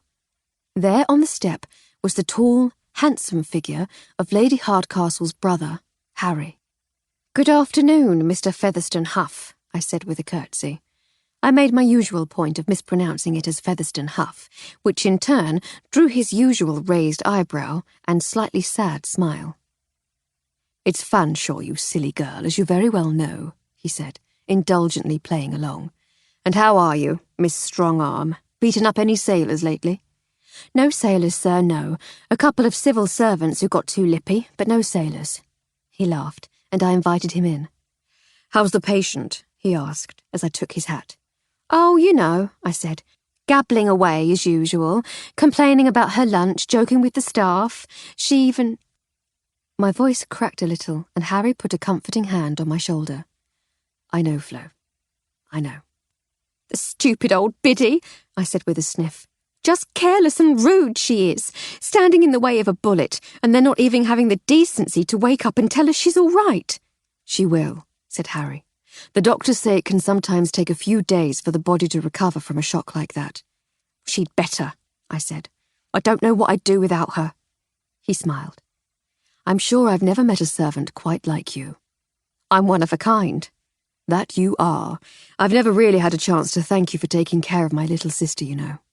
"It's just my job, sir." "Harry," he said. "After all that you've done for her, I think you really can call me Harry." "I'll try, sir, but it doesn't come naturally." No, I've noticed that. But I mean it. If it weren't for you, I think Emily would have gone batty years ago." "Or strangled herself with her corsets," I said, struggling to make light again. He chuckled. "All that, certainly. Not the most practical girl, my sister. But over the years you've kept body and soul together, and I really don't know what she'd do without you." "She might never have been shot if I'd not been there." "Nonsense," he said sternly. "You're not to talk like that, do you hear? I've seen the police reports as well as the medical reports. There's every chance that you saved her life. A fraction in any direction, and that shot could have killed her. As it was, it just left her in a coma from which she has yet to wake up. But alive. She's alive, and she's a fighter. She'll be right as ninepence in no time, thanks to you. As I say, I don't know what she'd do without you." "Thank you, sir. You're very kind. Would you like to come up?" Lady Hardcastle had been unconscious for 7 days. While Dobson had placed the Seddons under arrest, Constable Hancock and I carried Lady Hardcastle to Bert and the waiting car. We hurriedly explained what had happened, and Bert drove at near reckless speed towards Dr. Fitzsimmons' house in the village. She was in his surgery for 5 hours as the doctor worked to remove the bullet and tried to repair the internal damage. He had been an army surgeon in his youth, and it had taken all his considerable skill, but he eventually stemmed the bleeding and stitched her back together. After 2 days, he judged it safe to move her back to her own bed, but he paid regular visits to check on her progress. Inspector Sunderland had visited too.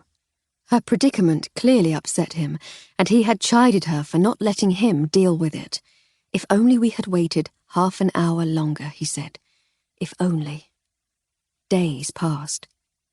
Although she remained mercifully free of infection, she had not regained consciousness. She had lain there in the crisp, white linen sheets, her dark hair framing her face, neither moving nor uttering a sound.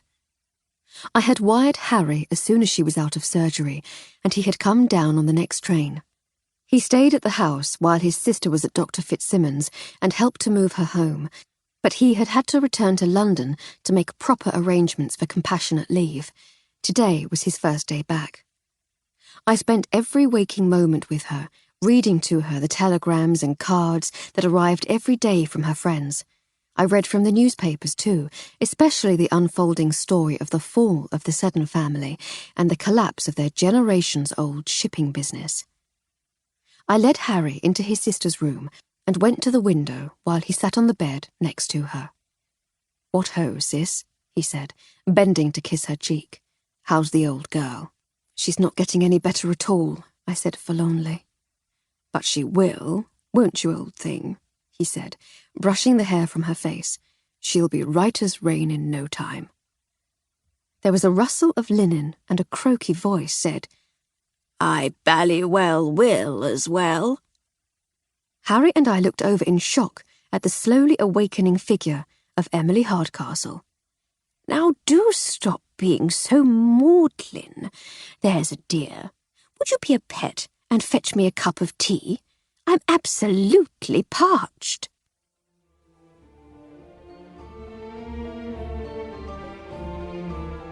We hope you have enjoyed our presentation of A Quiet Life in the Country by T.E. Kinsey.